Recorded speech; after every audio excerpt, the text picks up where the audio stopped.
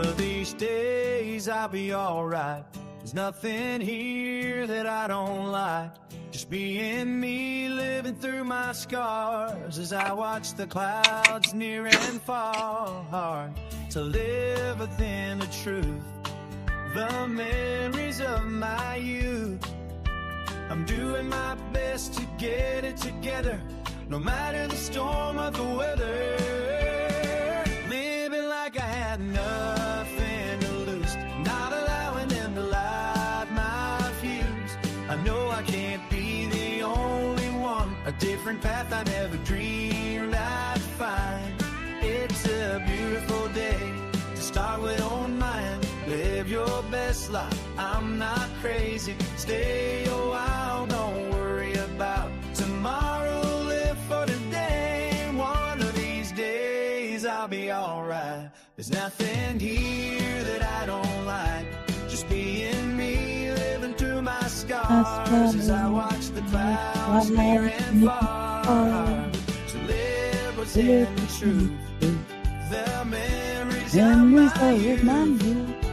I'm doing my best to get it right there, guys. I'm finishing it up. Storm of the weather, living like I have nothing to lose, not allowing them to light my fuse. I know I can't be the only one, a different path I never dreamed I'd find. It's a beautiful day to start with on my live your best life. I'm not crazy, stay a while, don't worry about tomorrow. Live for today, one of these days I'll be alright. There's nothing here that I don't like. Just being me, living through my scars as I watch the clouds near and far. To live within the truth, the memories of my youth. I'm doing my best to get it together, no matter the storm or the weather. Living like I have nothing to lose, not allowing them to light my fuse. I know I can't be the only one, a different path I never dreamed I'd find. It's a beautiful day to start with on my live your best life. I'm not crazy, stay a while, don't worry about tomorrow. Live for today, one of these days I'll be alright. There's nothing here that I don't. Just me and me, living through my scars as I watch the clouds near and far. To live within the truth, the memories of my youth. All right. So, hey. Hi, guys. Welcome in. Rubber here. It is Monday. I don't even know what day it is. It is May 18th. Y'all. Okay, it's May 18th. Hopefully my TV is not too loud. If y'all can hear the TV too much, let me know and I will have them turn it down. As y'all seen, I had planned to be live earlier, but the drama of a man losing his wallet is real. Okay, it's real. He was supposed to leave at 3:45 and it was 5:15 before we found the damn thing, and that was after I dug through the trash.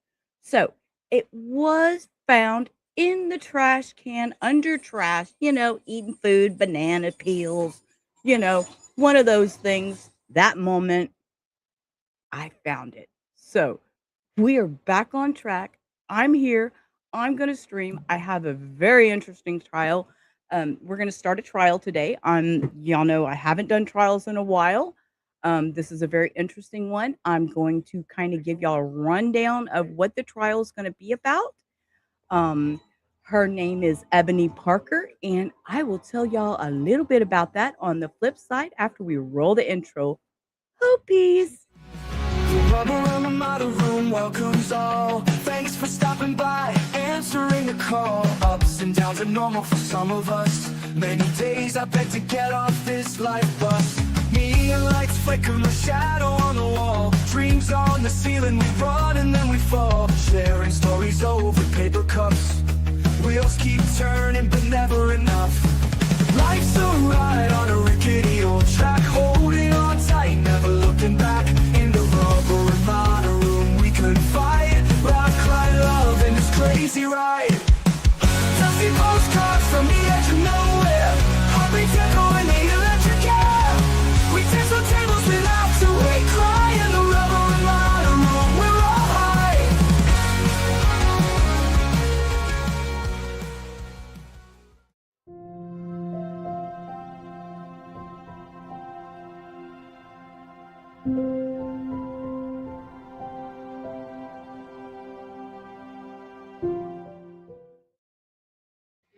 Right, Southern the wallet or the keys, it's a meltdown for a man. It's a meltdown well, it's a meltdown for a woman too, but let me tell you, whew, it was rough, but we found him. Wallet is secured. So, I secret time. I made him go buy me some, Mary Jane for finding it for him and digging in the trash for him. So, I got something out of that deal. I ain't gonna lie. Ain't gonna lie. Anyways, so welcome in everybody. I see Cindy, Southern Cat, see Mastiff, uh, Rainy's here. I know her name's Kim. I always call her Rainy because I was so used to that before they did these at symbol changes. So, it is what it is. And look, Hannah Banana up there. Look at there. Hey, Banana. Anyway, so I'm gonna tell y'all a little bitty story, okay? So imagine it's a Friday afternoon and there's a first grade classroom, 6-year-old kids sitting at their desks, and their teacher, her name is Abigail Zwerner. Okay. She's reading a story. She's 25 years old. Okay. She's reading a story to these children. Suddenly, one of those 6-year-old kids reaches into his pocket. He pulls out a loaded 9 millimeter handgun. He points it directly at the teacher and he pulls the trigger.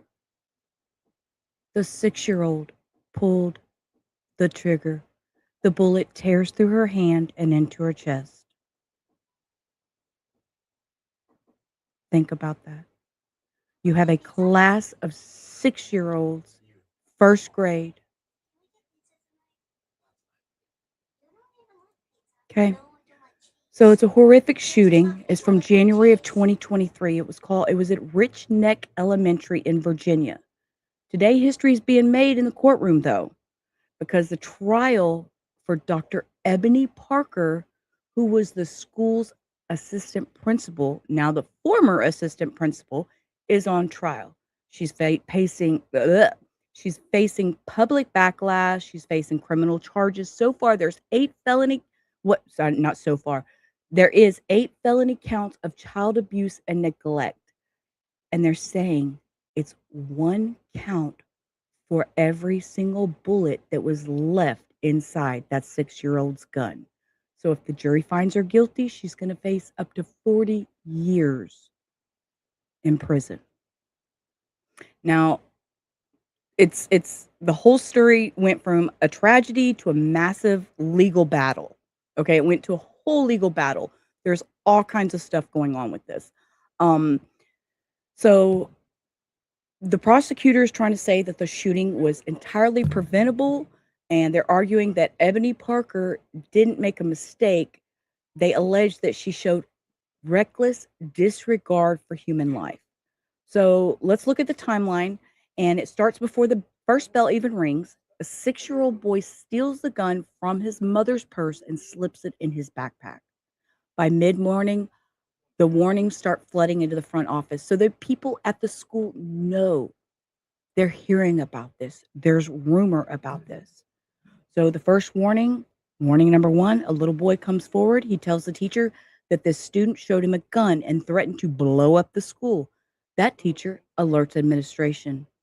Warning number two more students come forward. They saw the weapon.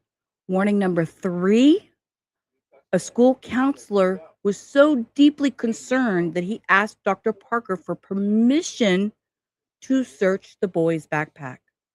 And the response, according to the prosecutor, Dr. Parker denied the search.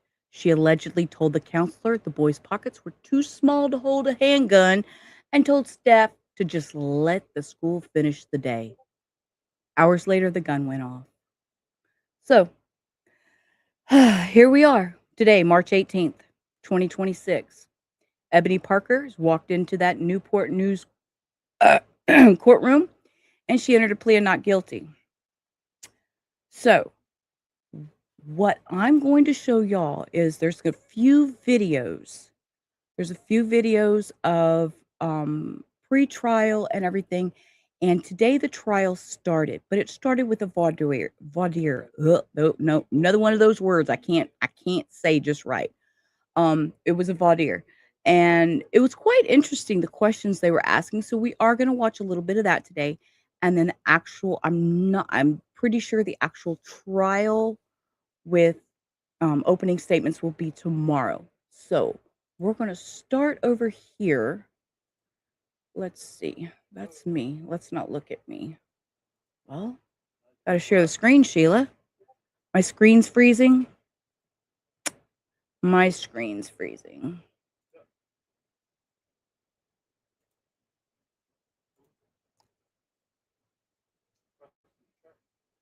Is it still freezing, Cindy?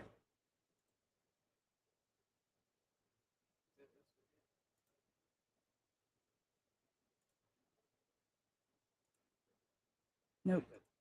Trying to find the right spot for me. Okay. I'm back now. Okay. So you got most of that, right? I'm good. I'm good. Okay. So this is Virginia versus Ebony Parker. She's a first grade school teacher. Let me see if I can make this. I can't make this any full screen any bigger. So what we're gonna do is kind of read through this, just to kind of get a rundown, and then we're gonna listen to a couple little news stories, and then we're gonna watch part of the Vaudier today. So this is the assistant principal of Virginia Elementary School is standing trial for failing to act before student first grader shot his teacher with a gun. Ebony Parker is charged with 8 counts of felony child abuse that is pleaded not guilty. Parker was the assistant principal of Rich Neck Elementary School on January 6, 2023, when a 6-year-old boy identified as JT because he was 6 years old. And another little bit of info JT is not facing any charges, I don't think, which he's 6 years old. The mother has faced charges. The mother has been charged and has done charges. There's also been a civil suit. We're going to review some of that before we actually get to the voir dire today.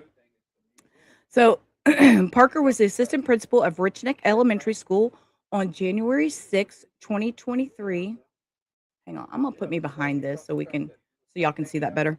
Um, when a 6-year-old boy identifies JT pulled out a gun and shot his teacher, Abigail Zwerner, in the hand and chest.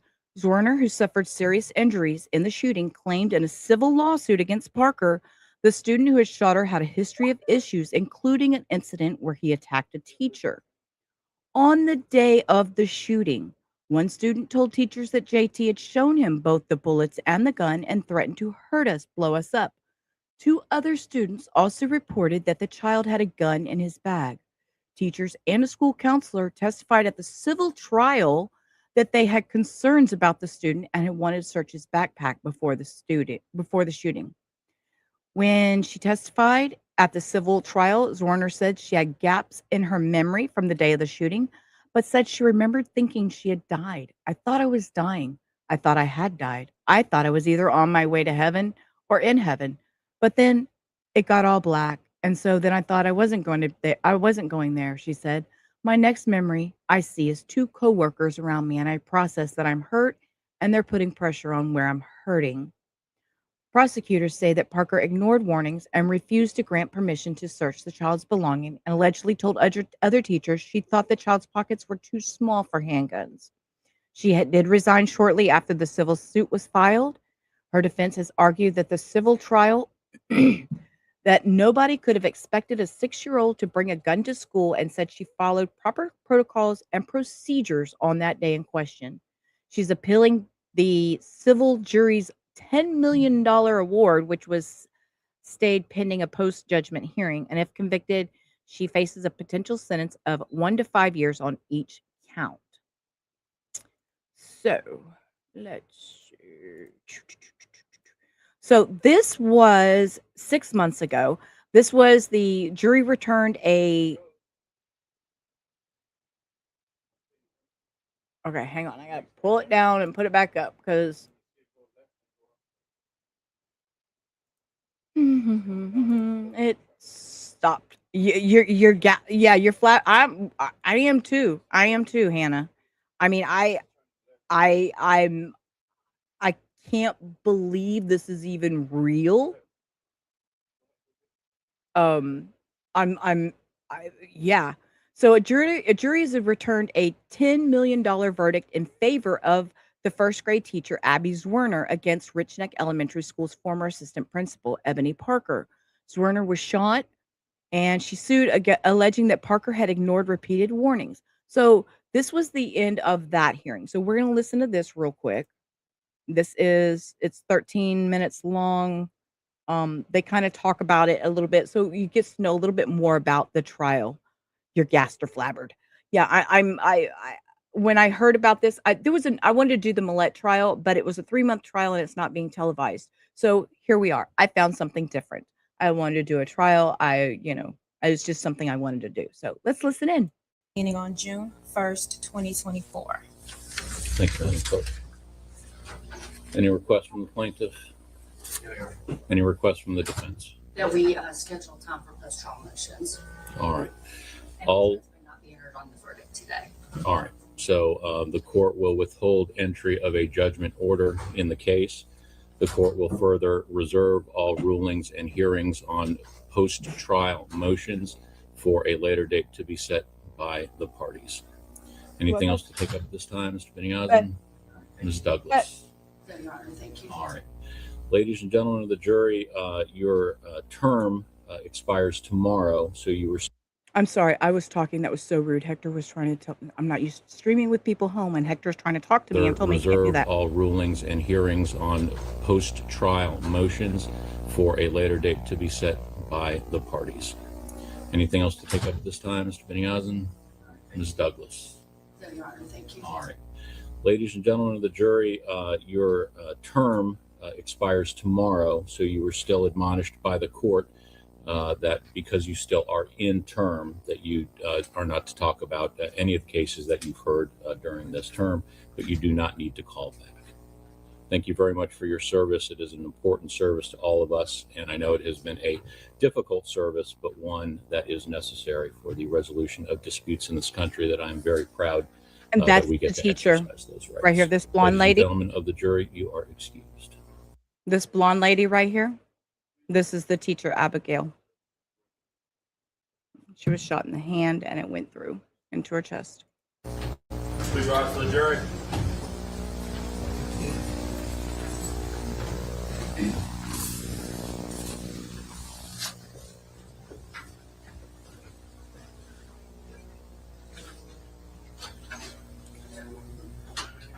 You may be seated. All right. The plaintiff and her attorneys are excused, as is the defendant and her attorney as well. You may follow, if you so desire, my bailiff.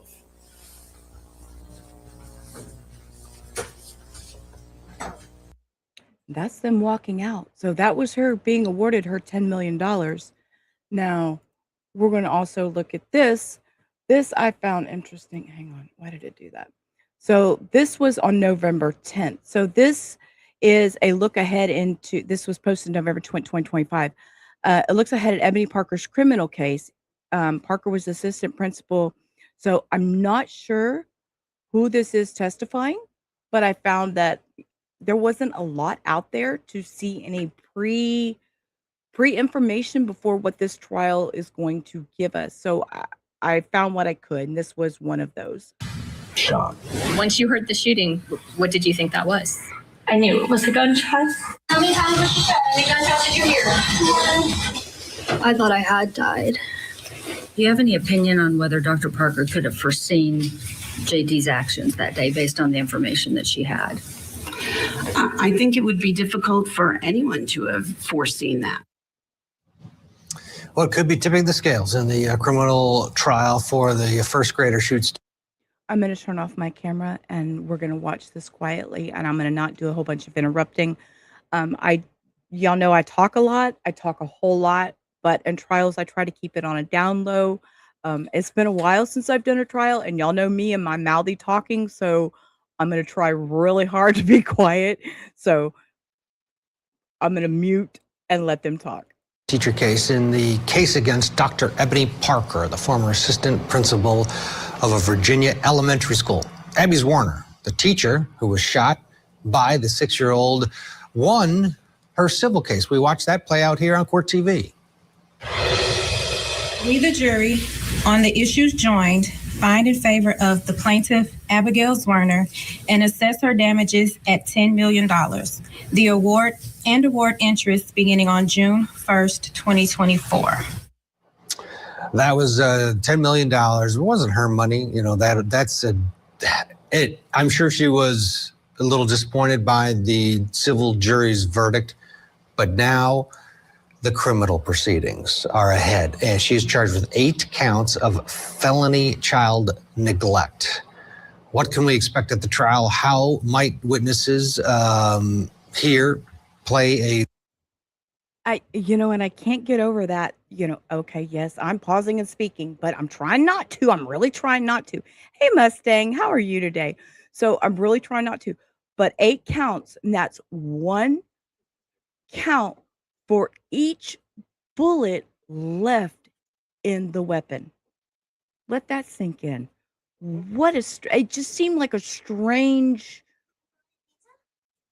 because they could have injured 8 more people with what was left in that. That was the only thing that I can figure out.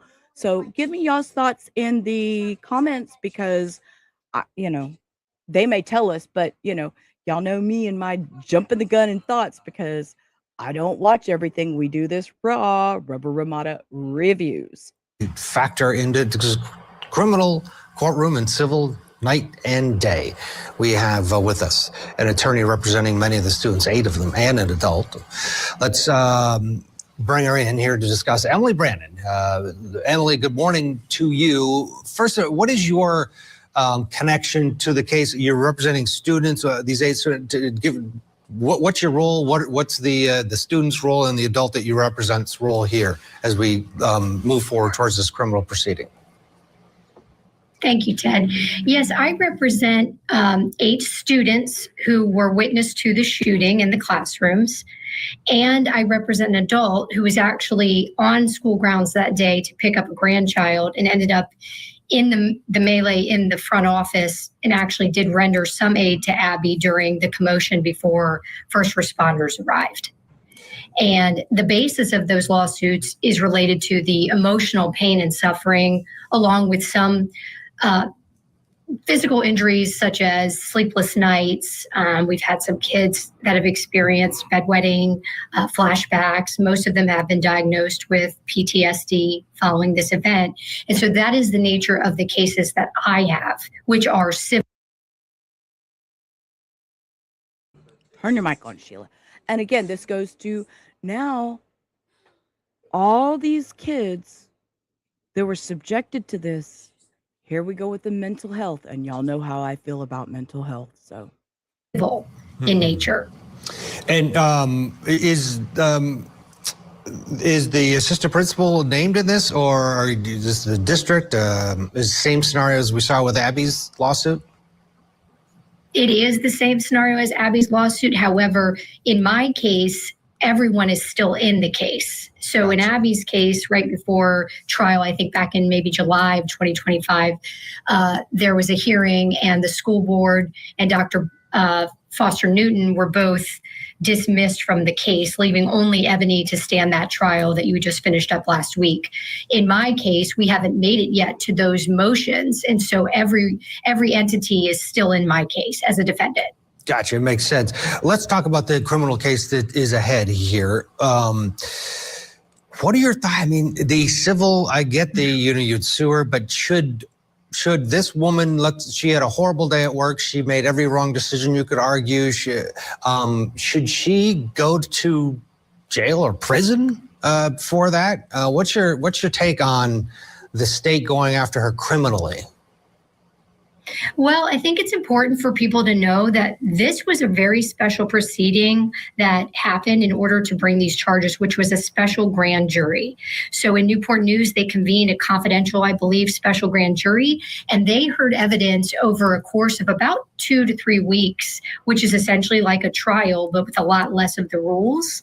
And their job was to determine if they felt, based on that evidence that they had heard, was there enough to bring these charges? And they decided yes. And I don't know if you've read the report that they wrote, but it was scathing. I have never seen a special grand jury report with such detail and frankly emotion. And I was there during those proceedings because some of my clients gave testimony in that special grand jury proceeding. And it was really hard to hold back tears from most of the people in the room when you heard from these parents. And so it's a tough question to answer because we're all human and we certainly have sensitivity to and sympathy for an individual who's facing so much for this one event. But wow, obviously a group of her citizen peers felt that she failed these children and she failed everyone in the school that day. And that's why these charges are here. Your 8 students that you represent, and how many? Can you imagine? I'm just trying to put myself in a position of an educator and knowing that these things are happening and you're telling your assistant principal, hey, this is what's going on. And she chose not to, in my opinion, would do the right thing, and that would be to go ahead and find a way to search this young child to make sure there was nothing there. I'm at a loss for words, really. So I really wanted to share this with y'all. So sorry, I'm gonna let them talk. Will be testifying. How do you prepare them? I mean, will you be there? Do they have to testify? What do you know now, and what are you getting ready for? Sure. I have at least 4 clients who will testify in the criminal trial. Oh, well, they are prepping. There we go. Okay, something we learned. And this is supposed to only be a 4-day trial, so. With the prosecutor in that trial, because as you know, the prosecutor is the lead attorney in that case. He is bringing the criminal case against Ebony on behalf of our Commonwealth. And so I have a role in that in the sense that I'm helping my clients navigate, which is what is a very scary process, but I don't have a role as an attorney in that case. But I will be there standing beside them, especially those that are speaking. And they've been prepping over the past 2 weeks. Some of them won't testify, and it won't be any children. It will be parents and adult witnesses. Okay, great. There's no kid. I mean, the kids were so young. One would hope that they wouldn't have to endure that. Let's listen to some of the employees at the school that testified during the civil proceedings. You could feel the emotion from them. Okay, y'all buckle up because, again, I haven't watched. So, Cindy, trigger warning for me, please, if you're still here. Or any mod that can. TW. Whew. Take a listen. What did you do after you heard the frantic call? I know, Mr. Rawls. It's okay. He shot her. You know. I said, he did what? And she said, yeah. Did you hear the Yes. shooting? Yes. Okay. Once you heard the shooting, what did you think that was? I knew it was a gunshot. And where did you think it had come from? Abby's room. A 6-year-old. It's so hard to get your head around. That was part of Dr. Parker's defense, which I'm sure we'll see play out in the criminal proceedings as well. A 6-year-old we don't think should have a gun and not bring one to school and not be able to use it. There's so many things that you can't get your head around. And that's what you saw there, that emotion. Do you expect that to play out again in the criminal proceedings? Yeah, absolutely. That was Rawls that you just played. I was moved by his testimony as well, because I know they're all just people that were at their regular job that day. And I know that these other teachers feel some level of personal responsibility. And I have to say, this is probably unpopular opinion, but the takeaway for me from the civil trial the last 2 weeks, as I watched it in live, by the way, I really am grateful we had that opportunity for Court TV to stream it, because my clients could watch it from home and they didn't feel like they had to sit in that courtroom with all of the news. So that was really something great for them to be able to watch from home. But one of the first questions that I had when I learned about these cases in January of 2023, everyone's focused on Abby, obviously, because she was very, very injured and it was a serious incident. But I just couldn't help but ask myself, why didn't anyone do anything? And what about these kids? Because for the longest time, we didn't hear about the children at all. It was just about Abby. And as I'm hearing about the testimony with what happened on the playground, there was a period of nearly an hour where 40 children were with a child who had a weapon, a gun, in his sweatshirt. Yeah. And she knew that. Yeah. And yeah, it's horrible. The whole case is horrible. We appreciate you, Emily, coming on. Okay.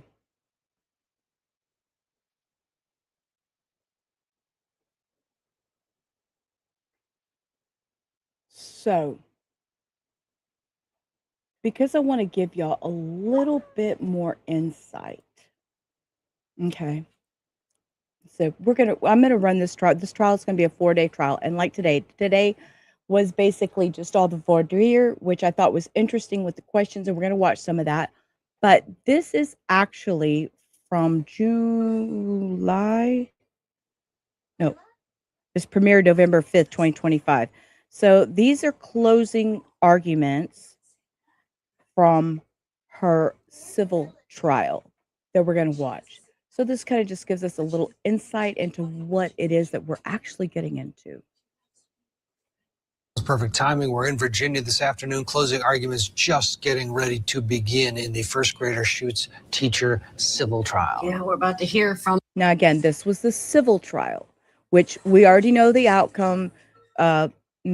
She got a $10 million award, but now we're in a criminal trial because it's Virginia against Miss Ebony Parker. So there'll be some changes in it. I'm not sure exactly which way they're going to go with all that. Sherry Berry, good evening, love. How are you? I hope you're doing well. We're doing some crazy trial. We're getting a little insight into what's happening. We have Baudir to go through a little bit. We're not going to watch all of it, but some of it because it's quite interesting. And this little 6-year-old got a handgun out of his mommy's purse before dropping him off at school and shot his little first grade teacher with all these other little 6-year-olds in the class. So this is going to review the information. And again, this was the civil part. So this will just kind of give us an insight. The plaintiff's attorney, the one who's representing Abigail Zwerner, she's a teacher who's suing the former assistant principal at the school where she taught. This is after a 6-year-old first grader had a gun on the campus and shot her. And she says that principal ignored warnings and thus she's going to be suing her. We'll see for how much, but the initial. If I would just let her talk, she'd have told y'all all that. But see, here you go. I know my shit for once. You have a question? Tell me your question. Do you want to, girl? Y'all know. If any of y'all want a link to come up and talk, you don't ever have to turn your camera on. But I will always drop links for questions, discussions, and any of that. I'm always open for discussions. You just have to ask for a link. That's me. That's how I do it. Oh, you have. Well, I am glad, Sherry. I'm glad. So you know what I'm talking about then. So. Yeah. So anyways, ask your questions, Southern Cats. But like I said, and if anybody ever gets, y'all, my regulars know, all you got to do is ask for a link. I'll drop one. I'm more than willing to have a chat, why wasn't it secured? Geez, that would be a question for the mom, but I don't know. I didn't watch the civil trial. So like I said, this is a closing, so we're going to watch and let them go through these closing arguments, and let's see what they tell us. The lawsuit was for $40 million. Yes, ma'am. Yes, ma'am. But be sure, Hannah Banana, wash. Say your ABCs frontwards and backwards, and that's it. And then you can come back. The hand and the chest back in 2023. All this happened in January. She had a collapsed lung. Let's go in. The plaintiff's closing argument has begun. Splatter. Very.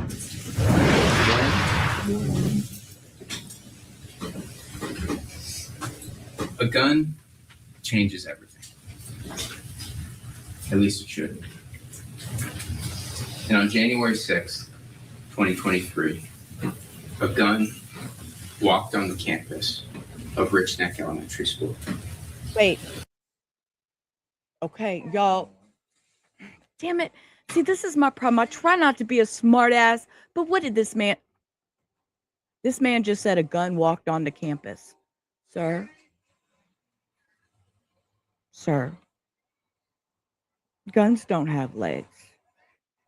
I'm sorry, okay?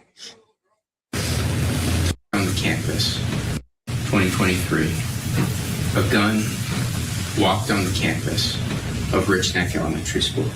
Guns don't walk. That gun changed the thoughts of every student who saw it, heard about it, staff member. Your Honor, objection. Uh-oh. It's not about the students. Over. You may proceed. It changed what they did,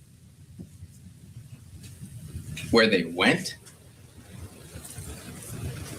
and it changed one young woman's life forever.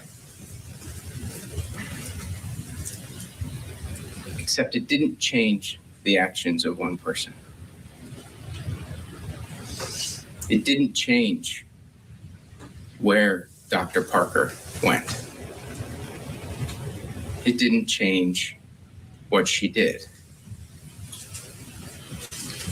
And those choices that she made to treat January 6, 2023. I'm gonna let y'all know. I'm not gonna put the chat on screen because if you don't know me by now, I don't delete anything.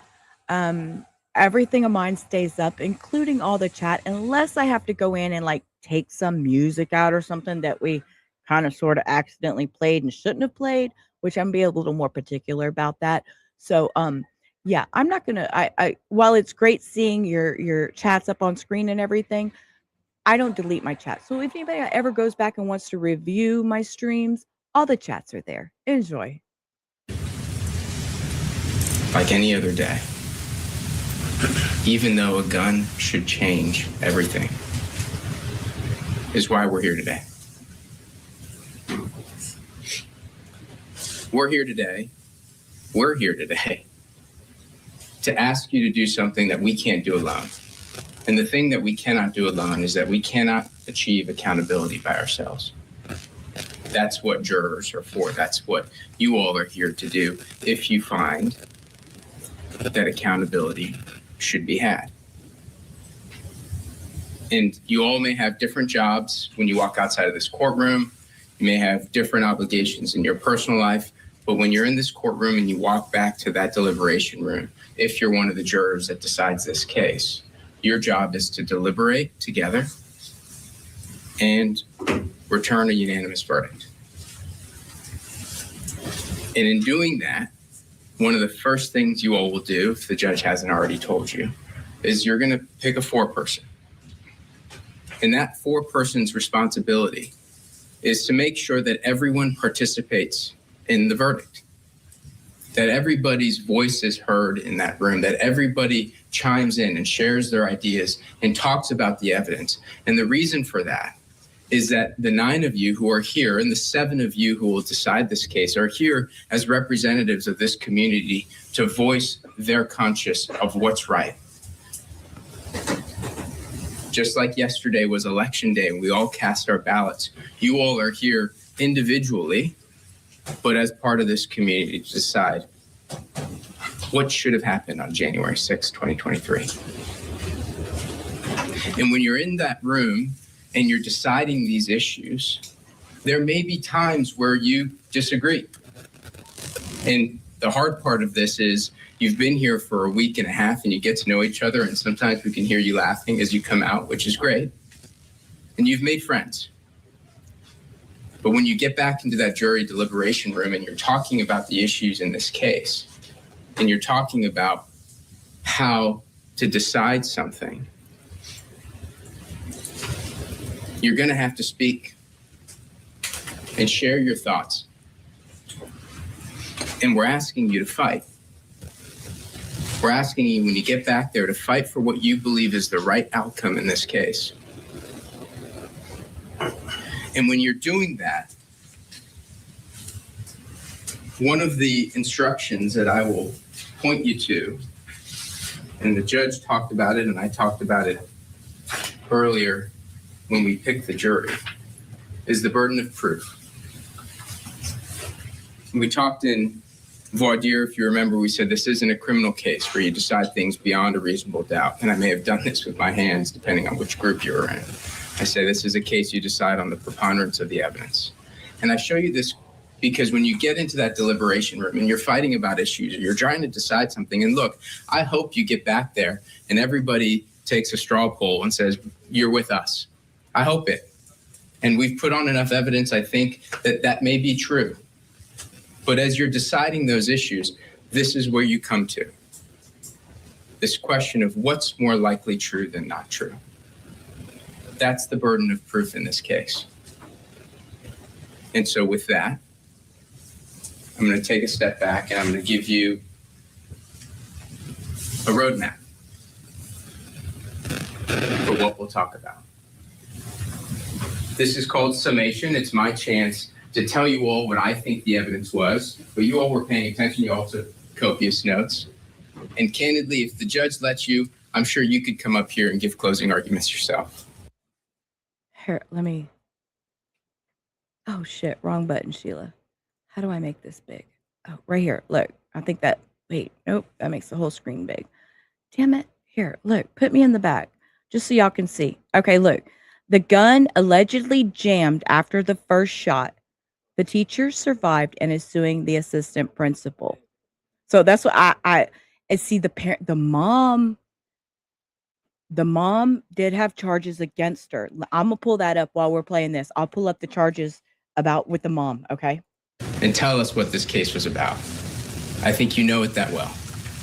So my goal here isn't just to tell you what you heard from that witness stand or what you saw on that TV. My job here is to try and talk ideas so that when you get into that room and you're having those discussions, you have an idea of, okay, how do we resolve this? What are tactics that we can think through and process, and how do we answer these questions? And some you may like, and some you may not, and that's okay. That's my job so that I can help you do your job in that room in however long it takes us to get there. So what I'm going to do is I'm going to move pretty quick. We've already talked about your job. I'm going to move quick through the second stop, which is what I'll call fault. And we're going to focus on what Dr. Parker's job was. Then I'm going to talk about the blame game. And then if you'll let me, I'm going to slow down and I'll talk about costs and consequences at the end. And the reason I slow down is that it sounds like we're going to go fast, and we're going to try and go fast through the first part, but I don't want to lose grasp of what we're really here for. And that's to talk about the effect that this has had on this one. Sound good? All right, we can go to the PowerPoint. Okay. I do have information about the parents. Y'all want to, do you want to switch over to the mother and hear about that real quick? And then we'll go back to these closings, or do y'all want to finish closings? Up to y'all. Let me know. 1, finish closings. 2, we learned about Mama Deja. Let me know. Let me know. Put it in the chat and we'll do it. First 2 gets the win. 1, we finish this. Look at that goddamn 80s. Look, this is my problem. No dirty feet in my chat. Only duck feet because they've been in the water and in the duck pond. So you better have some clean feet, 80s. What are we gonna do, guys? We're gonna finish listening to the closing. Okay, you want to finish listening to the closing and then do the mom? Is that what I thought? Because I think. What? Okay, we're gonna finish doing this and then we'll switch over to the mom. So, your roadmap: fault, blame, and cost. Fault. Her job is safety. Dr. Parker's job is safety. We talked in opening statement about promises. Do you remember that when Ms. Toscano came up here and we talked about expressed and implied promises, the things we say and the things that are meant with what we say? And when we get out onto the road, I know a lot of us don't have keys with keys anymore, but there's still keys out there. Forerunner. You put that key in the ignition, you turn, and as you go out on It is scratchy. I thought maybe it was my headphones. So I unplugged my headphones to see, but that's the court being scratchy. That's not me, guys. I'm sorry. onto the roadway, you're making a promise. You don't have to say it to people. But what you're saying is, by strapping your seatbelt and going out onto the highway, you're saying, I promise to look out for you. I promise to see the stop signs that are there to be seen. I promise to stop at those stop signs. I promise to turn my blinker on when I go to change lanes. I make these promises because you rely on me to make the promise, and I rely on you to make the promise, so each of us can go home at night and see our families. We make those promises even though we never say them out loud. And then there are promises that come with what we say or how we say them. There are promises when you answer the phone and agree to take action or to find something out. And then the question becomes, what happens when you put the phone receiver down on the table and you don't meet that promise? That is what the judge was talking about when he instructed you on what's called Instruction 16.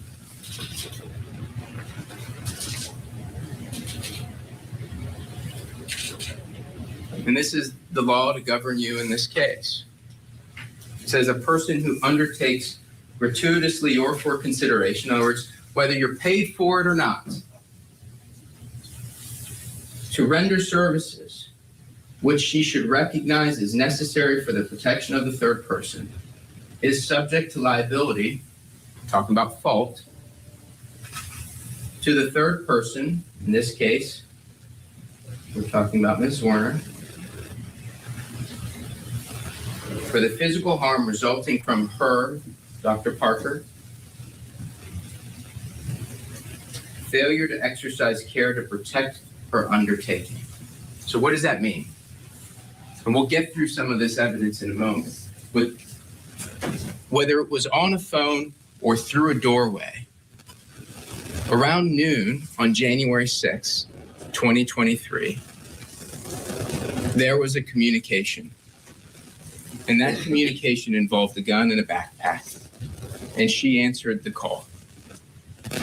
And the question that you have to decide now is, by answering that call, by making the promise that I'm going to find something out, explicitly or implicit, we can talk about other promises later. Did her failure to exercise reasonable care, in this case, did her failure to act, to do something, increase the risk of harm to Ms. Zwerner? Or, it's an or question, not an and, did Ms. Zwerner suffer harm because she relied on the third person? That is, she relied on somebody to act. That's our framework, right? That's what we're talking about in this case. That's the law that governs your decision. And let's talk about facts as they come through them. You're going to hear, before I do that, I have to explain this thing of negligence that we talked about. You've heard this word negligence. You've heard the judge talk about gross negligence. We'll look at the instruction a little bit later. Best way I know how to explain it. Okay? Hang with me. If I had a baseball and I turned around sorry, Keith, Mr. Williamson, if I turned around and I thought, I'm going to try and hit that gavel off the top. Actually, I'm going to change my mind. I'm just going to point right at Mr. Williamson's forehead. And I threw that ball, meaning to hit his forehead. That's what we call an intentional harm, right? You get it? I meant to do it, and I did it if I threw the ball. Negligence is knowing I'm not as good a baseball player as probably the judge. If I looked up at that gavel and said, or maybe that apple, said, I can probably hit that. And I... Okay, a bit of a Situation. She was observing the student. Break. And you know, on court TV's time, they freaking do all this shit and we lose. argument, starting with the plaintiff. And I threw it and I hit Mr. Williamson. Bear with me, guys. Y'all know I can do this. It's been a minute, but I can do it. But it was not the wisest choice. Opposing counsel said at one point in opening statement, it was inadequacy. Remember that line? It's not indifference, it's inadequacy. We'll come back to that. It's not quite what I should do. Gross negligence. If I turn around, sorry, y'all, and I decide I'm going to try and throw the ball to Mr. Bright. And in between Mr. Bright are Ms. Zwerner and Ms. Toscano. The risk of danger has gone up, right? It's going to be harder for me to throw that ball. And the truth is, I ain't that good at baseball. And so there's just as good of a chance that I throw it at him or I hit one of these two. That means I'm kind of indifferent. I may get it done, I may not. That's what we call gross negligence. The risk of harm has increased, and I'm somewhat indifferent to the outcome. I like how it's. And then we talk this. about recklessness, which is in one of the instructions. Recklessness is saying, I'm going to try and hit that back wall through that crowd of people, and by golly, I hope I do it, knowing the likely outcome. So we have levels to this, if you want to think of it that way. And the question is, how great is the danger? How great is the harm, the risk of it? And when I act or fail to act, how likely is it that something's going to happen? So, we've seen a lot of faces. We've heard a lot of testimony. I told you I'm not going to go through everything, but let's go through this. I told you at noon or around noon that day, there was Ms. Kovac was told that by two girls that there was a gun. What we know is that Ms. Kovac shared that information with Dr. Parker. And what I'm going to come back to throughout this closing argument, throughout this summation, is that every minute matters. Every minute matters. Ms. Kovac says, we think the gun's in the backpack. And according to our expert, Ms. Shufflebarger, as you remember, at that moment, a gun changes everything. A gun changes everything. You stop and you investigate. You get to the bottom of it. Absolutely. You get to the bottom of that backpack. You get to the bottom of his pockets. Whatever it is, you get to the bottom of it to know whether that gun is real and on campus so you can deal with it. But that's not what happened. So later, a communication comes back. We think it's put in the pocket. I'm going to tell you, she looks very uncomfortable. She looks knowing it was a $10 million outcome. And this was only a civil trial. And now she's on a criminal trial. Eek. And then the check of the backpack happens and it's gun out of backpack. And this is where we have the line, there are little pockets. It's a line that we heard on the stand. It's a line that you just can't forget when you hear those words. And then you have search the person. And the response is check the bag. And I want to stop here. By this point in the day, Ms. West has asked Mr. Sims to ask Dr. Parker, have you searched the person? And when that communication is read or brought to Dr. Parker, what do we know? We heard in the instructions that evidence can be proven by direct and circumstantial evidence. What does that mean? I don't need to see the rain coming down from the sky to know it's raining if I walk out in the morning and there are puddles on the floor, right? I don't need to see the rain. I know it rained. And when Dr. Parker says, in response to, did you search the person? We checked the bag. What that tells us is that that was a real threat. That it was accepted as true, so much so that we needed to check the bag. All this talk about we didn't think it was a real threat. It wasn't a credible threat. Why are you agreeing with Ms. Kovac to search the bag if you don't think it's real? And when they say, did you search the person? And the response is, we already checked the bag. Guess what that tells us? We thought it was real, and we don't know where it is anymore. We don't know where it is anymore. And then the boy outside of Miss West's classroom crying, remember? Crying, not wanting to go back into Mrs. Z's classroom where he's supposed to be. Says bullets and shoot. The boy showed me bullets. JT showed me bullets. And he said, if I told anybody, I would shoot.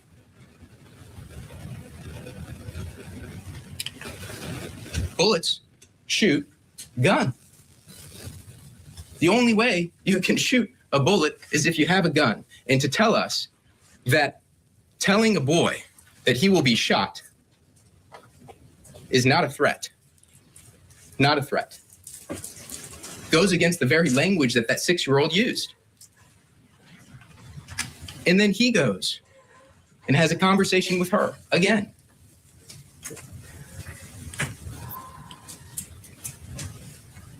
You heard from Miss West, who said he was crying scared. I talked about R a moment ago. He was crying scared. And I suspect what you're going to hear from the other side is, well, we didn't get good information. Remember that from Dr. Klinger? Well, we didn't get good information. Need a break. First, Franz Borchardt watching from back below. Your thoughts on this young man delivering the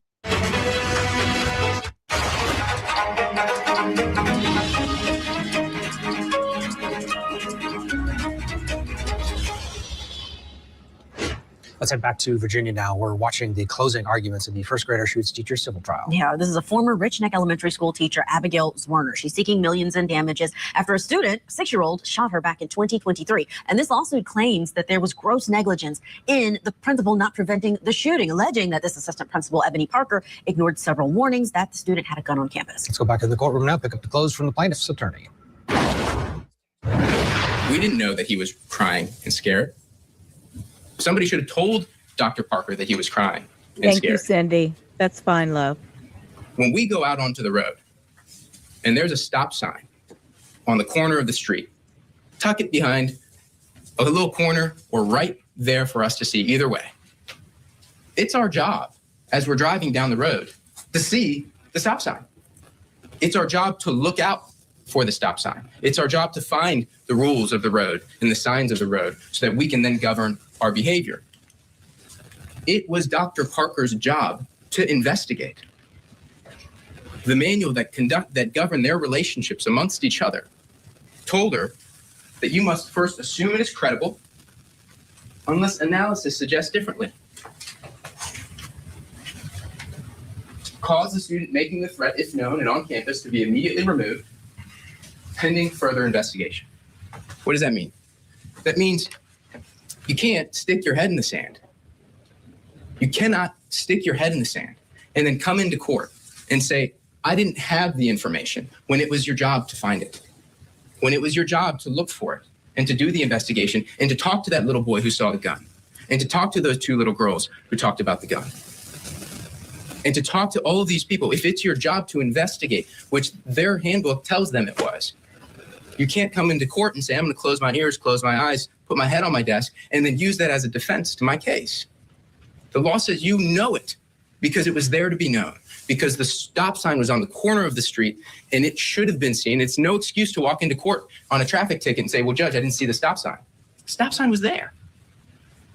The stop sign was there, feet, yards from her. God, he has a point. He has a big point. And then, in my view, you turn up the dial. Because at this point in the afternoon, there is a accumulation of information. We saw a gun. It was supposed to be in a backpack. We don't know where it is. It might be in his pocket. It was shown to a boy at recess with bullets. We still don't know where it is. He's crying, won't go to class. And another request can we search the person? And I suspect they'll come up here and they'll say, well, Mr. Rawls told you that he didn't think it was credible. My response to that is let's look at actions, because our actions speak louder than our words. Did we hear any other evidence of Mr. Rawls coming and asking to search just kids at random when he didn't think there was a threat? We talked, and all of the evidence is that searching, and even Dr. Klinger told us, searching a child is something that you do delicately. You only do if it's necessary. Oh, this is so hard for me to sit through and not talk because y'all know I'm a talker. And I'm trying to be very respectful with my comments.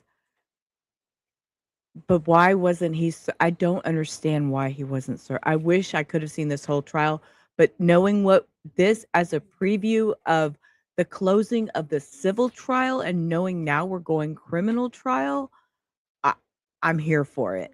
I am here for it. I'm going to let it play. That's what they're taught. And he came to her directly and said, have we searched the boy? Again. And he wasn't the only one in that moment. Because in that moment, when West heard that they had not searched the person, Mr. Sims goes and stands outside the door of Mr. Rawls and Dr. Parker and says, are we searching the person? That's 3 times somebody is asking her to do this. 3 times. Countless times where we're talking about the boy throughout the day and the gun and where it is, but 3 times to search the boy. That should be flashing at you to act. And the response? Let's hold off. Let's hold off. It's 1:40 in the afternoon. Mom's going to be here at 2:30 p.m. to pick him up. Let's hold off. I told you that I would talk more about promises, right? When Mr. Rawls walks down the hall, being told directly, let's hold off and wait for mom to come and then we'll take the action. What does that tell us? Like the rain that we did not see. It tells us that she still thinks there's a gun. If she doesn't think there's a gun, what are you holding off for? If you don't think there's a gun, you don't say, we'll wait for mom to come and we'll do the search. You say, there's no gun. Let me go back to my testing. It's that creeping thought, that knowledge that there is still a gun on campus that leads to somebody saying, we probably still need to do something, but let's hold off. Every minute matters. Every minute matters. And they'll say, no, that's not what she thought. That's not what she knew, right? We had a time with Dr. Klinger, weapon, firearm. We'll talk about that in a second. The very first witness in this case, and it's sometimes hard to forget because it's a week ago. The very first witness in this case interviewed Dr. Parker within days in January of 2023 of this incident. And Dr. Parker herself said the students reported a gun in a backpack. You don't take my word for it. Take hers. Let's go break. We'll get more.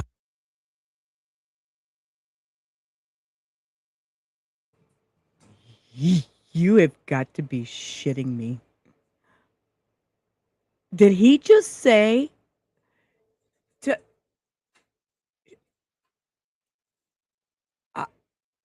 from the Parker herself, the very first witness in this case, interviewed Dr. Parker within days in January of 2023 of this incident. And Dr. Parker herself said the students reported a gun in a backpack. You don't take my word for it. Take hers. Let's go break.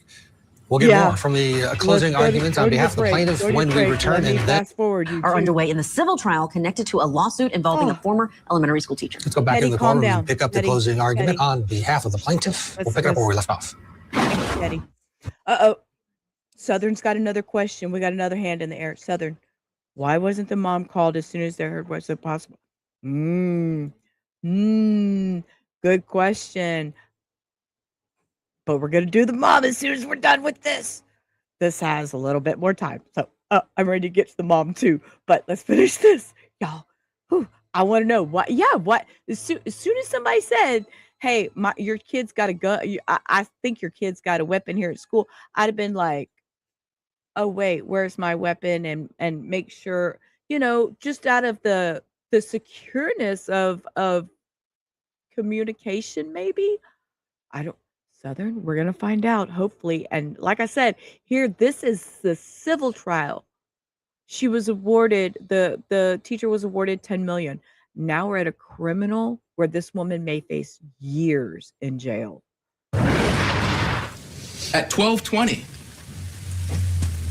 And that at 1:40, there were still concerns of a weapon on campus. Her words. 12:20 she was told. And after one,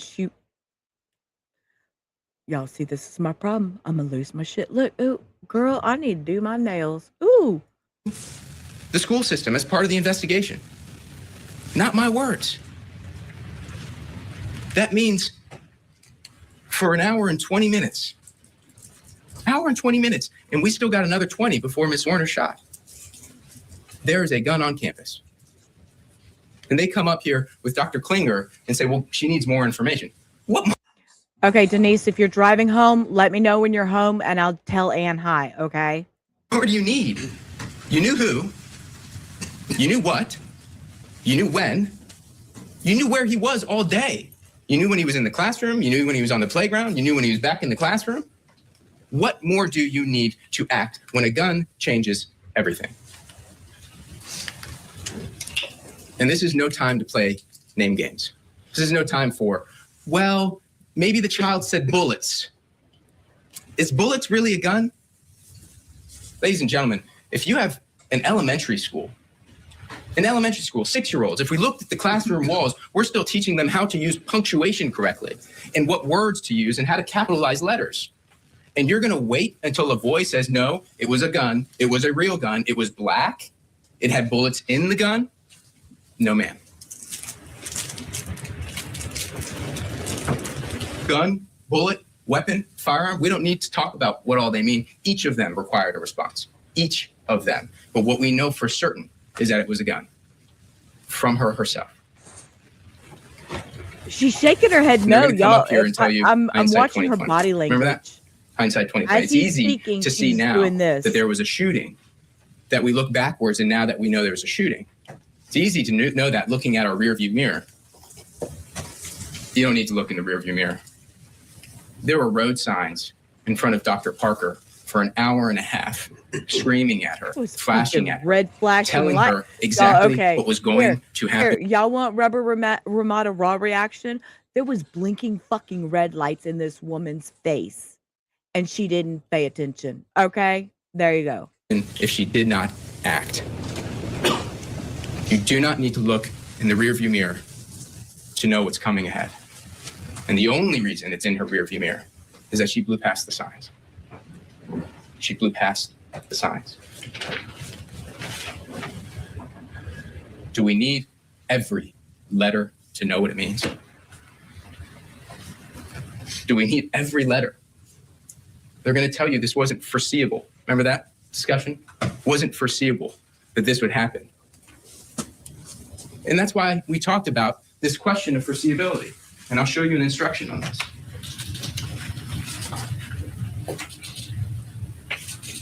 This is instruction 17. The defendant is not required to have anticipated or foreseen the precise injury, but it is sufficient that a reasonably prudent person would have anticipated or foreseen that some injury or damages might probably result from the negligent act. What does that mean? What that means is, and what they're going to try and argue to you is, who could have seen that a 6-year-old would pull out a gun from his pocket? Okay, but wait. I like him, but guns don't walk into school. I will leave it at that. Guns do not walk into school. What does that mean? What that means is, and what they're going to try and argue to you is, who could have seen that a 6-year-old would pull out a gun from his pocket, point it at a teacher, and shoot? That's not the question. But nobody in their right mind would think that would happen. The question is for every moment, every minute, every second that a gun is in the possession of a 6-year-old who, I agree, has totally unpredictable behavior. If anybody has dealt with 6-year-olds, it's totally unpredictable. All the more reason to find the gun. All the more reason. No, That gun could have no, been ma'am, popping no. up and down in his jacket and gone off. Handed it to a friend and gone off. Showed it to a friend and a book hit it and gone off. Dropped on the floor and gone off. You do not have to foresee the precise injury that was caused. Only that some injury or damages might probably result. We can go to the... All right, the closings continue. This is crucial because it's such a nuanced case. Franz Borkhardt watching along with us. Along with Ted Rollins, thank you for following along. Civil. After Zwerner behavior that she first and for 2.5 hours, this thing was beeping on her radar. Beeping. I use this as a Good metaphor question, to talk about what we just talked about. Because the focus here is a gun in a 6-year-old. Everybody tried to say but I something. want you to think for a moment. Imagine there was a gun sitting right here on the playground at an elementary school. And a student comes up and says, there's a gun on the playground. Isn't the danger apparent just with a gun near the proximity of any of these agreeably unpredictable children? Yeah. Isn't that the danger? Because the gun is what changes everything. And you may hear, well, we don't know if it was a real gun. We don't know. I think we heard from Dr. Klinger. Maybe it's, kids talk about squirt guns all the time. And 9mm is not a small gun, so. We're really going to take that chance? Unless he's a big kid. I've seen some Really big going to take kids. that chance? I have friends. I like to play roulette. When they go up to the roulette table and they throw that ball and they put their chips on whatever color they want, you know what they've already decided? Win, lose, or draw, I'm indifferent. That money's gone. If I win, great, I'll have a great night. If I lose, I've already accepted the fact that I've lost. They are indifferent to the chips on the table. They are indifferent to the odds that are before them. And if you're willing to gamble on a real gun or a squirt gun at an elementary school, you are indifferent. Right, Southern? That's what I'm saying. What It was a happens 9. So where was he hiding it that... You're going to hear from the other side. I'll point this out to you in an instruction. This question of gross negligence. Oh, the mom's story is interesting. Y'all just wait. The mom's Instruction story is 13. interesting. Y'all hold on to your britches. The degree of negligence which shows indifference to others that constitutes an utter disregard of caution, amounting to a complete neglect of safety of another person. Indifference. And the other thing that you'll find in your instructions, and I'll point this out to you, said,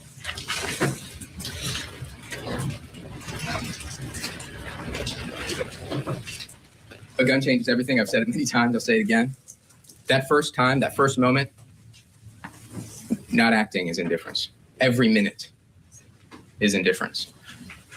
But even if it was just me trying to hit the apple instead of me trying to throw the ball at Jeffrey, even if it was not indifferent the first time, you follow? Even if the first time wasn't indifferent, what the law says is if I keep trying to throw the ball and hit Mr. Williamson, and every act of that attempt is its own negligence, those add up, and you start to wonder, what are you thinking?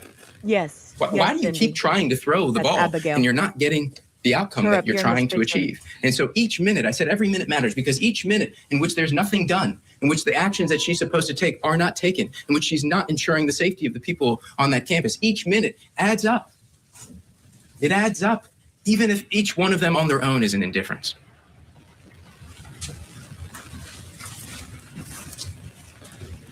Go to the PowerPoint. Care is a verb. Care is a verb. What do I mean? It means that when you hear from the other side that she did something, she cared enough to acknowledge that there would be a search. She cared enough to say, well, we'll have a plan to search the boy when the mom gets here. That those acts of caring, those feelings of caring are enough. The response is, care in the law is not a feeling. Care in the law is a verb. It's an action. And the question is, what actions did she take in an effort to meet her obligation? Part 2, blame game. Real quick. This is the defense. Mistakes were made, but none by me. All right, let's point the finger at all of these other people and say that they did the wrong thing. And I told you guys in voir dire, if many of you might remember, I said, look, at the end of this case isn't about the parents. This case isn't about other people. The question is just going to be whether she was grossly negligent or not. And that doesn't deter them. They're pointing the finger at everyone that they can point the finger at to try and deflect responsibility and play the name game. And the issue with that is that each of those people that they're trying to point the finger at had a piece of the puzzle on January 6th. They all had an element of it, whether it was the backpack or whether it was the bullets or whether it was the shoot or whether it was the search. Each had a piece of the puzzle. But you know who had the entire puzzle? Dr. Parker. Dr. Parker. And what they're doing is that they're telling you that, well, these individuals should have investigated. Ms. Kovac should have investigated. Ms. Zwerner should have pulled the kid out of class. Ms. West should have done something else at the parking lot. What the policies tell us in their agreements with each other in terms of how they're going to operate at the school is that those were all her job. And so what they're saying is Dr. Parker dropped the ball and they want somebody else to pick it up for her and do it. That's not right. And every time they come up here and say that XYZ person should have done something different, that Ms. Kovac or maybe Mr. Rawls should have searched, just tilt that rearview mirror and look at it yourself. Because every finger that's pointed at somebody else by the other side of this case should really be a finger pointed at themselves in the mirror. What their job was, these staff members, was to be watchmen and to sound the alarm. And it was the job of administration within each of these policies to answer the call and to come and to do something about it. And each of them sounded the alarm. And they waited on the cavalry. And no one came. I told you I'd tell you about that moment where he said, hold on. Oh, yeah. Remember the moment Mr. Rawls says to Abby, hang tight. Hang tight, we're coming. Hey, Case One. Every minute matters. And what Mrs. Zwerner should have seen coming through that door was the help that was promised to her. That we're coming. The cavalry is on the way. The first time Mrs. Zwerner saw a police officer on January 6th, 2023, should have been when they walked through that door, not when she was laying on her back in the administrator's office.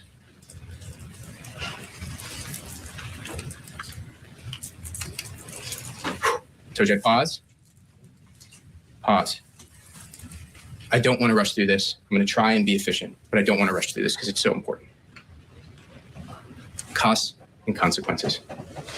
This is the part that we talked about in voir dire, and I said, how do we come to this number? How do we come to an amount of money? How is that done? And to some of you, I said, we'll go through it. I'll give you tools or I'll give you ideas and we'll talk about the law and we'll get you there. We'll make sure you understand what your job is and how to do it. And so with your permission, I'll start with a statement that I hope, I suspect, everyone agrees to. Everyone in this courtroom. Everyone in this courtroom. There is no material item, possession, object on this earth that is worth more than a human life. Ooh. Not a single one. You're not supposed to watch the news, according to the judge. You can still watch the news.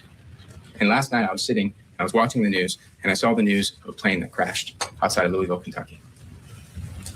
A UPS plane. That's where my mental health part came in. That the newscaster asked, how many lives were lost?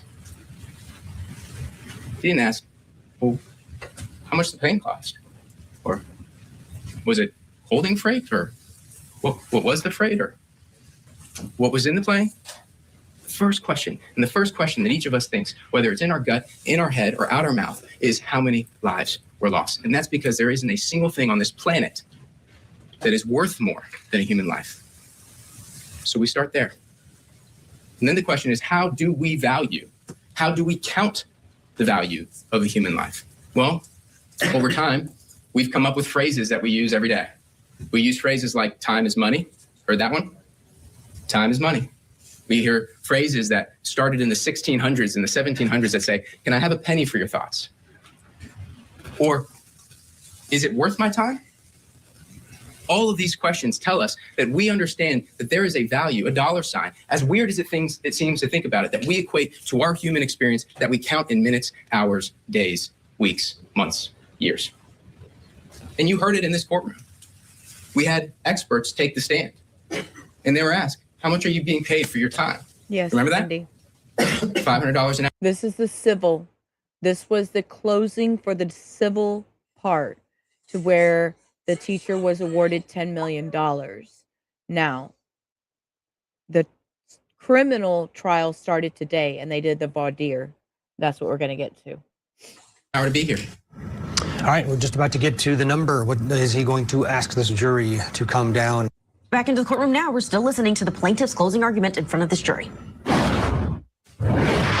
Dr. Klinger took the stand for about 2.5 hours, more than $1,000, sitting in this courtroom, talking about life experiences that she lived. And nobody blinked an eye. We understand, whether we ever think about it or not, that there is an equation, that we can equate human life and our experiences to dollars and cents. And it's my job to try and talk to you about that, and it's ultimately your job to decide how much it's worth. So, the jury instructions will tell you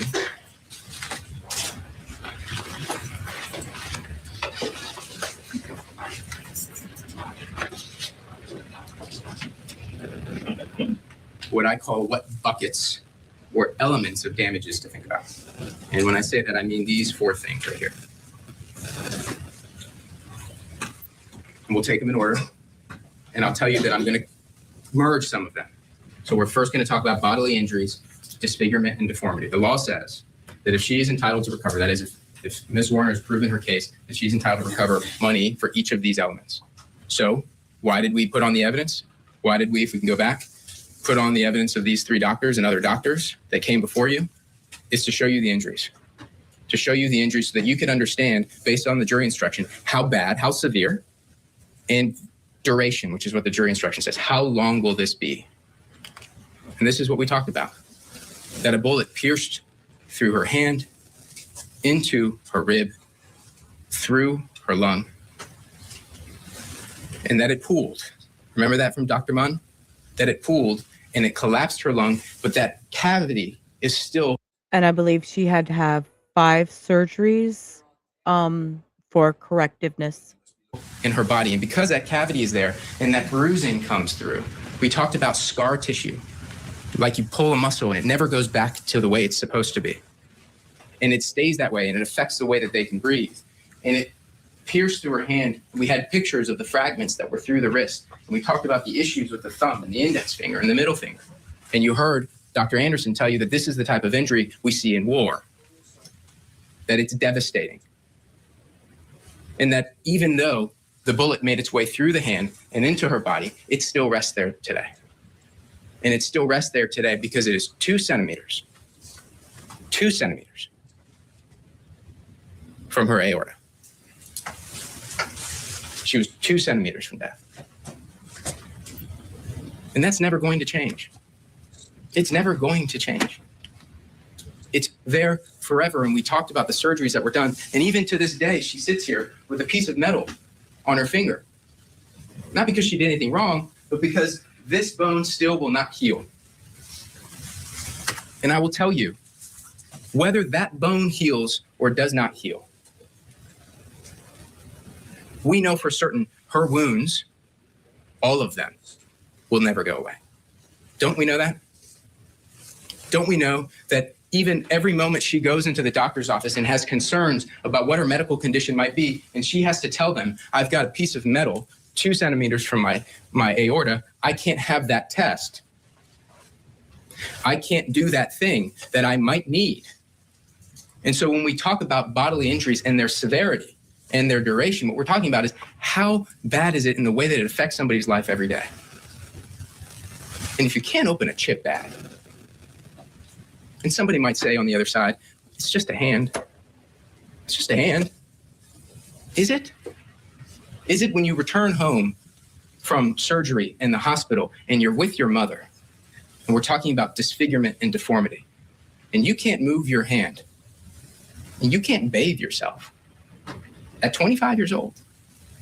You can't use the restroom by yourself. Are we just talking about a hand? Or are we talking about what it is to have dignity and be a human being?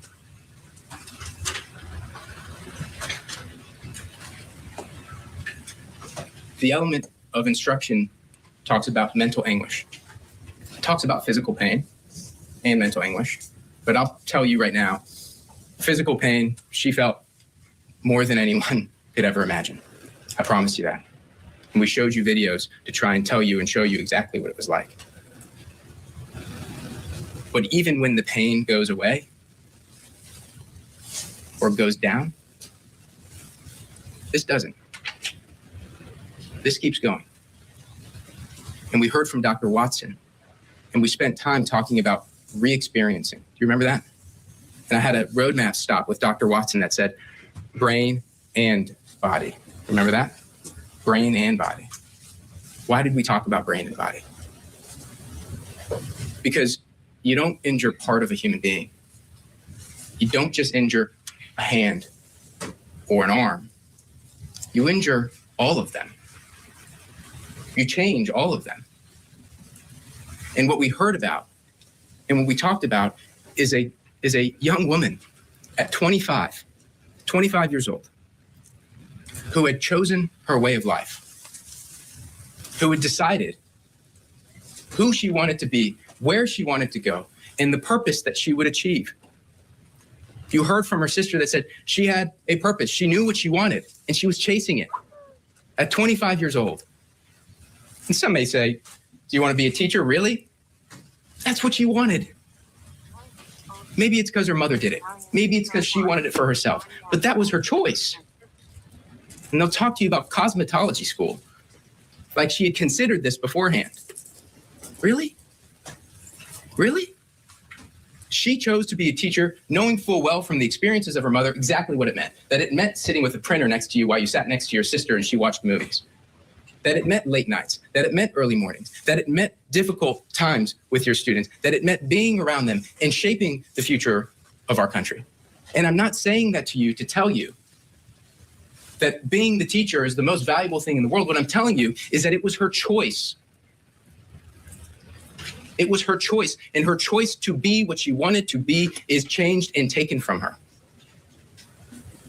What do we value that at? What do you value it at when you decide this is who you're going to be in life? And through no fault of your own, against your will, and without your consent, that's taken from you. That dimming of a light of a young woman who used to pop at you with color. That numbing. All right, we'll get a break, but first, Rob Corbett watching along with us. He's in Charlotte, North Carolina. Your overall thoughts of the case and specifically a former assistant principal and a former. I probably have a really weird look on my face. I will tell y'all when we switched to do the defense closing, what just came across my phone that just kind of shocked me. But I'm gonna let them finish talking. Elementary school teacher. That plaintiff's name is Abby Zwerner. The multi-million-dollar lawsuit stems from attorney. That numbing of life's experiences. Numbing of it. What is that? That's not every couple months. I told you I would repeat this. Every minute matters. I like every Cindy. Minute matters. When you change a human being. He's really putting it as hated as much as I. Okay. Let me just be the dumb housewife that people think I am. He's putting it in layman's terms where anybody can understand this and make it simple or keep it simple, stupid. Isn't that what it is? Kiss, keep it simple, stupid. He's doing that. And by the way, I have Hector getting me a coffee. I told him, I said, since you're home, give me a coffee. I love my Hectorius. When you change who they are and you rob them from the control to decide who they will be in the future, you've changed them forever. You've transformed that person. And the Abigail Zwerner that sits here in front of us today, on this day, November 5th, 2025, is not the same Abigail Zwerner that walked into the classroom on January 6th, 2023. Does anybody have a doubt of that? It's not the same person. I'm not saying it's no one anymore. I'm not saying she's any less of who she was. What I'm telling you is that she's been changed and she didn't want to be changed. And what damages do you arrive at? What number do you arrive at for somebody who didn't want this and it's been inserted into her life like a bullet fragment against her spine? Every minute matters. I showed you the video of her laying. You know the video I'm talking about, right?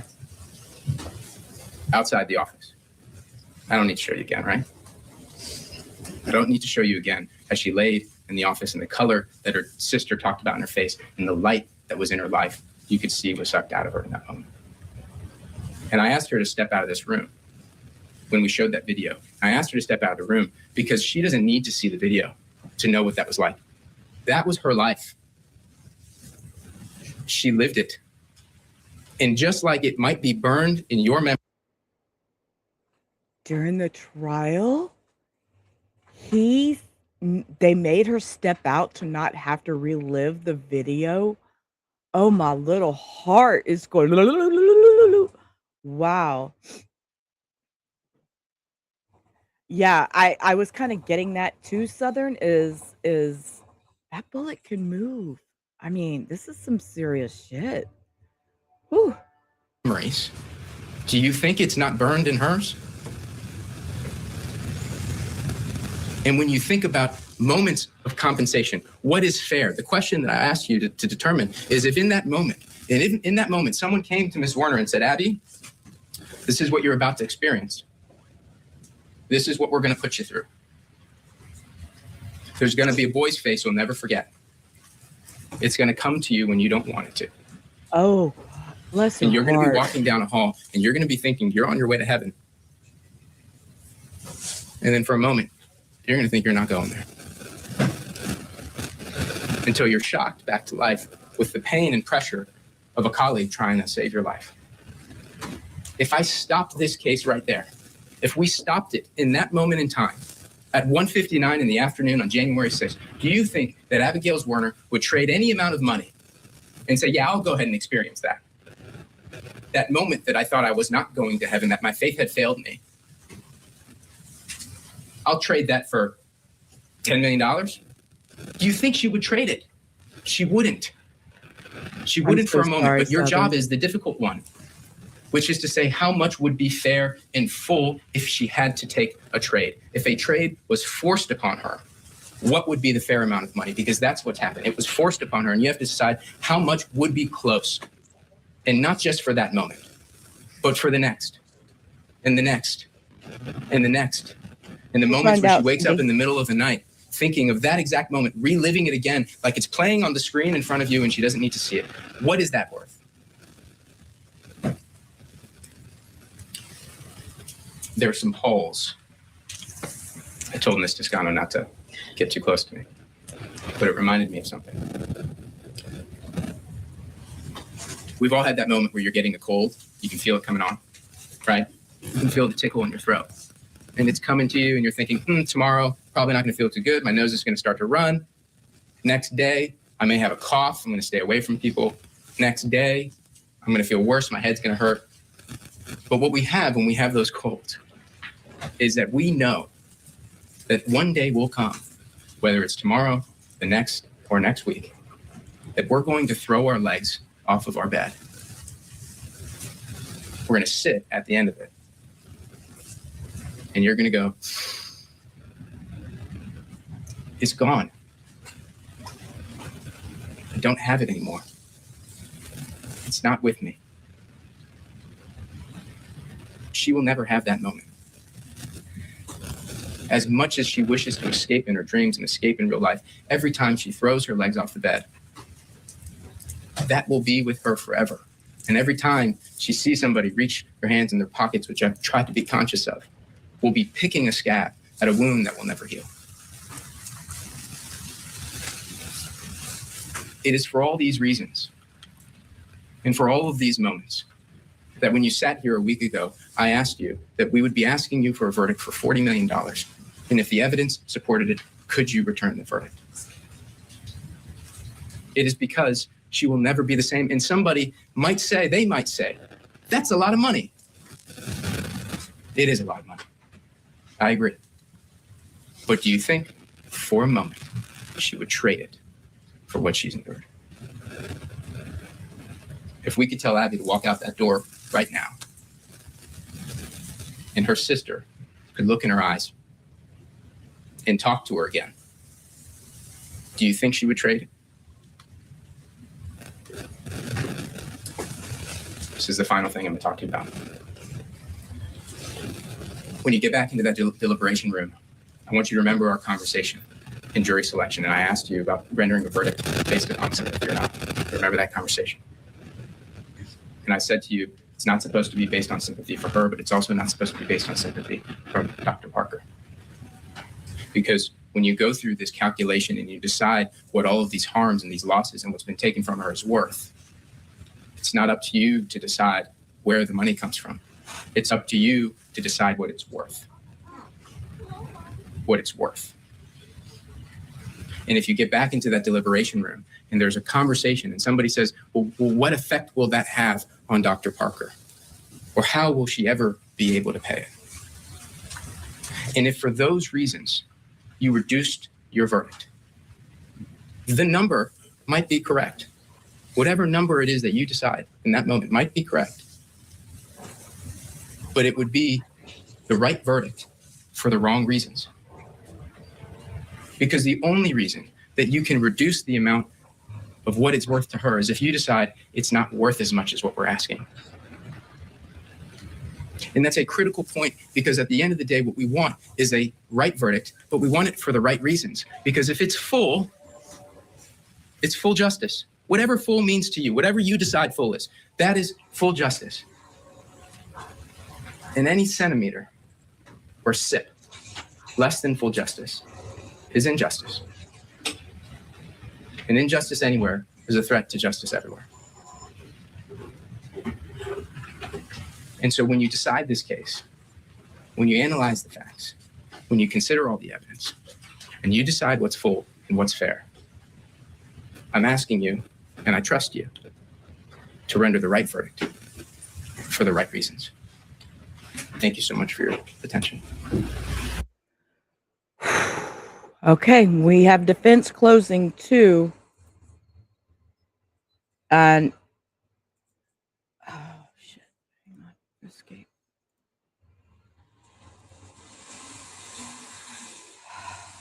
It is, hang on. I think it is, it says it's 47 minutes, but you know, we got to cut through some stuff. Okay, so let's go back. So Cindy asked the question, was the school board and others included in the lawsuit? And it comes back and says, yes, the school board and other administrators were originally included in the $40 million civil lawsuit filed by teacher Abby Zwerner, but they were later removed by the judge. When the lawsuit was initially filed in April 2023, it named multiple defendants: Newport News School Board, former Superintendent Dr. George Parker III, former Principal Brianna Foster Newton, and former Assistant Principal Ebony Parker. Here, I'll share this so y'all can see what I'm reading.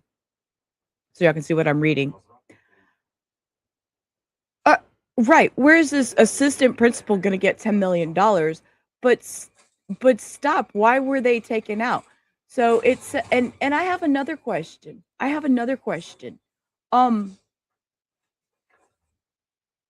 This Dr. George Parker, and she was assistant principal. Her name is Dr. Ebony Parker. Are they related? I just me being nosy and asking questions. Just me being nosy. So attorneys for the school board superintendent and principal fought the litigation by arguing Zwerner's injuries fell strictly under Virginia's workers' compensation law, which would block her from suing them directly in civil court. Ultimately, a judge dismissed the school's district superintendent and school principal from the lawsuit. As a result of those dismissals, Ebony Parker was left as a sole defendant when the case proceeded to trial in November 2025, and a jury found Ebony liable for gross negligence, awarded Zwerner $10 million in damages. So, yeah, where's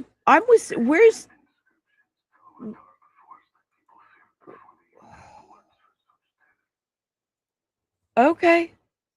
All right, so let's see what the closing for the civil trial said, because it's going to be interesting to compare this with a criminal trial, because it's going to be a little different.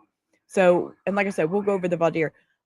We'll listen to the closing, and then we'll do the bomb. Okay, you think workman's comp will pay? They'll pay Ms. Zwerner? That's it. They should. They sure, it was on the job accident, right? So workman's comp should pay. All right, let's go listen to defense closings. Paying attention to the evidence in this case. It's vital to our judicial system, and I want to thank you for that. I'm going to tell you what I'm not going to do today. I'm not going to talk about verbs. I'm not going to talk about puzzles. I'm not going to talk about rain. I'm not going to talk about plane crashes. I'm not going to talk about baseball. And I'm not going to talk about a Wheel of Fortune sign that has 2 tickets to paradise on it. Ma'am. I'm going to talk to you about the evidence that you've heard in this case. Okay, sorry. We're going to start here. You'll receive a jury instruction that says that you can't base your verdict on sympathy. And why do I say that? Because who here doesn't feel sympathy from Ms. Zwerner? No one. No one. We're not here to challenge that. And what this case is about, it's about real-time judgments in an elementary school on January 6, 2023. Real-time judgments, not hindsight judgments. It's about the likelihood that a 6-year-old little boy had access to a firearm, access to bullets, dropped off by his mom with a loaded firearm in his backpack, took a loaded firearm out of his backpack, aimed a loaded firearm at his teacher, pulled the trigger, and shot the teacher. It was unforeseeable, it was unthinkable, and it was unprecedented. And you heard many people tell you that, but we're going to start with this person. Who was that? Amy Klinger. She's a national school safety expert. She's written a book on school safety. And she came here and she told you the framework about how decisions are made among administrators and people in school systems. And we'll get to that later. But she told you, Mr. Beniozen talked about me blaming everyone else. But she told you that everyone involved was doing an analysis that day, but they did not perceive this to be a plausible imminent threat because it was a 6-year-old. It was unthinkable and certainly unprecedented. But now we're here. We're in the hindsight phase. Criticisms to find fault. 3 years later, with the outcome known, trenches have been dug. Somebody's got to go down. We're going to blame this person for it, Dr. Ebony Parker. She was the assistant principal at Rich Neck Elementary School. Seek and you shall find. No, George Parker and Ebony Parker are not related. So there you go. Corrected. On January 6, 2023. Talk about the issues in the trial, and I'm going to move past this quickly because Your Honor is giving you jury instructions. You're going to take the jury instructions back, and you'll see all the issues in this case. And I won't belabor this issue, but I'm going to tell you something. When you get back there, I want you to look at jury instruction number 16 about assuming a duty. And you're going to find when you read that instruction and you apply it to the evidence in this case, that Dr. Parker did not have a legal duty to protect Ms. Zwerner. She did not volunteer to protect Ms. Zwerner. And you'll remember the admissions in the case that we read to you? These were Ms. Zwerner's admissions. She admitted that on January 6th, before the shooting occurred, she did not receive any communication from the defendant expressly promising or agreeing to protect her from risk of harm by JT. She admitted that before the shooting on January 6, 2023, she did not communicate to Dr. Parker that there was reason to believe that JT might possess a firearm. She admitted that on January 6, 2023, the only time she communicated directly with the defendant before the shooting was when she went to defendant's office and told her about JT's behavior during lunch. And she admitted that on January 6, 2023, before the shooting occurred, she did not receive any communication directly from Dr. Parker, the defendant, acknowledging that she knew that JT might possess a firearm. And even if you find there was an assumed duty to Ms. Zwerner by Dr. Parker, you have to find that she was grossly negligent. What's gross negligence? I love this definition. It's the absence of slight diligence or the want of even scant care. And you might ask yourself, what does that mean? It's indifference. Indifference. And the evidence in this case doesn't show indifference. Mr. Beniozen glossed over the evidence, but bear with me because we're going to walk through it. And indifference is not inadequacy. So what happened on January 6, 2023 at Rich Neck Elementary School? We'll start the day where it starts. The first person to receive communication about a potential firearm, Amy Kovac. Who was Amy Kovac? She was the reading specialist, 33 years of teaching experience, third on the chain of command in the crisis plan at Rich Neck Elementary School, worked with JT every day. So on January 6, 2023, Dr. Parker was working with Amy Kovac on winter growth assessment testing, that state standardized testing. There are specific rules that govern it. They were working together all day. Ms. Kovac told you she saw JT coming from lunch. He was happy, and he ran up to her and gave her a hug. She told JT, make good choices and make her proud. Then the two little girls came out of Mrs. Zwerner.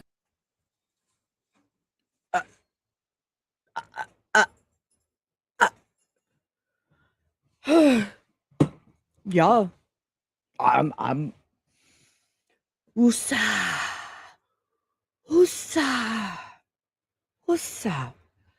Okay.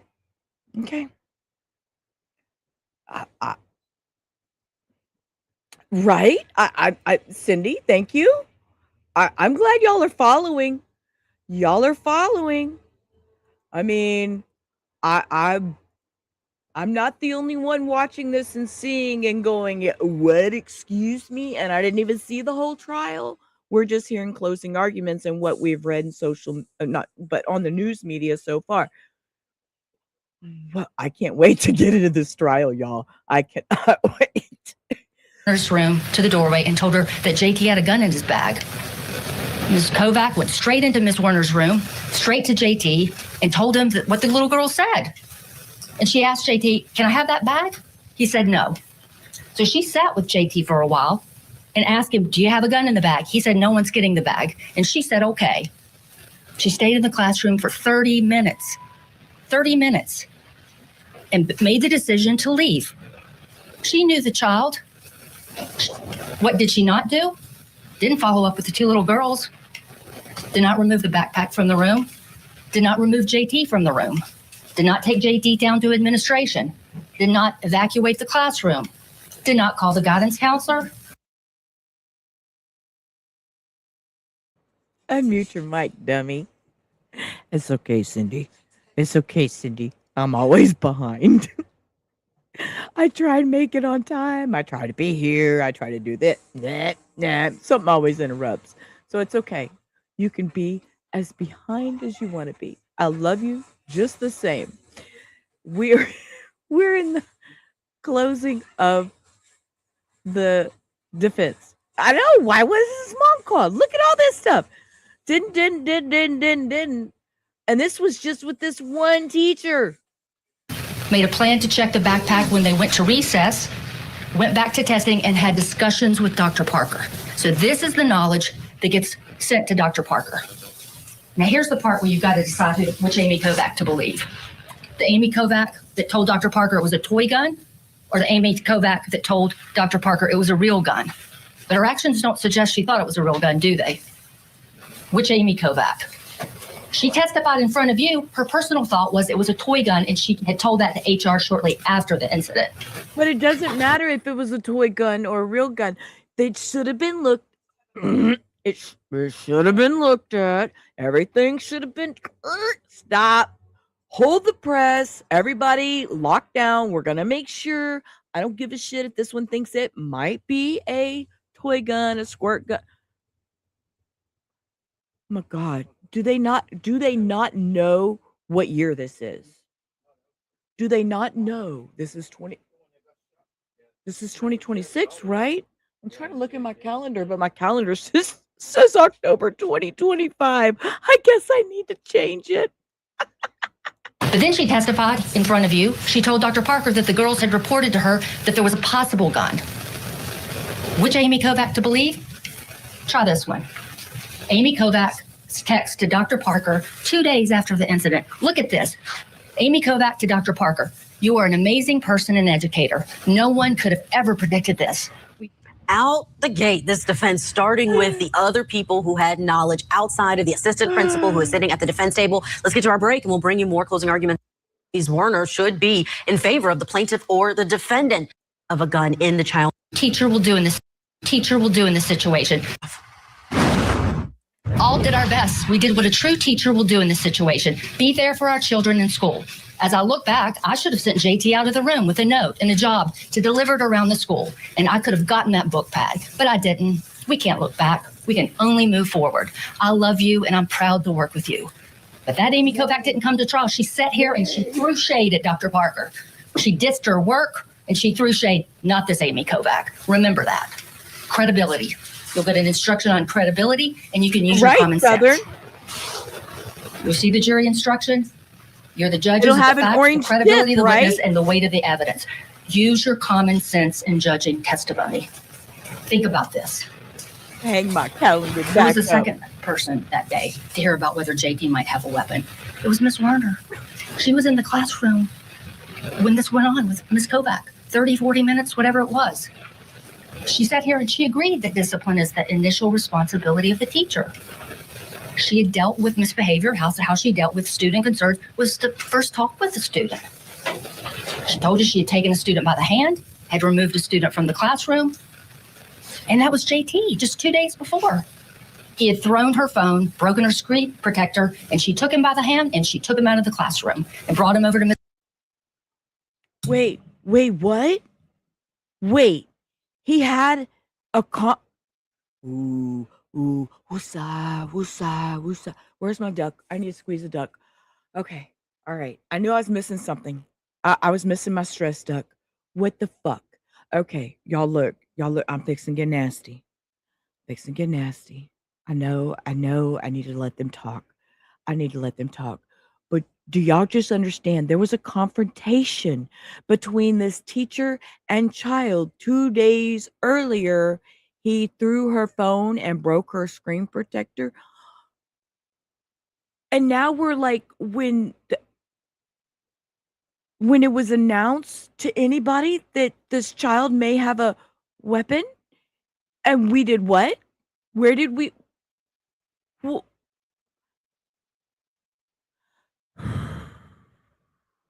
I'm going to rewind this just a little bit because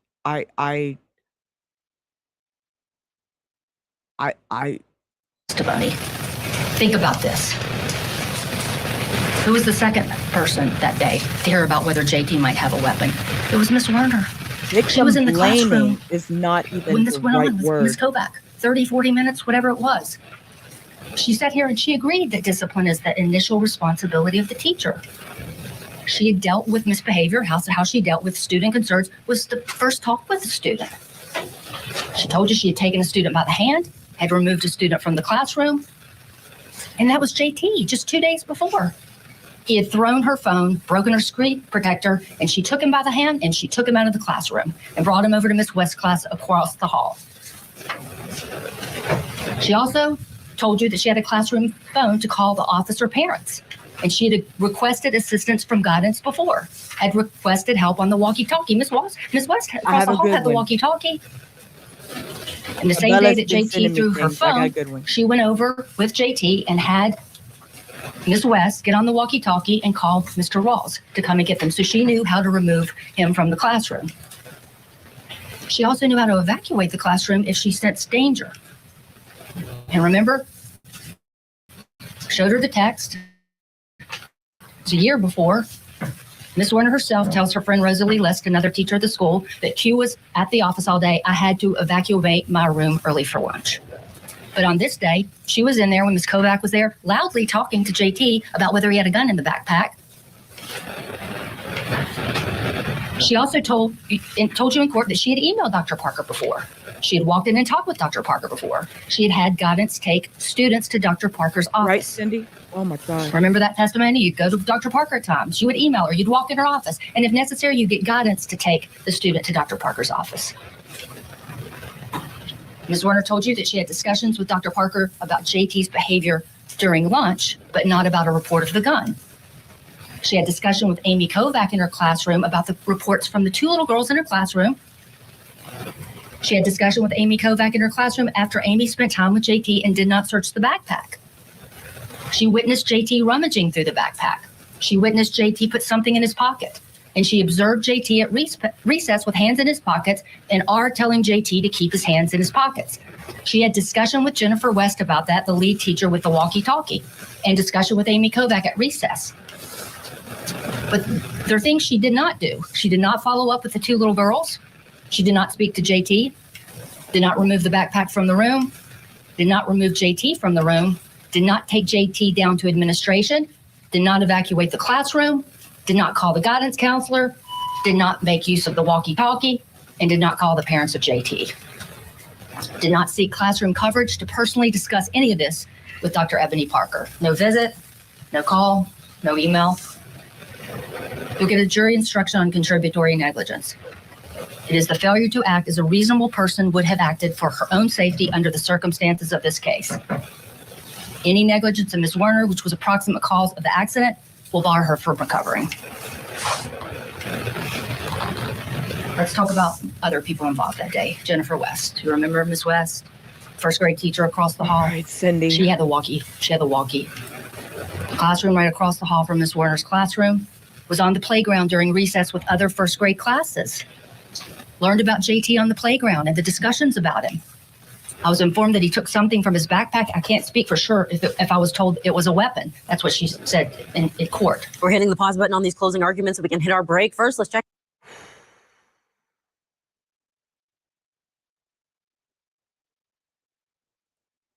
On Monday.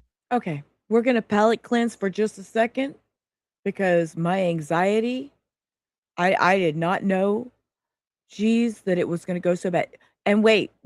I know Denise is in vertical, but because she's home, I have to do this, y'all. It's an You need a cigarette? Girl, I'm trying to smoke.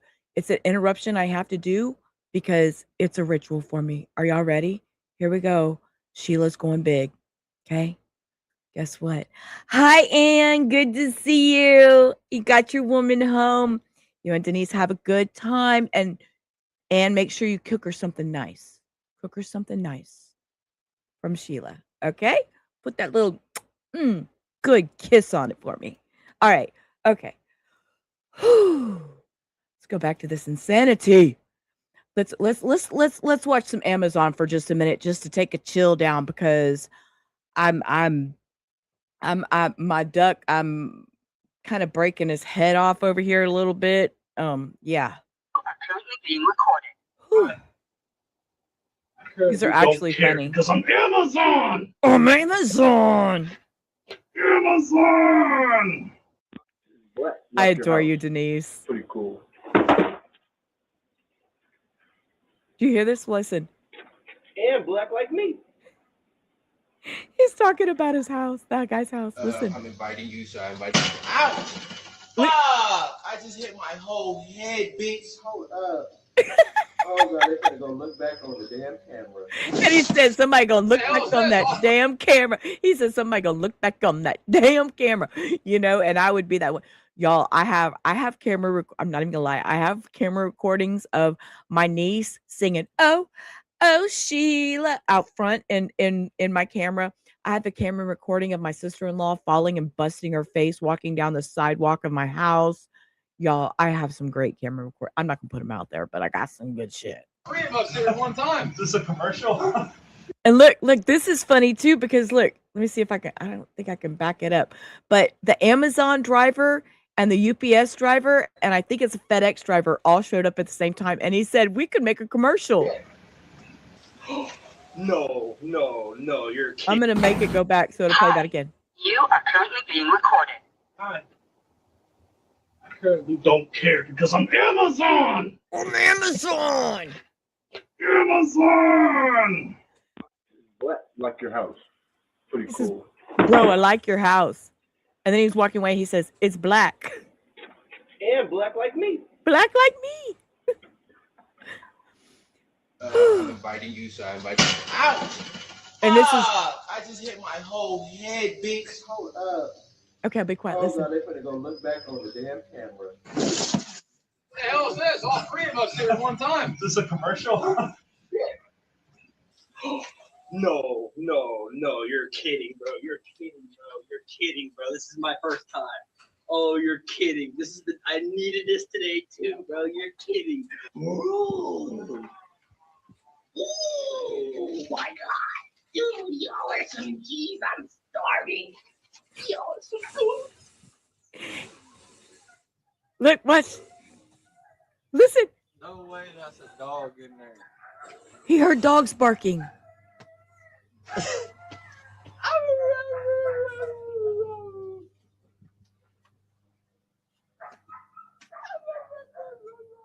He goes back to bark at the dogs. Oh. Hello. Hi, how you doing?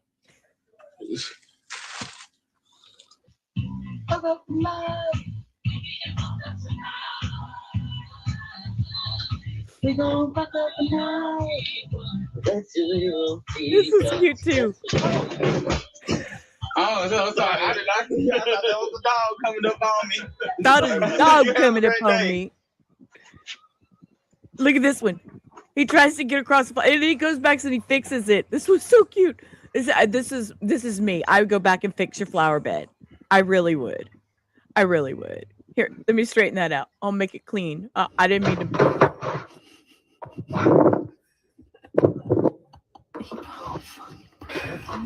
Trying to carry the box. Hi, you are currently being recorded.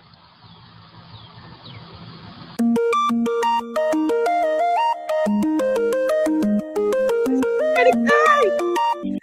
Oh, that's my kind of guy. Okay. All right. So let's go. Where were we? Let's see. Were these the closing arguments? Hang on. Defense closing. Here we go. All right. Okay. Enough crazy for a minute. And I will tell y'all real quick, the notification that I got on my phone that kind of made me look a little stressed, and this is breaking news, so take it as you will. Y'all know I don't like to mix things, but while we are here, I will stress y'all with a little bit of stress that I just read. All right. This was reported 1 hour ago. CDC issues travel restrictions for Congo Ebola outbreak. The CDC Department of Homeland Security has issued a travel restriction and enhanced screening measures in response to a fast-moving Ebola breakout in Central Africa, as an American doctor working in the affected area has tested positive for the virus. Under a 30-day order effective immediately, certain non-U.S. travelers who recently visited DRC, Uganda, and South Sudan are temporarily barred from entering the United States, and U.S. citizens are subject to enhanced airport screening but are not barred from entry.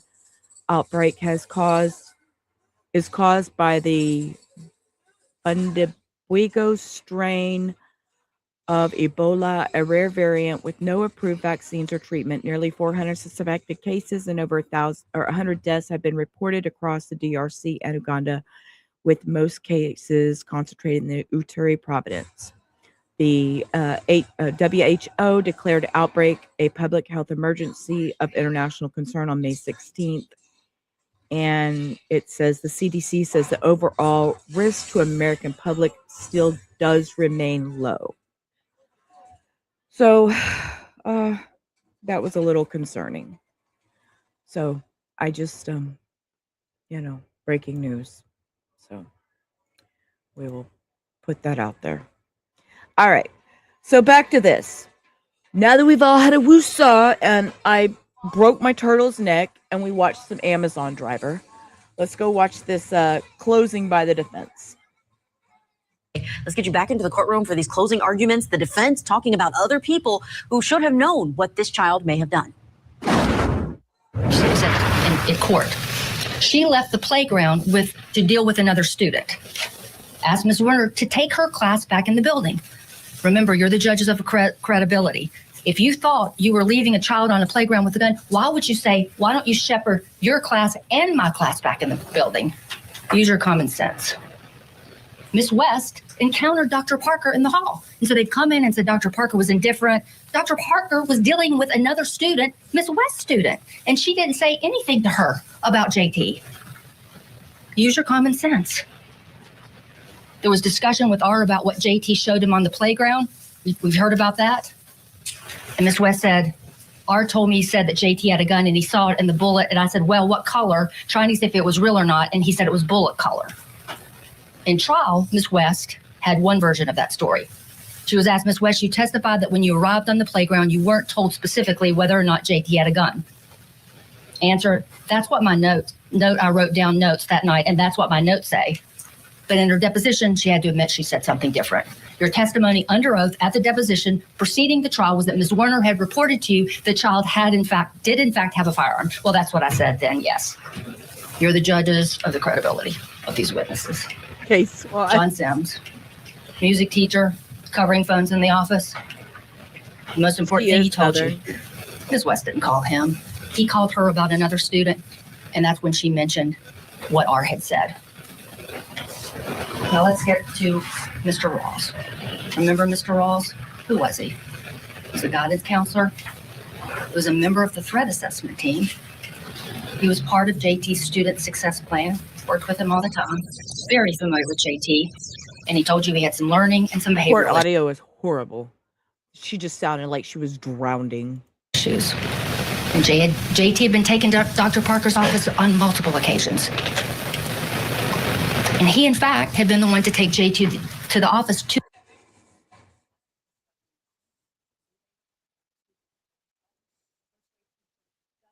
That's court audio just went out. That's not me. West on her student that had eloped, that Dr. Parker was all involved in. So Dr. Parker, I think it's been said that she was sitting in there in her armchair. She wasn't sitting in her office on her armchair. She was working. She was dealing with other student needs. Ask yourself, does it make any sense that she would attend to that and blow off a gun in the school?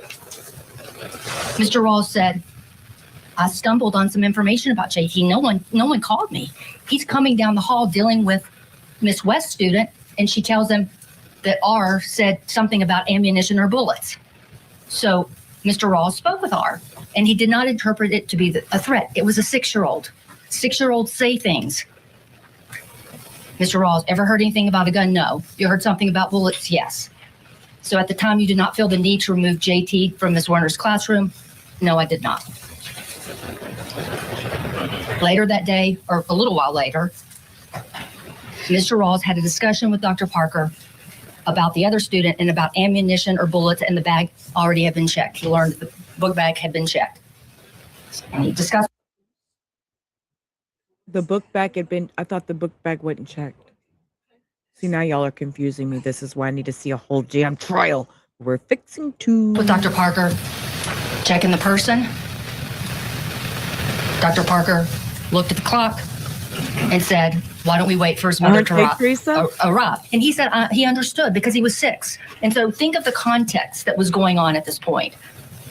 He'd been allowed, Ms. Kovac had investigated. She felt comfortable leaving the room.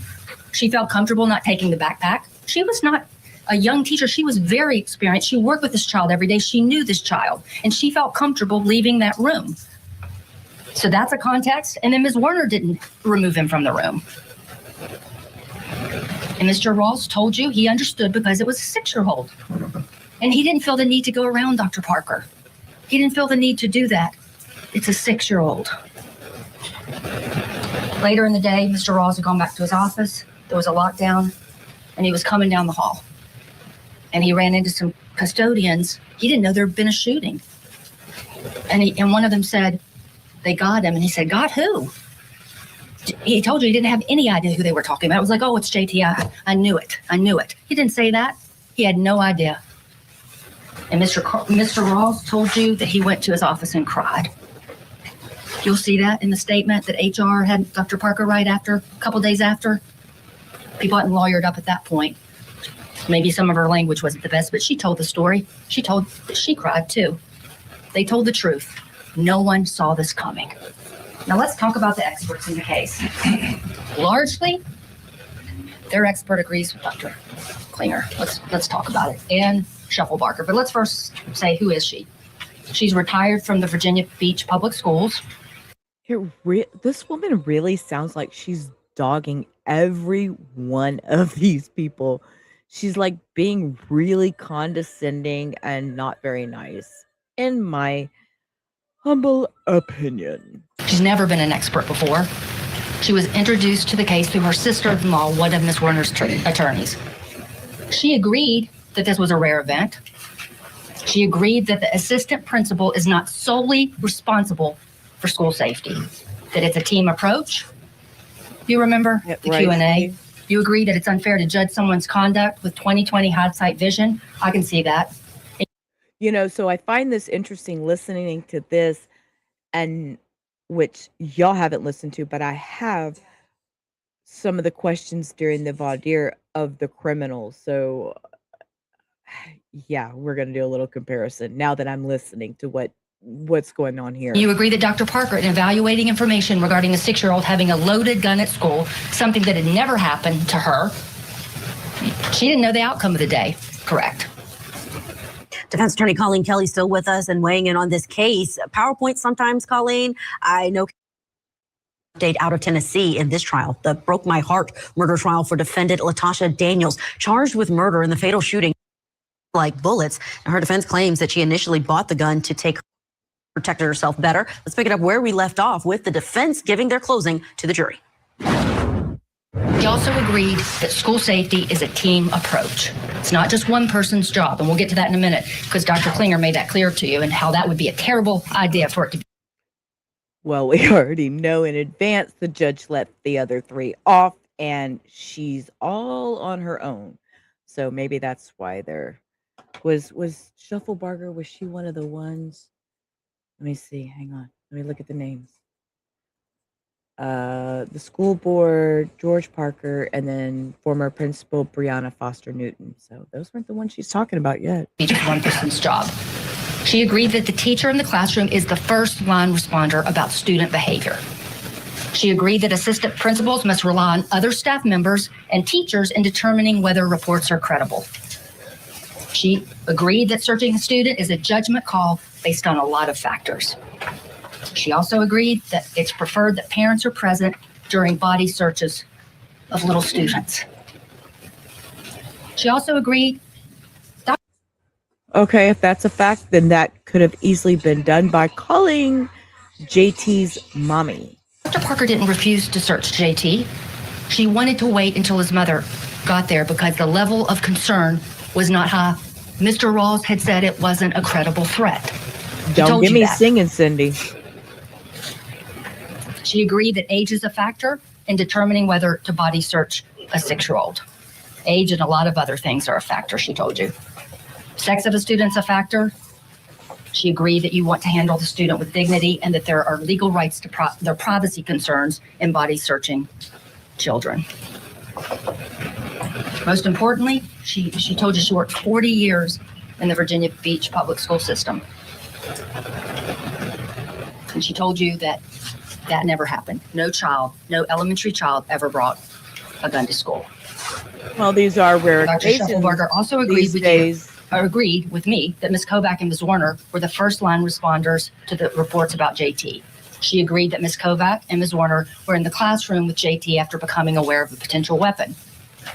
She agreed that Ms. Kovac and Ms. Zwerner did not confiscate JT's backpack and that they did not remove JT from the classroom, and that Mr. Rawls had not determined there to be a credible threat when he spoke to Dr. Parker about JT.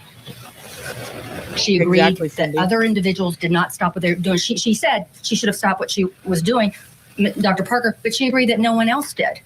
And as you recall, she didn't know the facts of the case. She told you that it was two teachers that came and talked to Dr. Parker about body searching JT. And on cross, I had to get out the truth that it wasn't actually two teachers. She then acknowledged it. It was actually the guidance counselor on the threat assessment team who worked with the child every day. Surely, if he thought at that point there was a credible threat to search this child, he would have done something. You saw Mr. Rawls. Anybody doubt for a minute that he wouldn't take action if he felt like he needed to? Now let's move to the defense expert. And of course, You saw Amy. and I'll turn on my camera to say this because I'm smoking, so I got to turn my camera off. Their defense experts are awesome, and they're all going to be factual. And yeah, y'all know the drill. Okay, we're gonna let her talk. Klinger, the defense expert. She has a doctor of education from the University of Toledo. She's a career educator and administrator. She's a genius. And now she works with school safety as a trainer and as a consultant. She founded the nonprofit called the So can she train Miss Parker? I just asking for a friend. Educator School Safety Network. She's a full tenured professor of educational administration. She's an instructor for FEMA and Homeland Security coursework. She has boots on the ground experience. She was a school principal from 1995 to 2008. She's researched, she's published, she's created training courses, and she's been an expert witness 25 times. Most of the time, she's against the school administrator. 25 times. So I But she told came y'all, here she's and she wasn't against the 25 school times. administrator. She wasn't against Dr. Parker.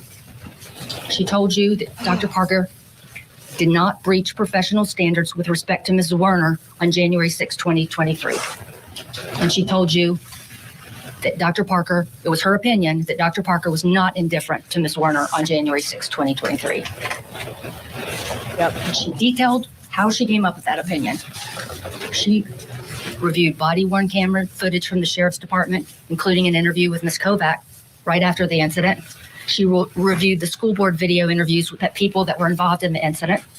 She reviewed forensic interviews, witness statements, incident reports. She reviewed the protocols, and you're going to get an instruction about protocols. Protocols, you'll see, does not set the standard of care. But she reviewed them, and she told you that Dr. Parker didn't violate any protocols.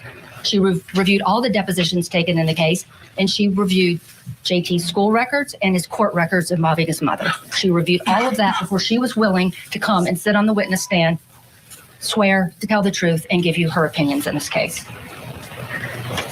Dr. Klinger told you that school safety is everyone's responsibility. It's a collaborative endeavor. School safety concerns do not occur in a vacuum. Every person in the school organization has roles and responsibilities related to school safety, every single person. A school administrator cannot establish the credibility of a potential threat alone. They cannot be everywhere, and they cannot see everything. She told you that it's important that the school administrator get information and disclosures from the people who are closest to the event.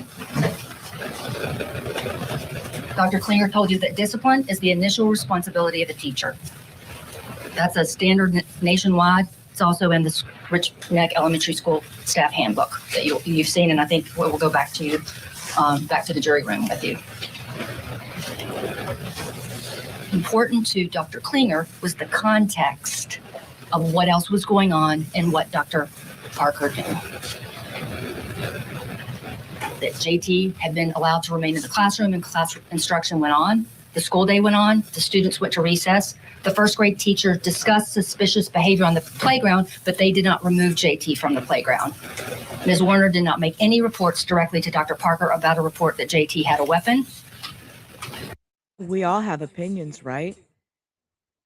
I mean, I am sitting here giving my opinion in my review of this, so we all have opinions.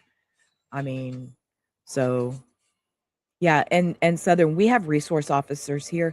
We actually in the Fort Bend County is one of the largest growing counties outside of Houston, which is HISD, Houston Independent School District. Fort Bend County ISD is a southwest suburb of Houston, and it is growing so fast. And we have police officers on campuses. We have metal detectors for schools. They don't play here. They don't play at all. So since when hey, I need English. Southern. I can usually read typos, but that one, baby, I don't know what you typed. Since when can a teacher see? DISAE.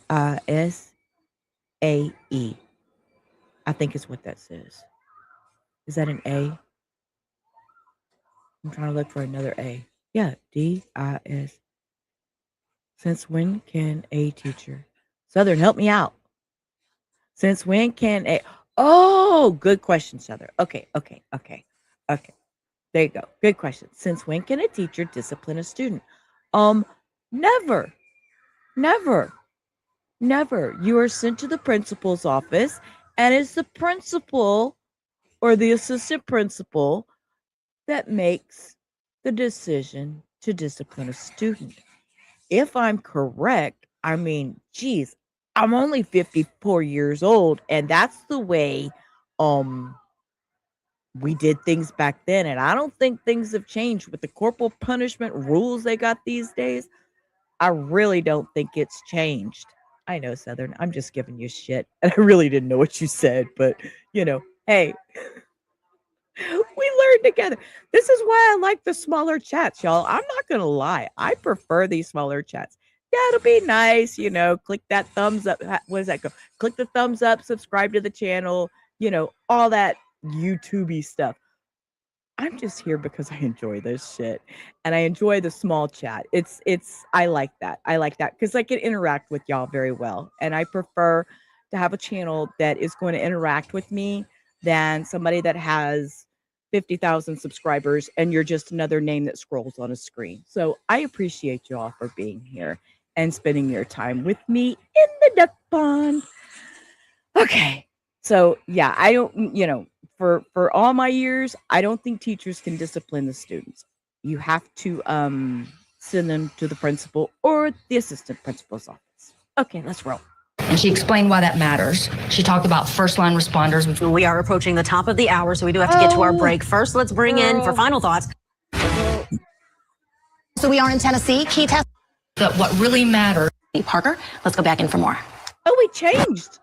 It's not, who was that girl? Janae. Something Janae. It wasn't Janae anymore. We got some blonde lady. Okay. Mention it before, I'm going to mention again.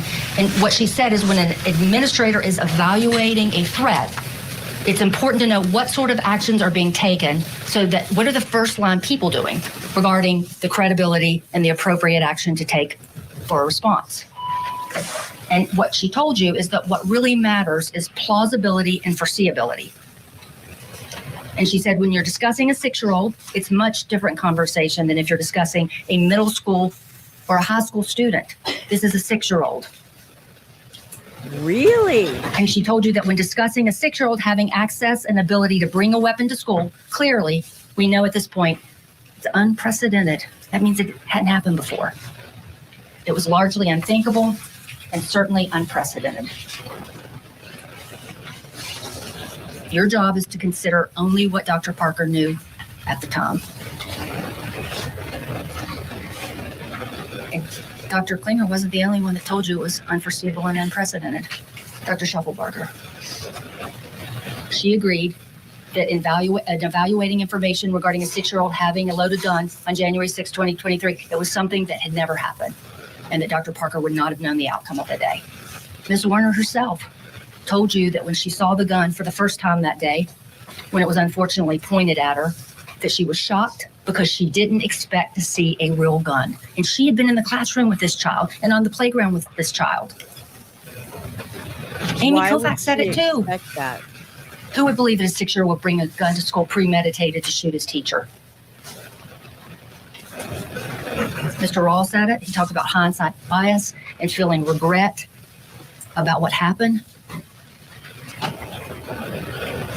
But let's look at what Corporal Blythe said. He was one of the first responders, the sheriff. What did he say? We were quite taken aback. We didn't expect to see such a young suspect. It was unforeseeable, it was unthinkable, and it was unprecedented.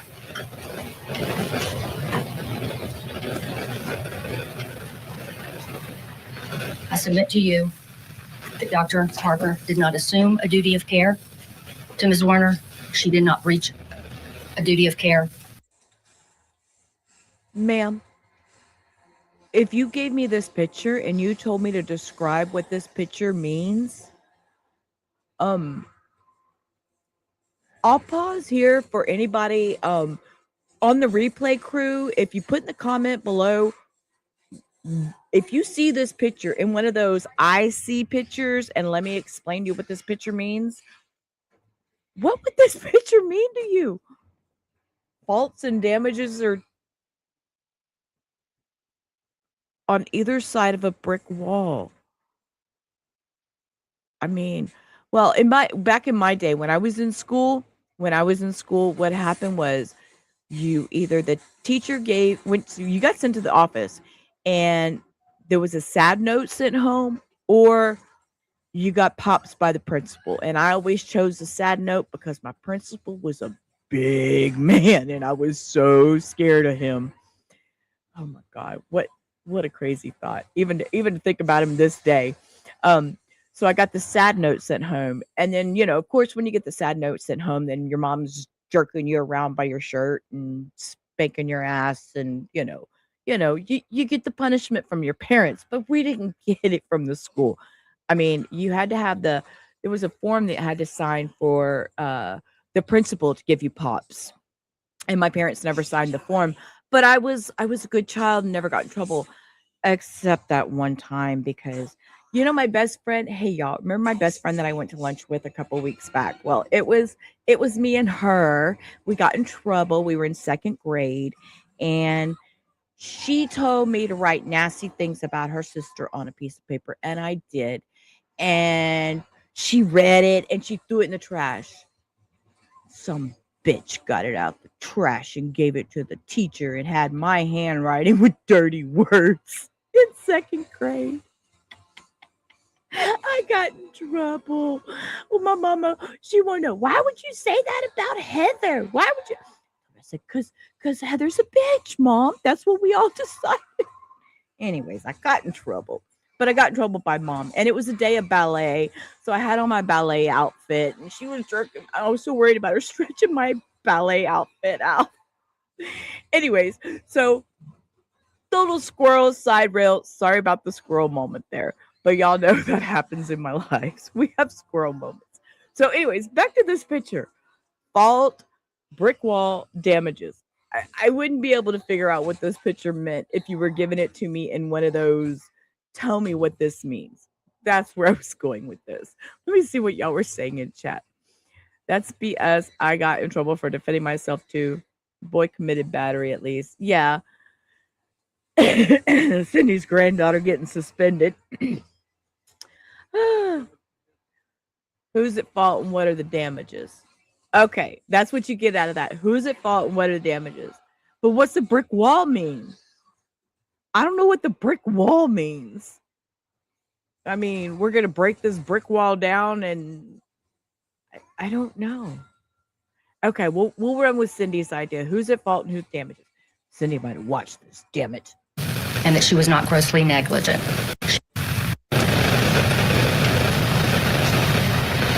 submit to you that Dr. Parker did not assume a duty of care to Ms. Zwerner. She did not breach a duty of care, and that she was not grossly negligent. And it stops there. And you don't even get to damages. However, I need to talk to you a little bit about damages, and I'm going to tell you why. As you may recall, I questioned some of Ms. Zwerner's witnesses about her damages. And there was a reason I did that. Ms. Zwerner has come to this court asking for $40 million from Dr. Parker. And she told you that she cannot even open a bag of potato chips. And her counsel, he repeated that today.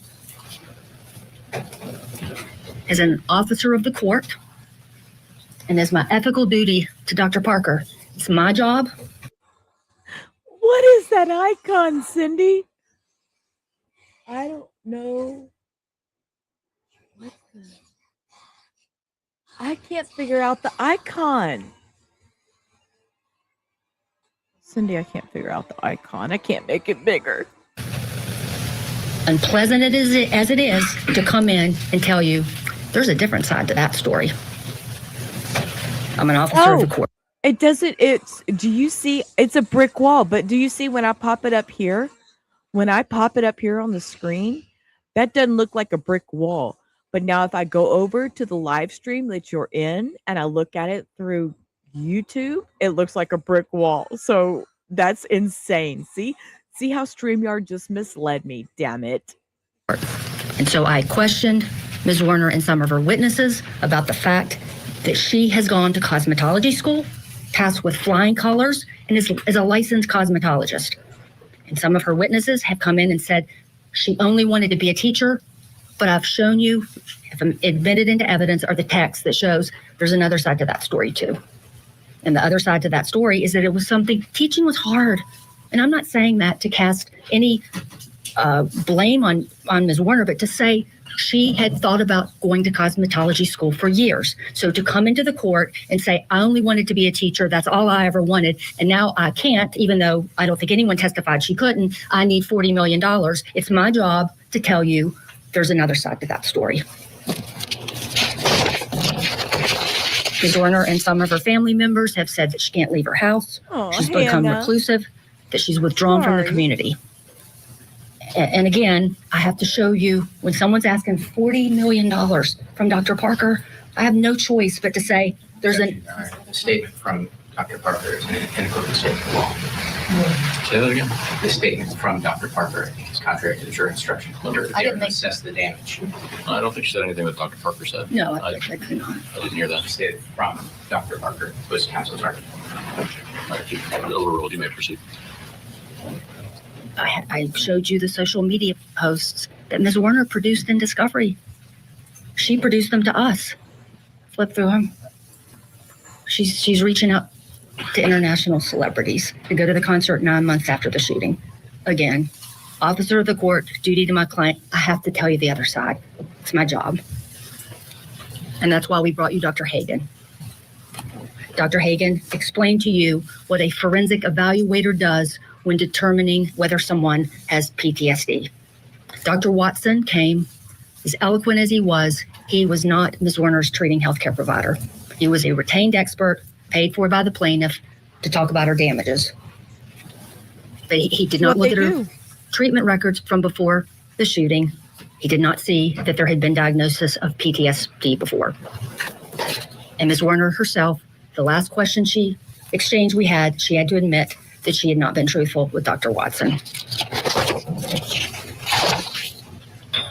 I'm not minimizing what happened to Ms. Zwerner. I'm not doing that.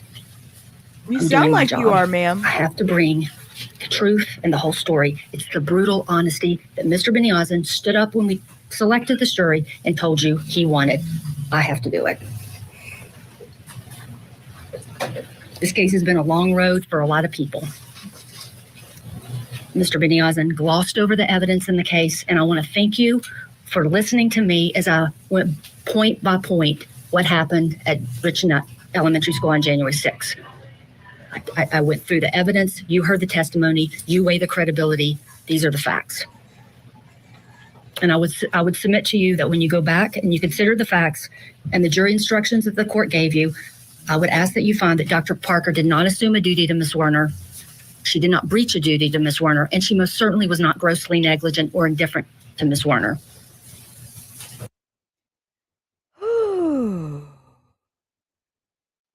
Okay. Well,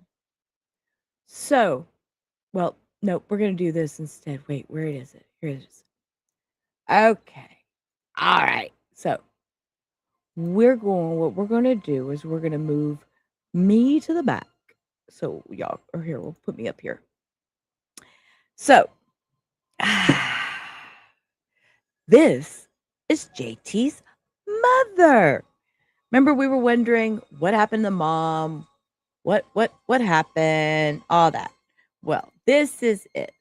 Mother of the 6-year-old who shot his teacher, sentenced to 2 years of prison for child neglect. And there's the mommy. There's the beautiful mom.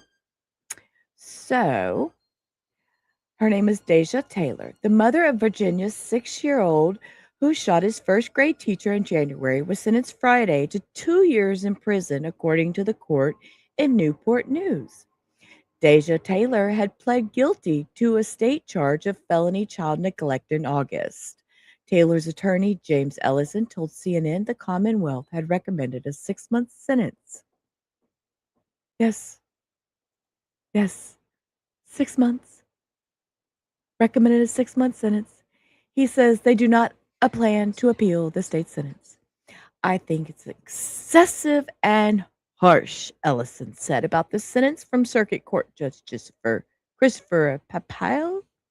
In addition to the 2-year sentence, Taylor is serving 21 months for 2 federal felony charges: the unlawful use of a controlled substance while possessing a firearm and making a false statement while purchasing the firearm. Ellison says he believes the judge wanted the sentence to reflect the child neglect charge was a more serious one than the federal charge. Taylor was very upset when the sentence was given Friday and cried out in court, according to Ellison. Taylor's son, who is now 7, used her gun to shoot his teacher, Abigail Zwerner, on January 6 at Rich Neck Elementary in the Newport News, leaving her with wounds to her hands and chest. So the teacher read a comment in court.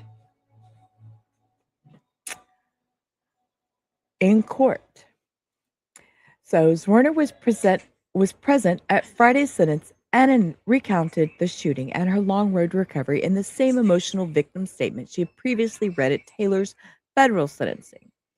The boy pointed the gun directly at me and shot. The single bullet went through my left hand and lodged into my upper left chest, leaving traces of bullet fragments in both areas that will remain forever, Zwerner said. And when this happened, an emergency responder worked to keep me alive. I was not sure whether it would be my final moment on earth. Zwerner's filed a $40 million lawsuit alleging Newport News public schools ignored warning signs and were aware the history of random violence. The school board moved to dismiss the suit, but a judge said it could move forward. So Zwerner noted she's had 5 surgeries and many physical therapy appointments to restore movement to her hand. She also described she stressed the shooting has had on her family, who's had to help care for her, as well as the financial toll it's taken in the form of medical care. I lost myself following the shooting. I could barely communicate with the loss of my friends and family, Zwerner said. This permanent damage should never have been allowed to happen to me and would not have happened if not for the defendant's action or lack thereof. Taylor had purchased the gun used in the shooting and kept it on the top shelf of her bedroom closet, secured by a trigger lock, Ellison told CNN in January. But in their search of Taylor's residence, authorities found no trigger lock and no key to a trigger lock, prosecutors said in court in August. Taylor has no criminal record and has cooperated with authorities since the shooting, her defense attorney said. In a May interview, the mother accepted responsibility and let's see if we can find this. Nope, it's not here. And it's not here. But that's interesting. I found that very interesting. Hang on, I got to take this down and reshare it because it lost.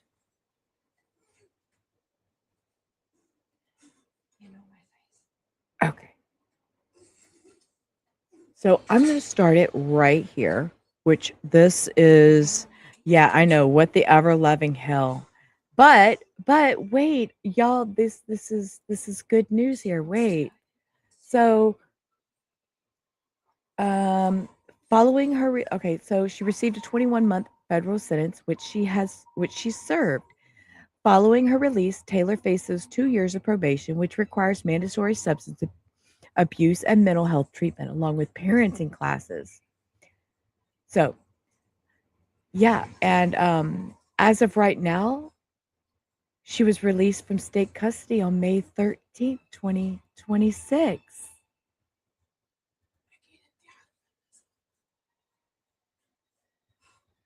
Firearm was not secured because there was no lock. They searched her house, found no lock, found no key, and that's all the time they gave her. I don't get it. I don't get it. I mean, I'm just, I don't get it. I don't get it. But that is our court. I'm going to get started with my opening remarks, but I just wanted to let you all know we will try to take frequent breaks for many years. Incapacitated. Why can I not hear this? Is this my headphone or is it? Does she sound low to y'all? She's real low. I gotta find another stream of this.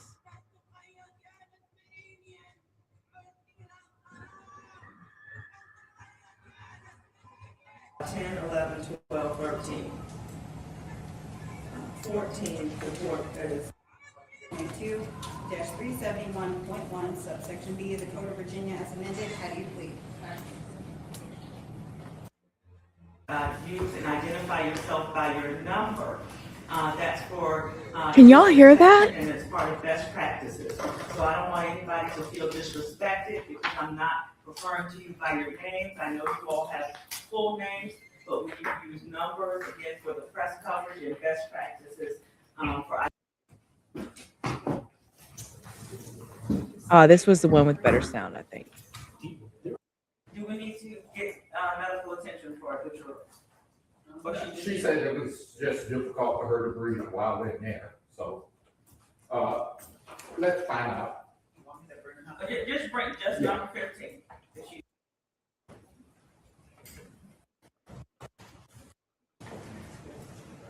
Okay, this is our lovely defendant. This is Ebony Parker. This is who we will be watching for the next few days. Yeah, I know. I was trying to see if I could.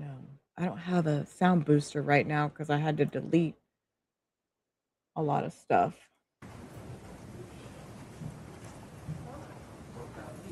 You may be seated. All jurors present. And to the attorneys, we returned from lunch break. The jurors are here. Do you wish to have them, Madam Clerk, take attendance by number or just do a head count? I believe we should have 68 people. Oh, this was the one. Hang on. I have it in my. Let me come over here and get it.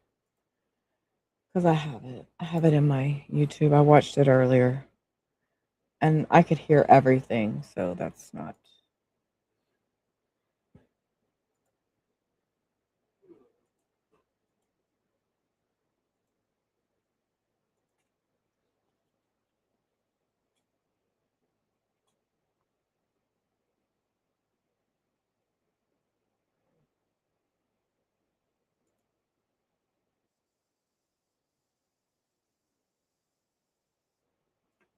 Okay.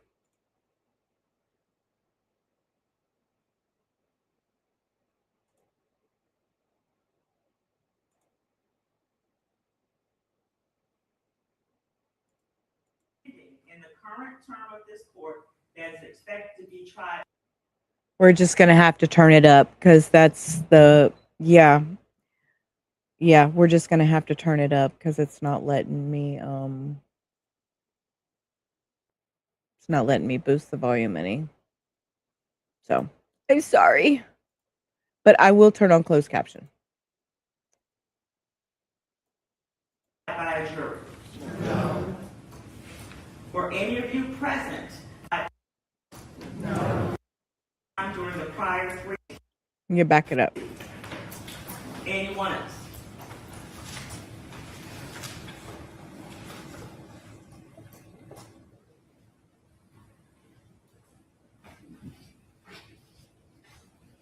All right, this is a worded question. Have any of you been called and reported to any state court for either civil or criminal jury at any time during the prior 3 years, prior to being summoned to serve on this jury? So has anyone served in the jury in the past 3 years?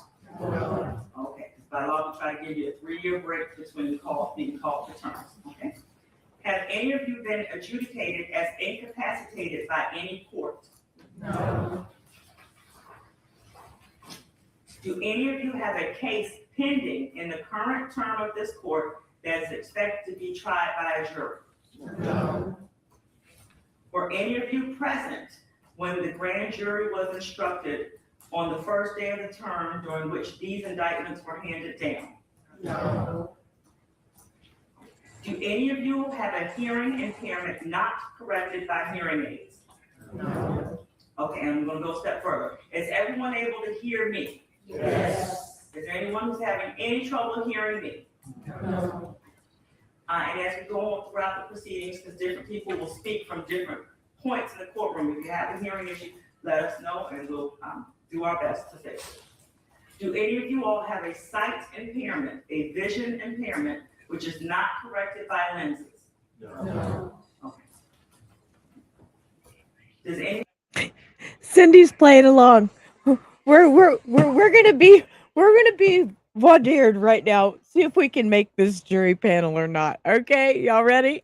Anyone have any medical condition that would prevent them from sitting on this jury?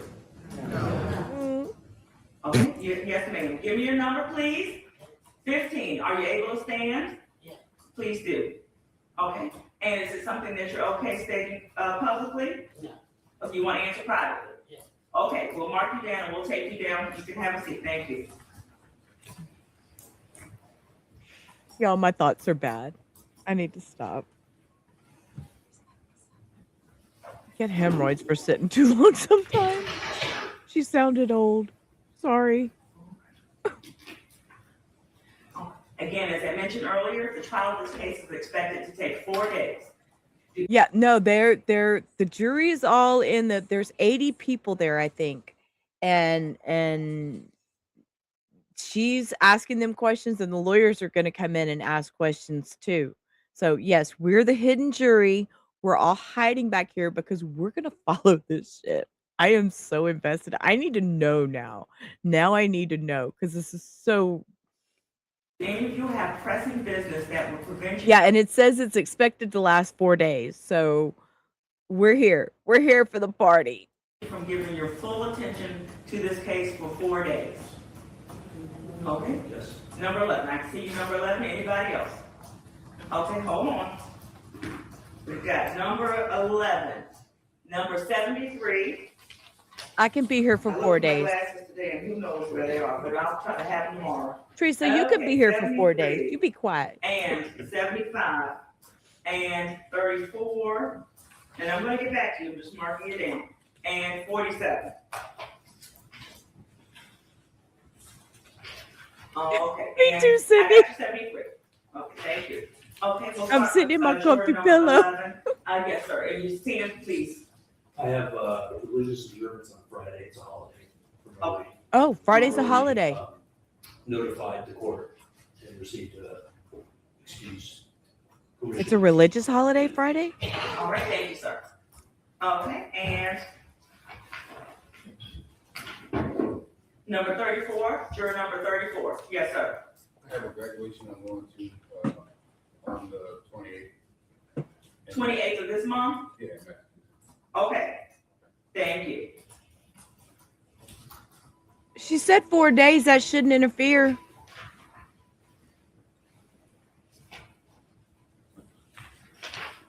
All right, and juror number 47.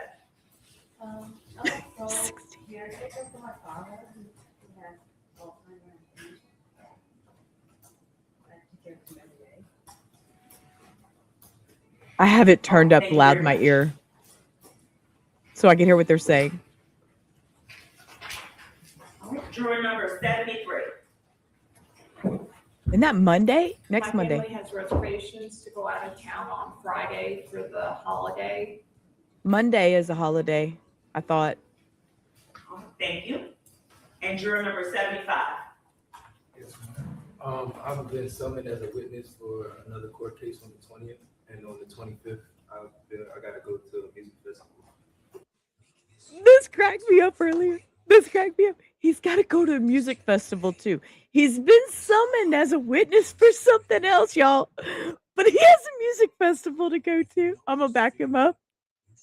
75's out of there. We know 75's gone. I've been summoned as a witness for another court case on the 20th, and on the 25th, I gotta go to a music festival. Okay, so you're summoned as a witness in another court case on the 20th. So that's Wednesday of this week. Yes, ma'am. Okay, and where is that? I mean, like what city? Here in Newport News. Okay, thank you. Okay, is there anybody else who wanted to give an answer to that question that I did not call? Okay. Okay. And Ms. Parker, if you please stand, I'm going to ask if anybody's related to you. Uh-oh. All right. Ms. Parker is the defendant in this case. Are any of you related by blood or marriage to Ms. Parker? No. All right. Does anyone know Ms. Parker? No. Okay, thank you. Can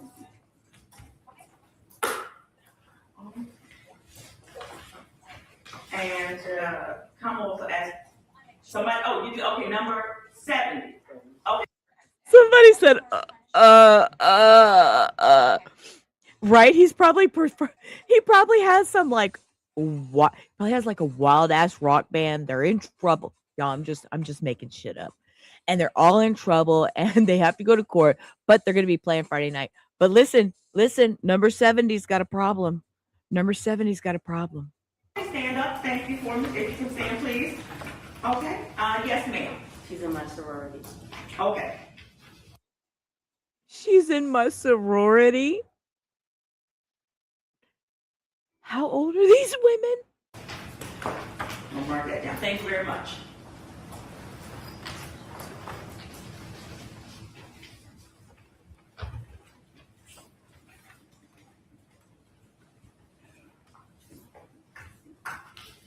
All right, and any numbers that I may have missed on that question of related by blood of marriage or no, Ms. Parker?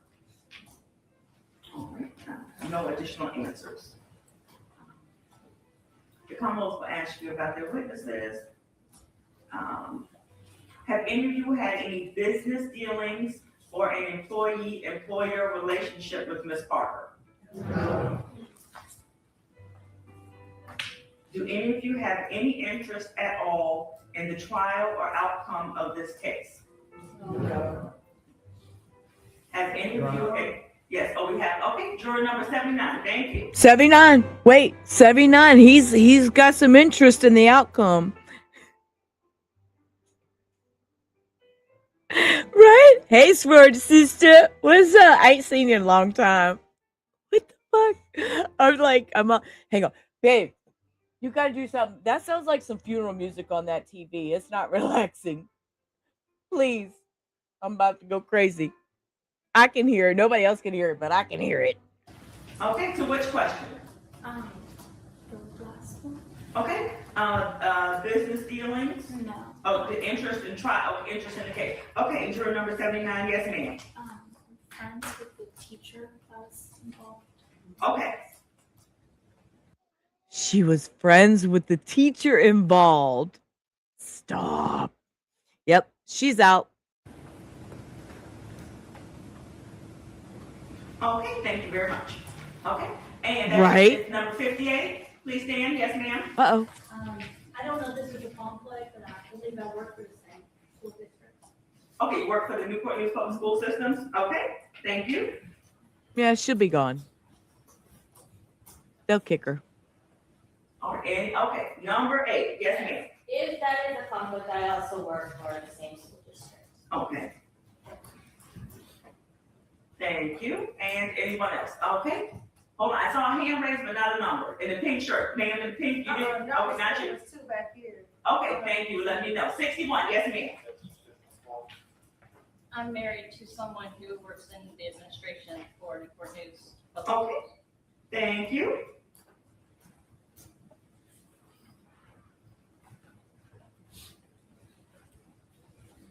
All right, and there was one more number, and that's 59, yes, please. My daughter-in-law is principal in Newport News and went to that school the following year after this incident occurred. Thank you very much, juror number 59. Okay, I saw number 20, I'll get back with you, let me record her response.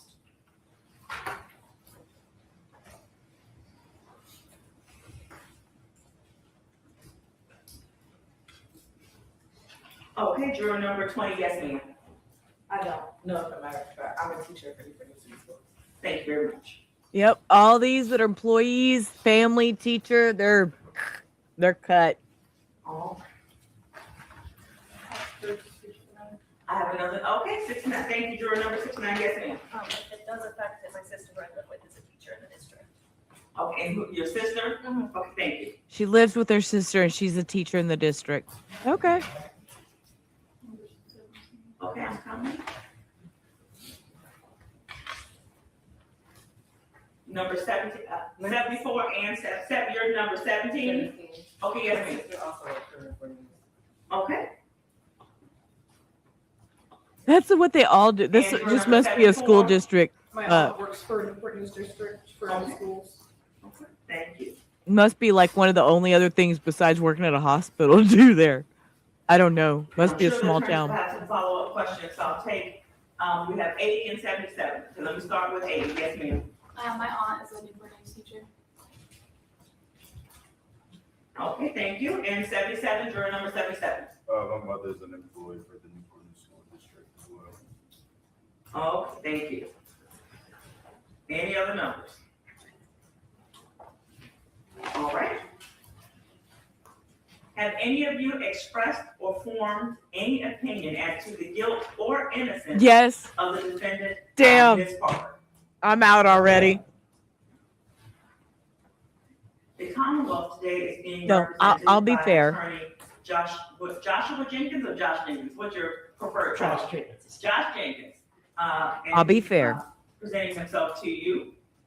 And I'll then try. Ms. Jenkins. And then the defendant is being represented by Mr. Curtis Rogers and Mr. Stephen T. All right, thank you, gentlemen. You can have a seat. Have any of you been represented by the attorney who represents the Commonwealth? So the first gentleman who stood, have any of you all been represented by him? No. Have any of you been represented by the attorneys for the defendant, Mr. Rogers and Mr. T? No. Okay, but I have a number. Yeah, give me a number. 17? Okay, yes. Who do you know? Who have you been represented by? Okay. Thank you. You can have a seat. Well, she's out. Wonder what she was represented. He's a defense attorney. Wonder what she Anyone did. else who's been represented by the attorneys in this case? Because you know, if she was represented by a defense attorney, she did something. Yeah, right. How many of them are lying to get out of You there? feel the need to list the Right, attorneys that are Southern. in your office? I can do that, Judge. Okay, if you would wish, please do so. I'm going to read a list of names of attorneys, and at the end, we'll simply ask you to show your number if you recognize any of the names.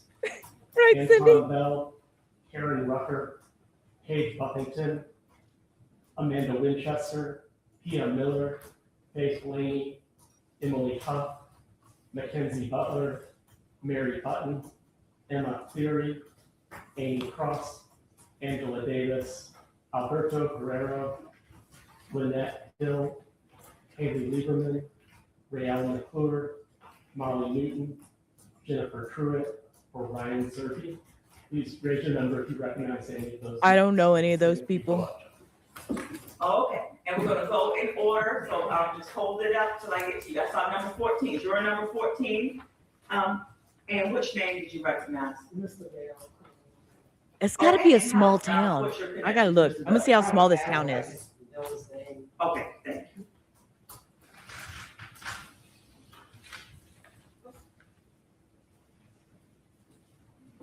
Okay, anyone else in this section right here?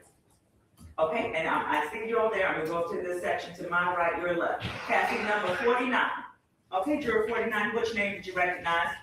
Anton Bell, Karen Rucker, former paralegal for the Hampton Commonwealth Attorney's Office. Okay, thank you, juror number 49.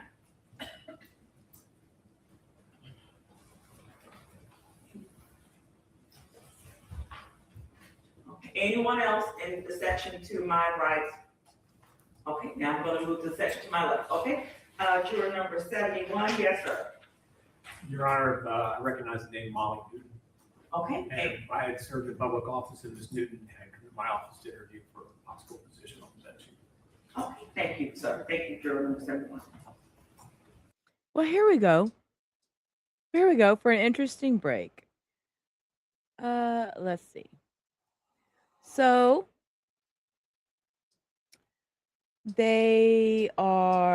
it's an independent coastal city in Virginia with a rich maritime history located on the northern shore of the James River and Chesapeake Bay, forms a core part of the Hampton Roads metropolitan area. There's museums there. There's military and shipping industries. And this is what I want to know. City's population is estimated at 181,558 residents, and it stands as the 5th or 6th most populous city in Virginia. Its population experiences a slight downward trend, declining at a roughly 0.4% annually. And it says that there was problems with the fact that there is not only this shooting, but there was another shooting. Hang on, let me go back up here.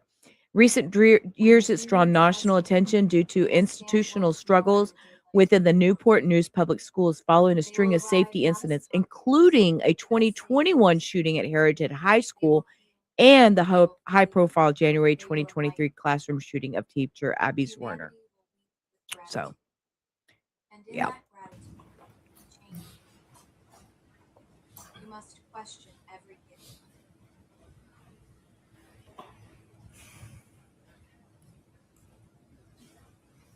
Okay, there was another number, 83. Yes, juror number 83. Whom did you recognize? I recognize Mary Button, but I'm not comfortable stating where I know her from. Okay. She recognizes someone, but she's not comfortable telling you where she come from, where she knows her from. That's a hush-hush deal. Now I have more questions. And she just got kicked. Thank you.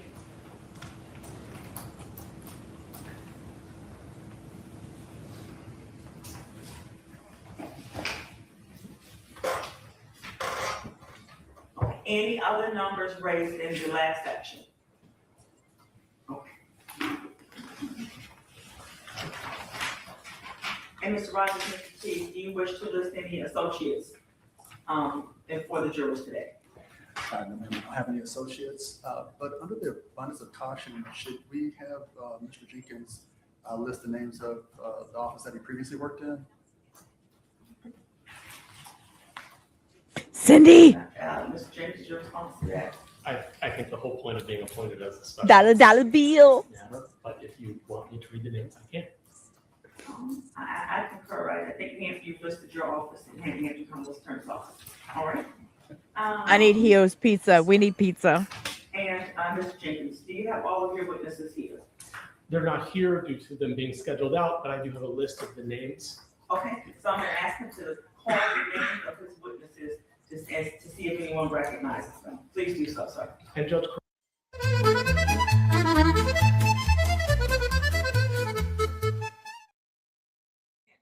Shh, don't tell her I stole it. Correct me if I'm wrong, but I think we're looking for anyone who knows this person personally as opposed to just recognizes the name from a public statement. Oh, yes, sir. So if you, and phrase your question that way, please. Yes, so I'll read a list of names, and at the end, we'll ask you if you know or have interacted with this person personally. You may have recognized the name, but did you interact personally, will be the question. The names are as follows: Abigail Zwerner, Amy Kovac, Deputy Briggs of Newport News Sheriff's Department, Deputy Blythe of Newport News Sheriff's Department. Girl, I have missed you. Who's there? She even put a door up. Look, the world stops. La Marista Maria came. How are you, honey? I know we're like right in the middle, but I'll stop for you. Who's there? There you go. Note. Note who?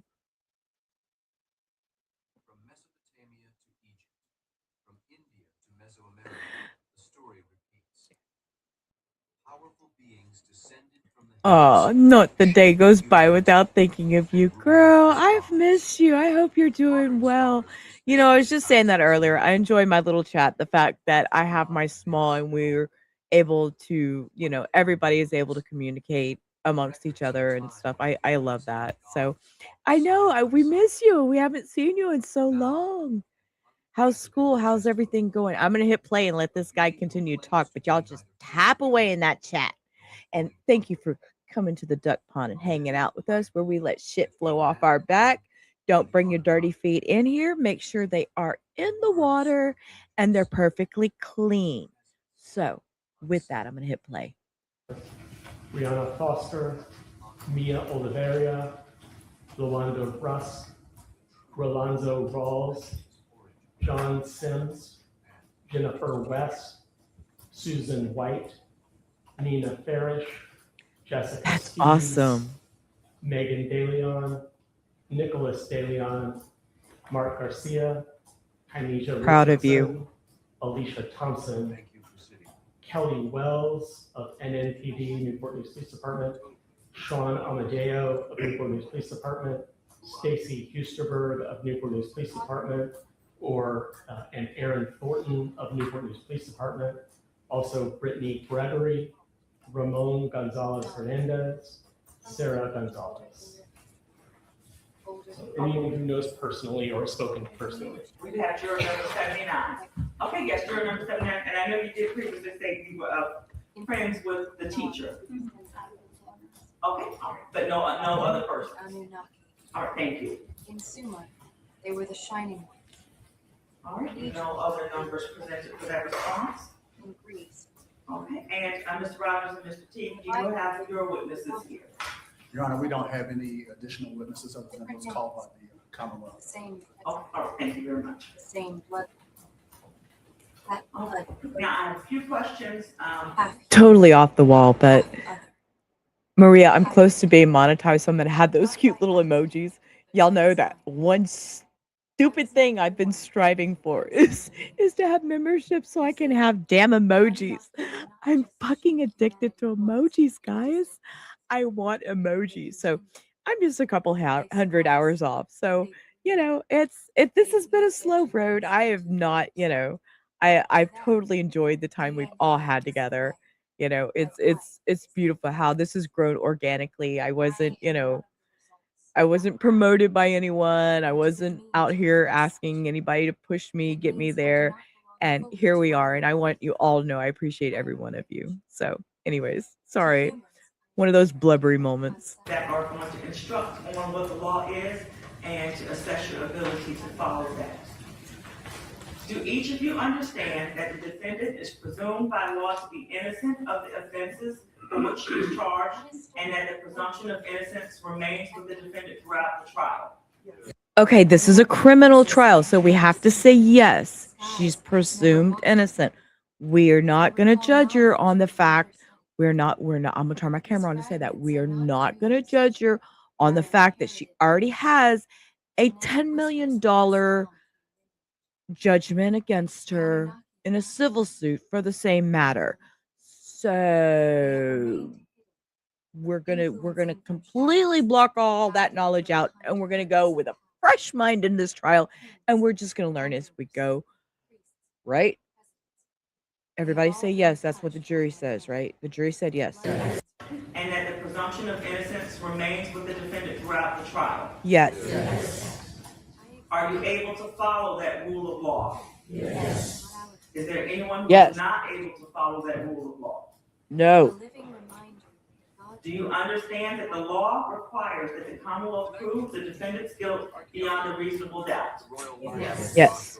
Are you able to follow that rule of law? Yes. Is there anyone who is not able to follow that rule of law? No. Do you understand that during the trial, the defendant is not required to testify or to produce any evidence? Yes. Are you able to follow that rule of law? Yes. Is there anyone not able to follow that rule of law? No. And like I said earlier, there's no right or wrong answers, we just want the truth. Do you understand that the defendant's election to not testify cannot be considered by the jury in arriving at a verdict? Yes. Are you able to follow that rule of law? Yes. Gonna try. Anyone who is not able to follow that rule of law? Think of planets as neat spheres orbiting the sun. Do you know of any reason whatsoever why you were unable to give a fair and impartial trial to the Commonwealth of Virginia and to the defendant Ebony Parker, based solely on the law and evidence? Okay, I have two numbers, 22 and, 68. Is that 68? And 80. Okay, we'll start with 22. Yes. I've been following social media of the case. Okay, don't tell me what you saw on it, but that's influenced you. I believe the media has been for Okay, hold on. Okay. Its atmosphere is thick. And we're gonna get to the media questions too, but thank you. I'm gonna go on it first order and then I'm gonna come back around. So what is this? I've been trying. Yeah. Maria, we had a lost wallet. We had a lot. No. There's, Hectorius is home today. See, what happened was when a man loses his wallet, the whole fucking world stops. Okay. For over 2.5 hours, we wallet searched. So much that we had to call in sick to work. And, God, I hope none of his coworkers watches my stream. But yeah. So, yeah, we have Hectorius in the background watching movies. So, but he's been good. He's gotten me my coffee and everything. Clockwise. Okay, so juror number 68. Yes. What's your concern? I have personal feelings for this that I think would influence my answer towards them. Okay, and don't tell me what those are. Personal issues that would influence my answer. Okay. But we may follow up privately. Thank you for letting me know. Judge, what number was the most recent? 68. Sir, you were 68, I want to confirm? Thank you. Thank you. Entire civilization. Your ancestors recorded these as divine punishment. And I believe at juror number 80. Okay, yes, ma'am.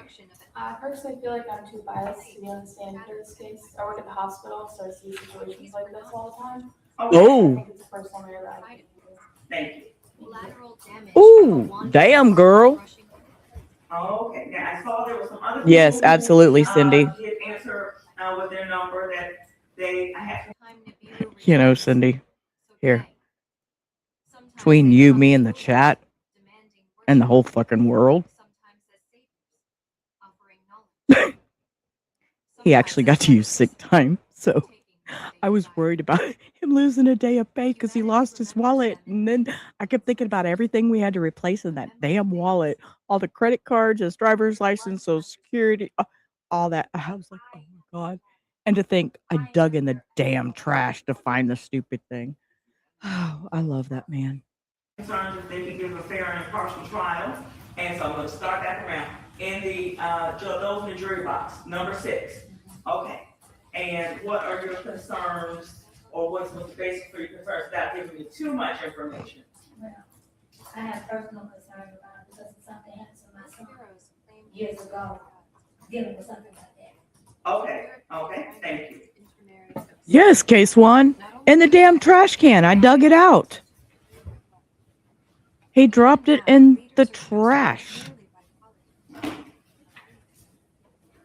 Kitchen trash. Kitchen. Banana peels and half-eaten hamburgers. They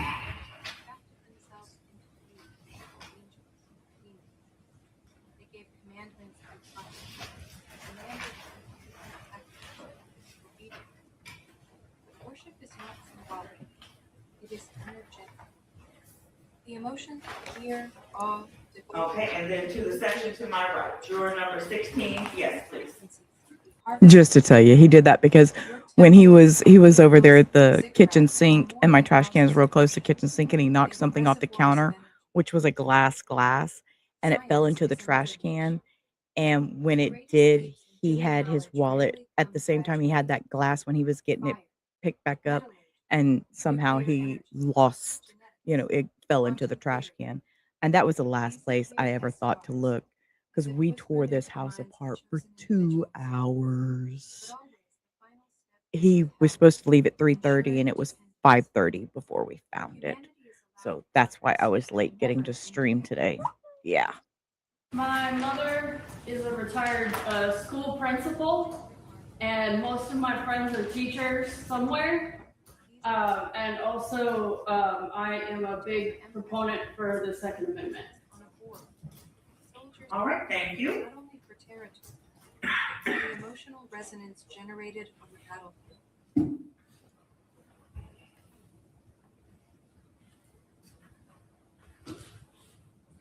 All right, in this section, and that's 58, yes, please.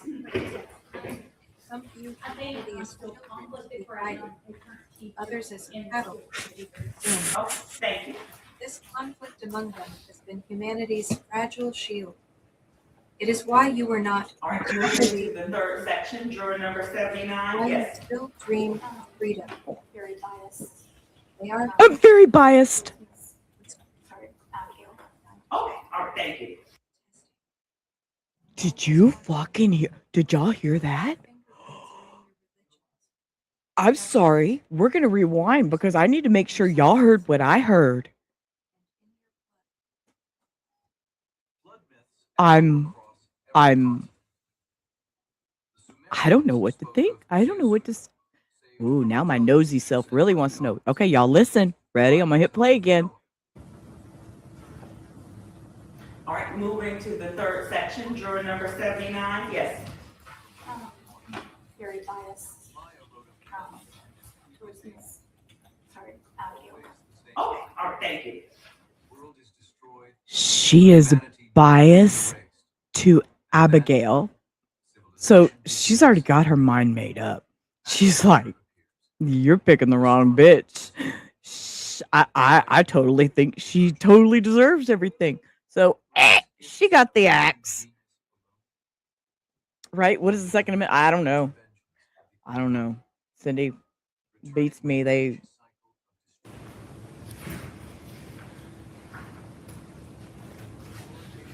In the Second Amendment, freedom of speech? Fuck, I might be wrong. Because that's too many years ago. Yeah, she wanted out, case one. She needed an excuse to get out. Second Amendment to bear arms. Okay, Second Amendment is to bear arms. First Amendment is freedom of speech. Second Amendment is to bear arms. So to bear arms. So that's interesting. Yeah, she wanted out. We can say weapons in here. I hate the word pew pew. That sounds so. They're weapons. They're firearms. You don't have to say gun, but you can say weapons and you could say firearms. Pew pew sounds like you're talking to a 2-year-old. Don't touch the pew pew. Okay, I'm sorry. I'm not trying to tease y'all. I'm not trying to make fun of y'all. It's just one of those things. I go into the chats and they're like, and he had a stabby pokey thingy. I'm like, it was a weapon. We're just gonna call it a weapon. We're gonna sum it up as a weapon. It's a weapon. Okay? You don't have to say knife. I mean, although I do, but it's a weapon. Okay, I'm gonna shut up. Anyone else in that section? Okay, juror number 6-9? Yes. I just saw things on social media that made me biased. Okay. so 6-9 is Can I like, tell you what? Some people- okay, I can tell you right now, 6-9 don't want to be there. Number 69 wants out. She wants way out because she's every time she's asking a question, she's got a reason. Okay, what was her reason this time? Okay, juror number 6-9? Yes. I just saw things on social media that made me biased. All Okay, things so something- social yeah, media. You cannot tell me what, but something you saw in the media has persuaded you. Okay, thank you.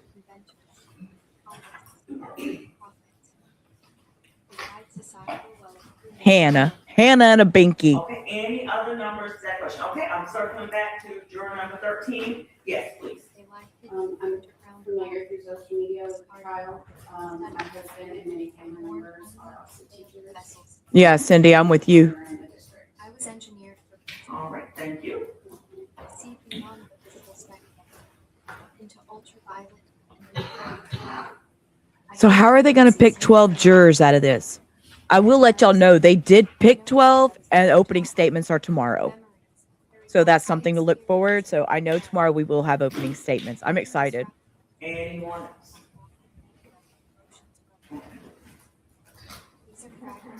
And my last question. Do any of you have any religious or other moral reservations about passing judgment on another person? Okay, juror number 22. Yes, if you could please stand up for me and tell me what those are. I don't believe I should judge any person because I would never have all the information available. I believe it's self-esteem. Okay, thank you. Experiments continue. She can't judge another person because she'll never have all the information available. Okay. Some are children of volunteers.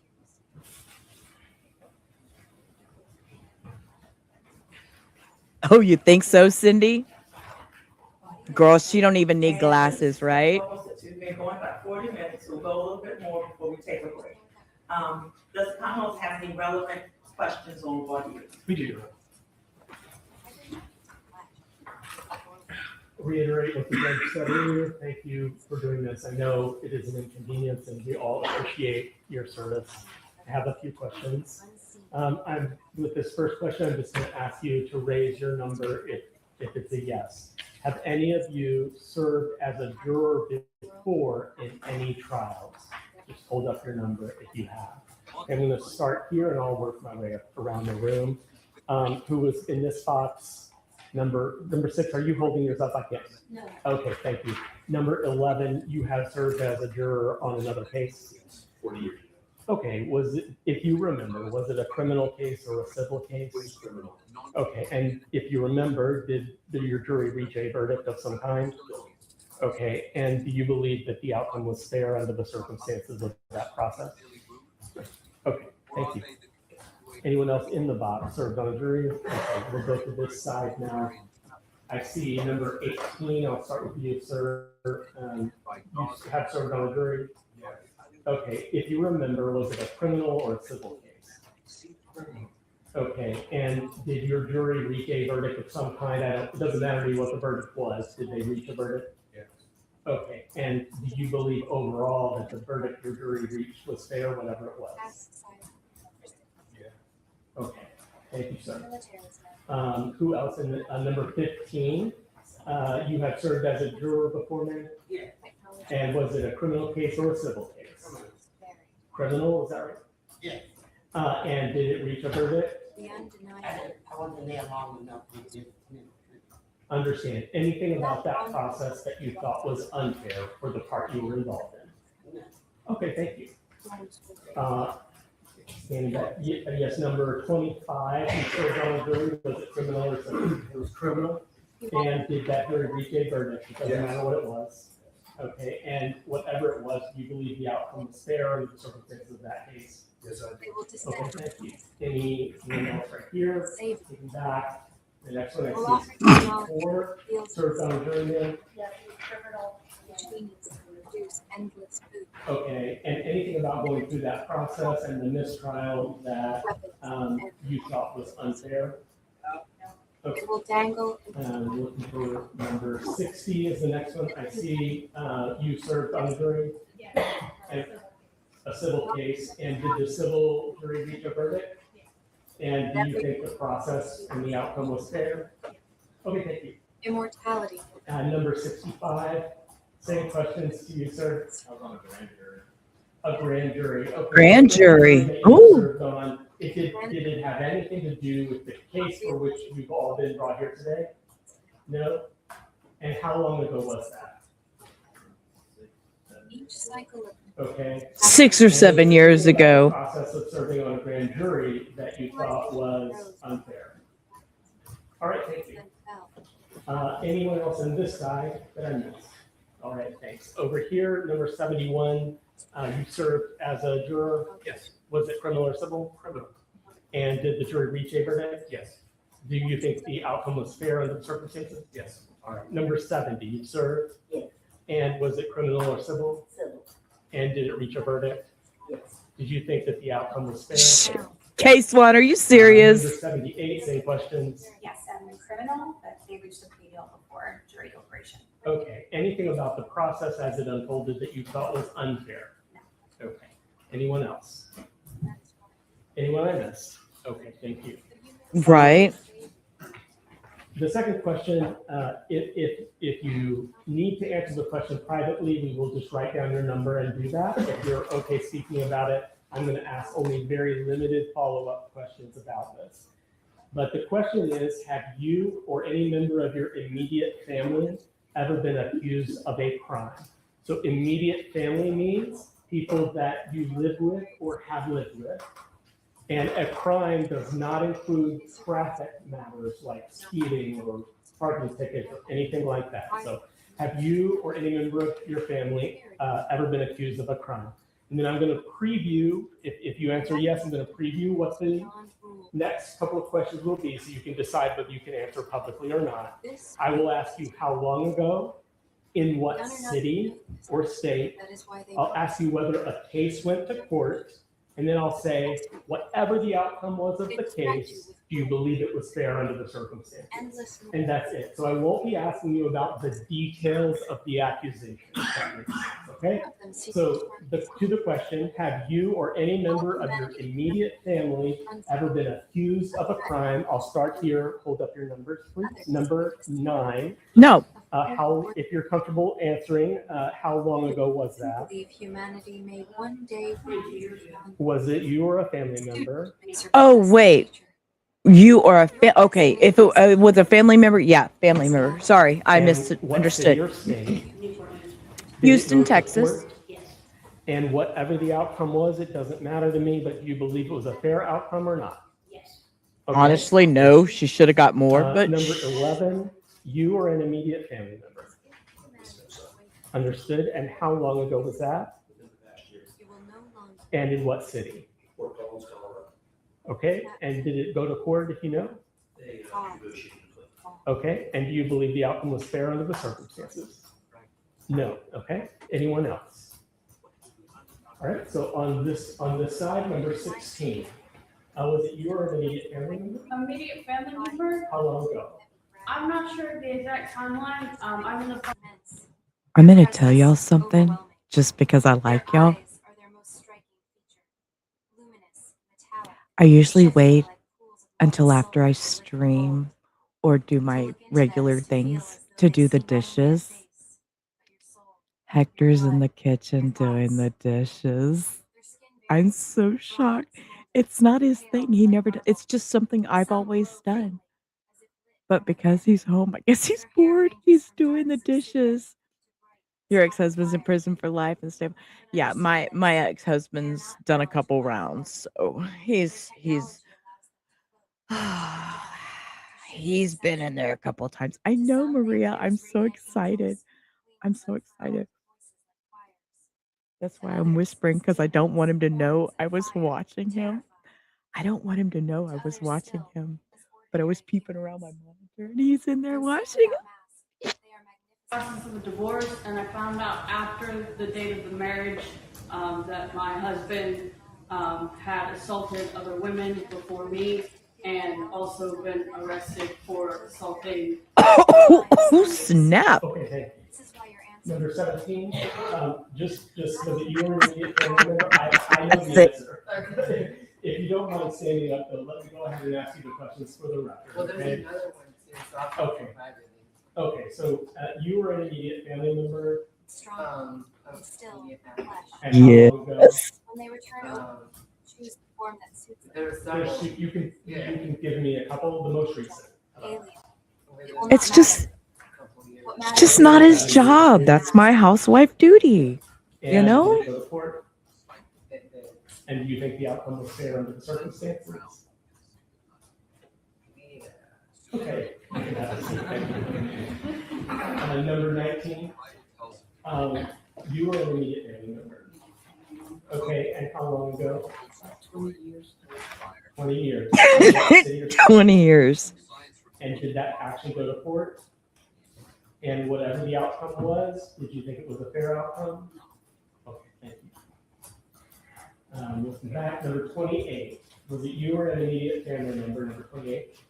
Immediate family member. Okay, if you can stand, that would be helpful for us all to hear you. And how long ago roughly? 2 to 3 years ago. Okay, what city and state is that? Y'all, I know I'm so side railed by this. I know, but y'all have to understand, I am the caregiver person. I'm the one that takes care of everybody. I take care of everything, like washing the clothes, washing the dishes. I don't have a dishwasher. I wash them by hand. You know, I do all the cooking. I take care of mom. I take care of my son, you know. So for somebody to take initiative and actually get up and do something that I feel is supposed to be my job, you know, it's like I'm just, I don't know. It grabs my heart, and y'all know how I feel about him. So I know that's a total stupid squirrel side rail, but you know, thank you. Maria. Yeah, and I think he is feeling guilty for not going to work. He's like, let me go over there. Look. Thank you. Did you go to court?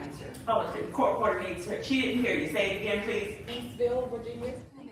It's hard, Maria. I'm a caretaker, not a gift. I don't. And whatever the outcome it was, I do you take believe it care was of fair under everyone. the circumstances? Anyways.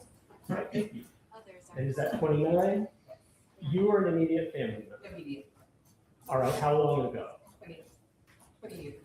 20 years, all right. In what city or state? Jarrett, Virginia. I couldn't hear that city. Jarrett. Jared? Jarrett. Oh, Jarrett, J-A-R-R-A-T-T. Jarrett, Virginia. Thank you. Did that go to court? And whatever the outcome was, do you think it was a fair outcome? Yes. Okay, thank you. Number 30? Yes, was an immediate family member Okay, and how long ago? within the last year. Okay, in what city or state? Newport News. Okay, we're gonna bump him a minute. 79, 78, 70, 69, 81, 83, and then I saw juror number 84 had a question. So number 84, we have a question about that? I have met. No, we can talk about it privately, so I'm just going to put a note that we can talk about it privately. 84 wishes to speak about something privately. Okay, so similar question. Has anyone here had discussions, either commenting online or discussions offline, person to person, specifically about Dr. Ebony Parker? By show of number. Hybrids are an insurance. Okay, again, what I'm going to do Look, is 80s cards up, y'all. I see 80s. I bet you 79's doing it too. Number 13, number 15. Oh, we got you, Maria. 25. Oh, we have a visitor. Y'all. 36, Okay. 41. Wait, y'all. We have to pause and go big screen. We have to pause and look. Hi. Say hi. No, you can't have no coffee. You can't have no coffee. Say hi. It's a Lola time. Hi, Daddy. Oh, yeah, Daddy taking care of you? Yeah, Harkon, say hi. Lola, say hi. Okay, okay. So we got our Lola moment. You know, she had to come say hi. 43, 45, 47, 48, 49. And Ms. Jenkins, we're going a little bit too fast for me. I last marked at 43.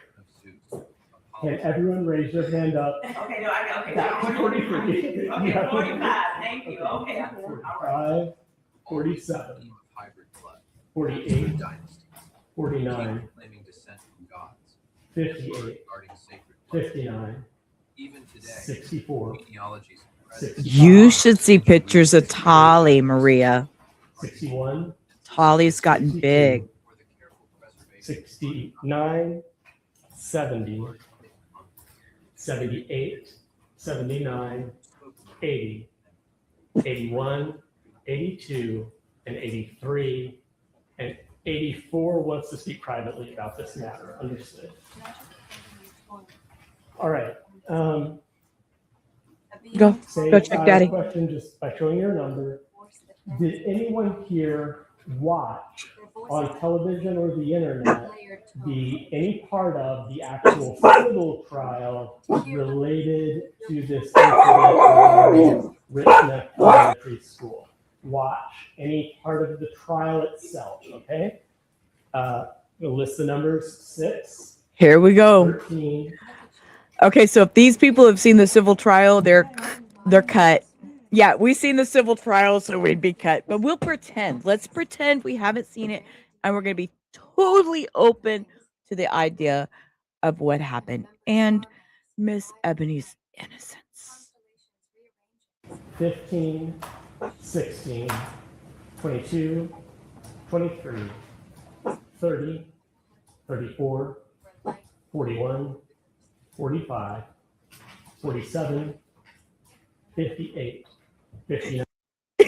Look at him, look at his lips. He's like, fuck, I'm losing a whole bunch of jurors right here. Ooh, look at that. Oh, good freeze too, right? Good freeze. He's like, oh, fuck. I ain't got many more of these people left. I'm losing them left and right. 9, 61, 62, 64. Hannah's 65, judgmental. She'll always be 76, judgmental. 79, 80, 80. 81, Told you. and 83. Told you, One 80 is- was out.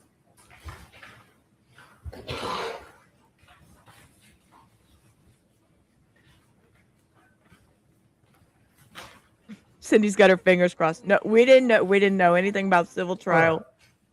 Nope. Is there anyone here, based on that pre-existing knowledge, who has already formed an opinion about the guilt or innocence of Dr. Parker? Nope. Raise the numbers. I'm starting with the jury box. Any That's a number? lie. All right, number 13, I'm not going to ask you what your opinion is about the guilt or innocence of Dr. Parker, but what I am going to ask is whether if the court were to instruct you to be fair and follow the law, would you be capable of setting an opinion aside and Cindy just making a decision and Maria are on the based same evidence thought. you see? Is that yes? And your number again? 13, thank you. That's any others? Yeah, they would have to pull a whole nother jury. They'd have to pull a whole nother jury of people in and go through all this voir dire with them to find more. If this 80, well, I thought it was 80, but it might have been 100 of people that they had already had come up there. So, I mean, they'd have to carry on, you know. But I can tell you, they do have a jury pulled. There is a jury. They do have 12 people, and we will have opening statements tomorrow. So in the box. Okay. So number 15, would you be able to set aside a preconceived idea and still give a fair hearing to both sides in this case? Okay, thank you. Number 16, same question. Would you be able to set aside a preconceived idea and give a fair hearing to both sides in this case? I've been studying law at Regent University, and I want to hear the details. Okay, me too. I studied there as well. 22, you don't know, all right. 23, would you be able to set aside an opinion and give a fair trial? Yeah, because they have to have, Okay, I they see have you're to not- have She said two yes, alternatives. 23 said yes. Yeah. Okay, and thank you. And, I know it's custom to nod our heads, but Madam Court Reporter has to record audible verbal responses. Thank you. I'm sorry, Your Honor. So, I believe 22 responded, is that Yeah. correct? And I guess I didn't hear the response. That's it, I don't know, honestly. Don't know, okay. Okay. Anyone else on this? 25, would you be able to set aside an opinion and still give a fair hearing to both sides? I'm not sure. All right, number 30, same question. Yes. Yes, you would? All right. Number 34, would you be able to set aside an opinion? I'm not sure. Okay. Number 36, could you give a fair hearing to both sides? Yep. Okay. Number 41, would you be able to give a fair hearing to both sides? Okay, unsure. I haven't heard from that one. 41. Number 45, would you be able to set aside your opinion and give a fair hearing? Yeah, they have 14. They have 14. There's 12 jurors and 2 alternatives. Yeah, I just went and looked that up. So they go to lunch. So let's fast forward until they come back and they're going to ask some more questions. Let's see, what's this?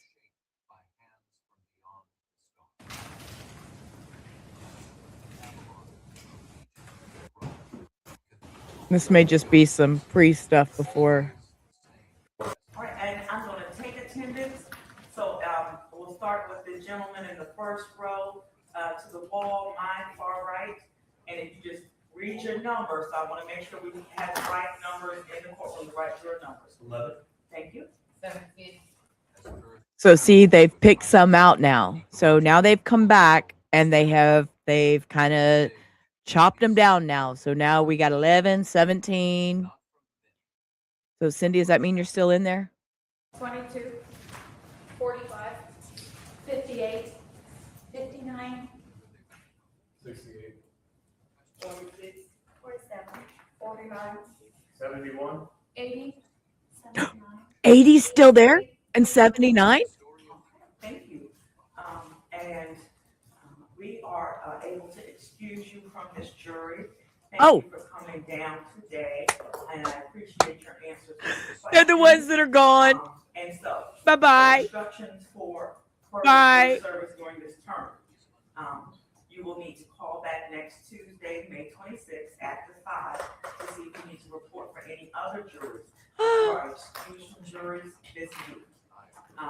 And the sheriff will indicate how they're going to. I think 16 got it. Look, let's go through the numbers again just for fun because that was hilarious. That was hilarious.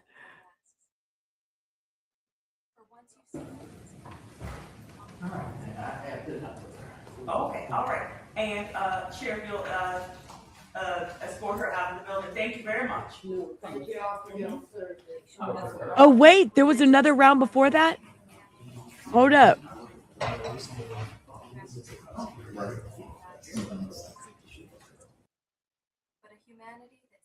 Hold up. We might have missed another little part. Hold up. These are the leaving ones. I think that the audio was still recording during the break.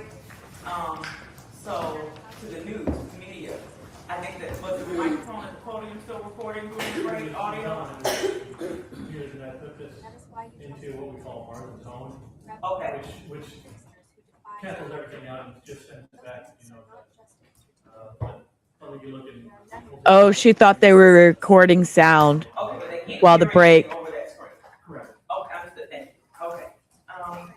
All right, but everyone, yes. On that point, I believe that they could hear something. Somebody was reporting to me that they could hear it. It was a hot mic. Uh-oh, they had a hot mic. Audio from your microphone transmitted to Marcus. Unless they're taking a feed elsewhere, it wouldn't go into any other place. Okay, so I'll just, I guess, caution all parties in the courtroom, I don't know what, but they could hear, I think some of the bailiffs just procedurally moving around.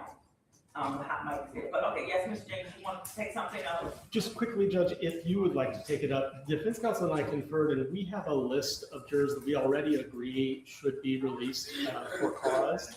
And I think we agree that these could be released even before the defense continues their voir dire, if you would like to do that. Okay, I have no objection to that, and that way we can release people. And then somebody said number 15 is not feeling well. That is one of the ones. Okay, okay, so we'll release her first. Do we need to get medical attention for the juror? She said it was just difficult for her to breathe while in there, so, let's find out. Just bring number 15, if she's having breathing problems.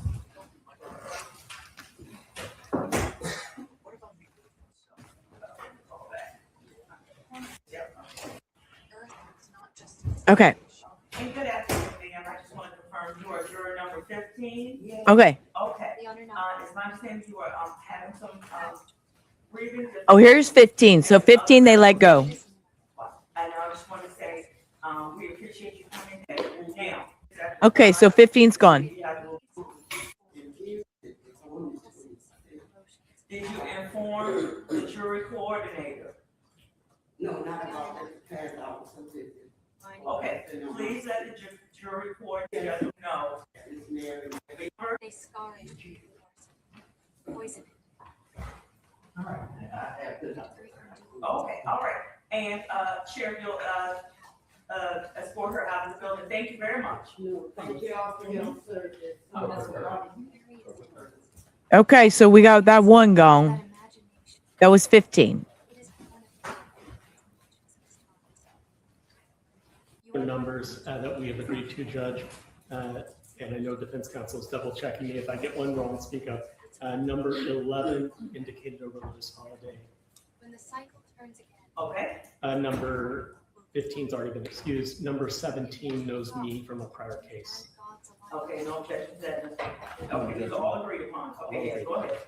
You remember your father. Number 47. So I didn't say 16 yet. Caretaker for the father. You are hybrids of Number 49. If you honor Earth. Don't remember exactly why. He's a former paralegal for Thank you. Hampton County Attorney's Office. Paralegal for Hampton County Attorney's Office. Number 71 had indicated knowledge of Molly Newton. Number 79 indicated being friends with Ms. Zwerner. We knew she was going. 3 knows another prosecutor in my office. And Judge, we've also agreed on the following people because they were adamant they could not be fair. And so those numbers are 45, 46, 47, 58, 59, 68, 79, 80, and 81. I think that's all. And 83. And 80. Okay, let me go back over that to make sure I. We could have. You remember your inheritance. Not from God. I'm gonna ask you some questions, and so please. You see the masses Okay. for what they are. So now they're going to do, so now this is the last part of it. And it's not that long because they actually leave. So it's probably, it may be about 40 minutes. So, okay. This is the defense doing the voir dire for Miss Ebony side. Him asking the questions. Sam, right here. Should be 6 on the thing. Yeah. You can break the cycle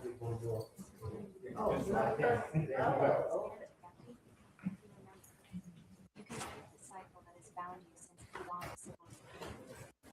My prophecy is not. Hi, Miss Ebony. How you doing? You may be seated. Look, Cindy got them numbers. Return by number or just do a head count? I believe we in the jury box.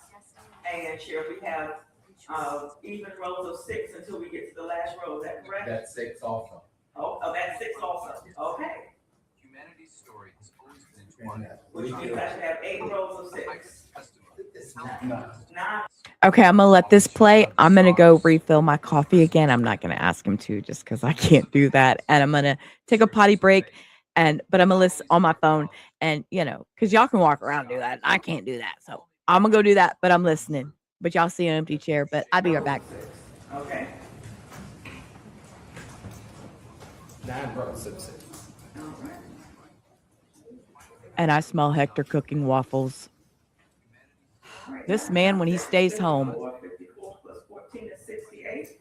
And we started with 84. We excused. He's cooking waffles. So we have the correct number. Good. We have 68. Okay. And thank you all for returning.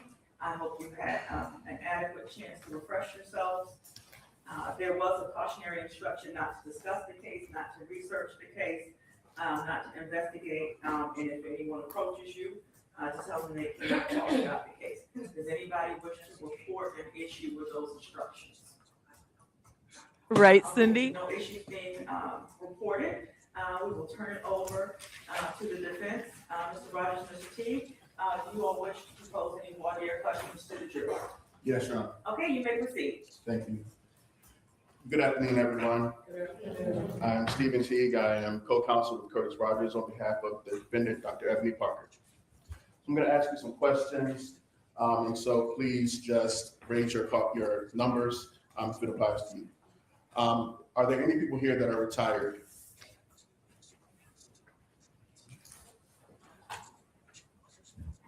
So nobody in the jury box is retired? Okay. So we have 29, 38, 18, 44. When I call your name, you can just put your name, your number down. 48, 63, 64, 19. Anyone else retired? 18, yes, I had it. Thank you, sir.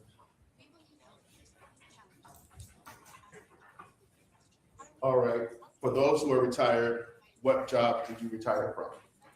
So let's start with 18. I worked with the state of Delaware. State of Delaware. All right, 19. After my 62. I'm sorry? I started on Social Security after my 62. Okay. What job did you retire from? Well, I was working in different places, but I was a service-connected disabled veteran. Okay. Yeah. Okay, thank you. All right, 29. I retired from the military, from the Air Force, and I'm also practicing. Thank you. 38.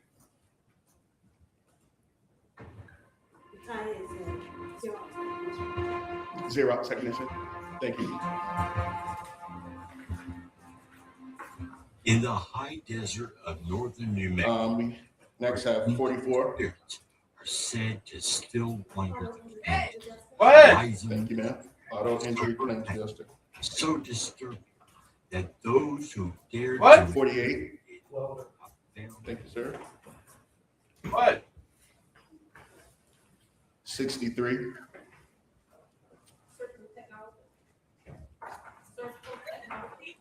Surgical technologies. Thank you, ma'am. 64. Designer and engineering department in Newport News Shipbuilding.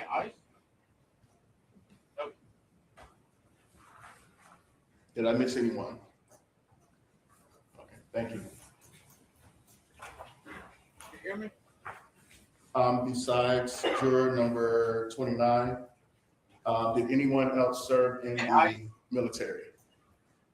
Let's start with the jury box. Number 2, thank you. Okay, let's go in order. 25, 23, 30. Up front, I guess.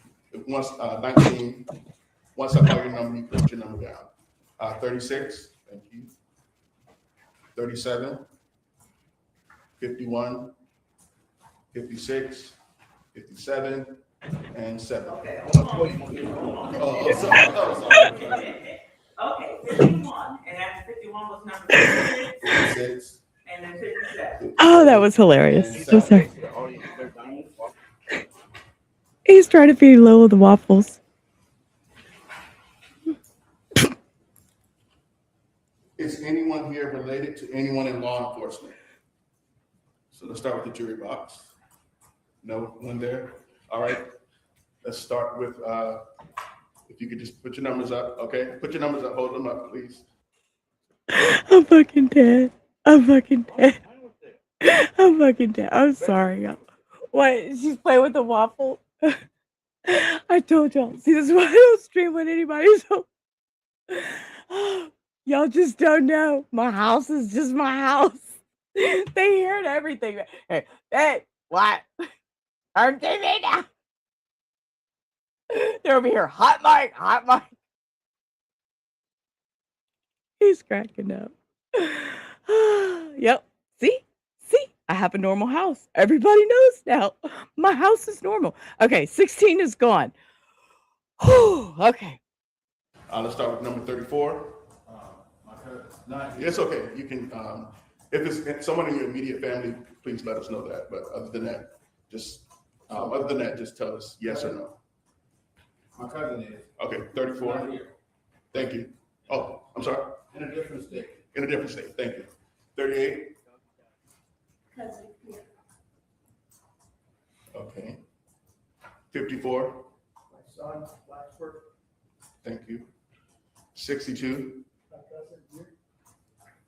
All right. And 63. My ex-husband, 25 years before you. Thank you. And 76. Cousin here. Thank you.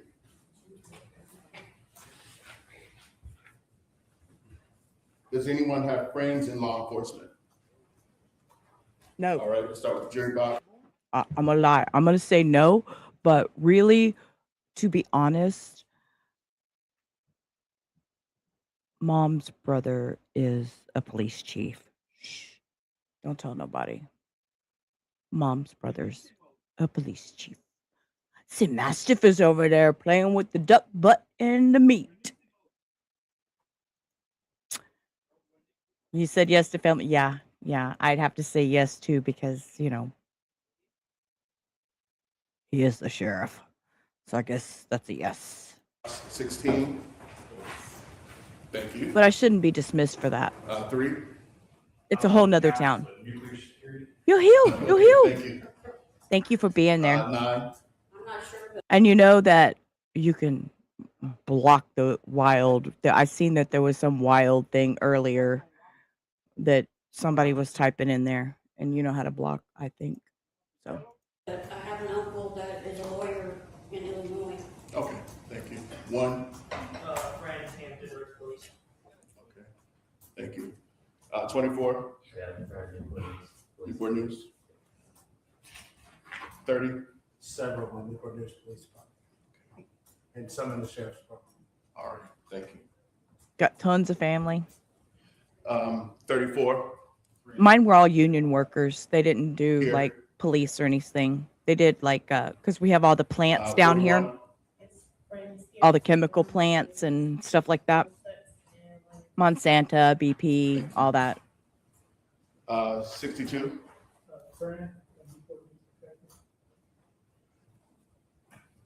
All right, thank you. 65. Thank you. 75, 74, I'm sorry. Does it count if they're a judge? I know them by association. Does it count if it's a judge? I know them by association. Okay. I would say, yeah, that's close to law enforcement, but that's not law enforcement. And what kind of trouble would she have gotten into had she not revealed that? And further down the line, these people be like, oh, technicality. Here. Okay, Newport News, okay. She'll be next. And Circuit Court of GDC. Circuit Court. All right, 75. Magistrate judge in Thank you. Judge is a father figure in North Carolina.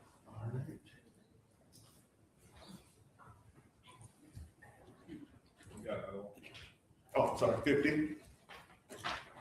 50? Hey, Newport News? just stop. Circuit Court or General District Court? 70? I love that duck butt. Okay, thank you. I can't get over that damn duck butt. Anyone else that I missed? Stop the crying. 73? Stop it. Both retired judges from Newport News. I went to school with their kids. Okay, thank you. She's gonna go. Does anyone have any friends or family members in the Commonwealth's Attorney's Office? That's the prosecutor's office in Virginia. Any prosecutors' offices in the cities in Virginia, period.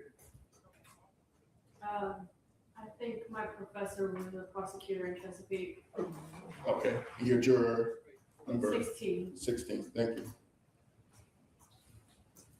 Anyone else? Oh, that's cool, Cindy.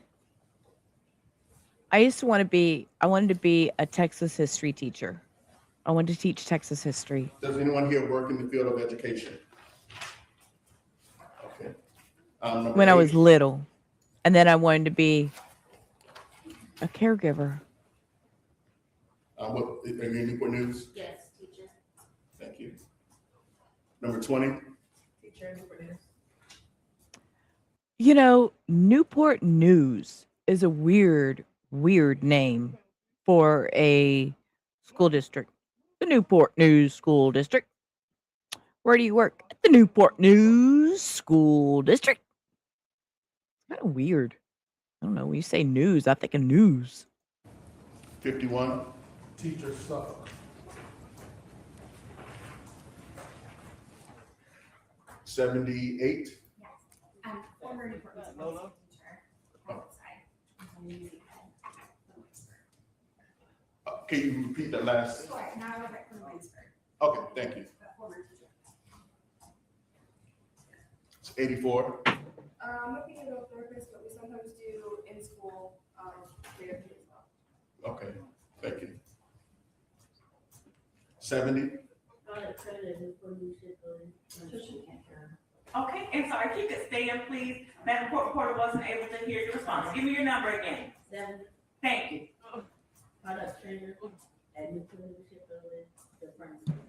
Okay, thank you.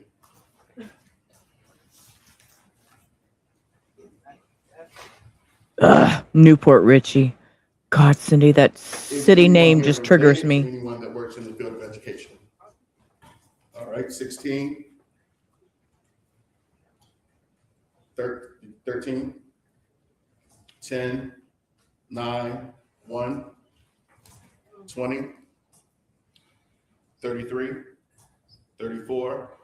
32. 38. 42. 61. 57. 65. 69. 74. 75. And 76. Thank you.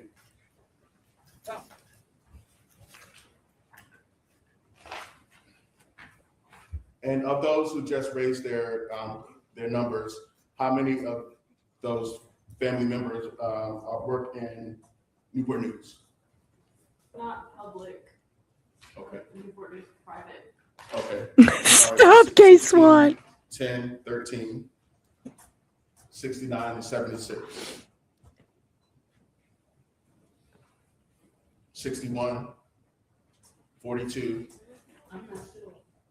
38, 32, 74. I'm also not sure. Okay, thank you.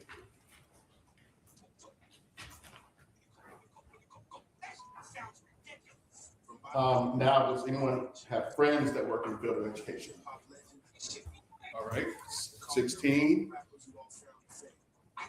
10, 13, 12, 5, 7, 20, 33, 34, 36, 41, 51, 52, 57, 67, 69, 70, 75, 76, 78. And of those who just raised their numbers, do your friends work in Newport News? If they do, raise your number. 16, Pull tabs. 12, 13, 10, 5, 34, 36, 57, 70, 67, 69, 76, 78. Thank you.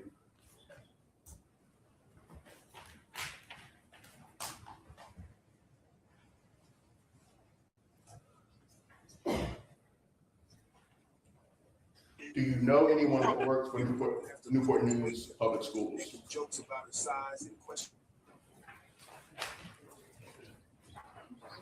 16, 14, 13, 10, 5, 3, 19, 20, 23, 30, 34, 32, 36, 41, 42, 50, 55, 61, 62, 63, 57, 64, 69, 70, 67, 65, 73, 75, 76, 77, 78. Thank you. Has anyone here been the victim of a crime? Okay, juror number 9, juror number 2, 34.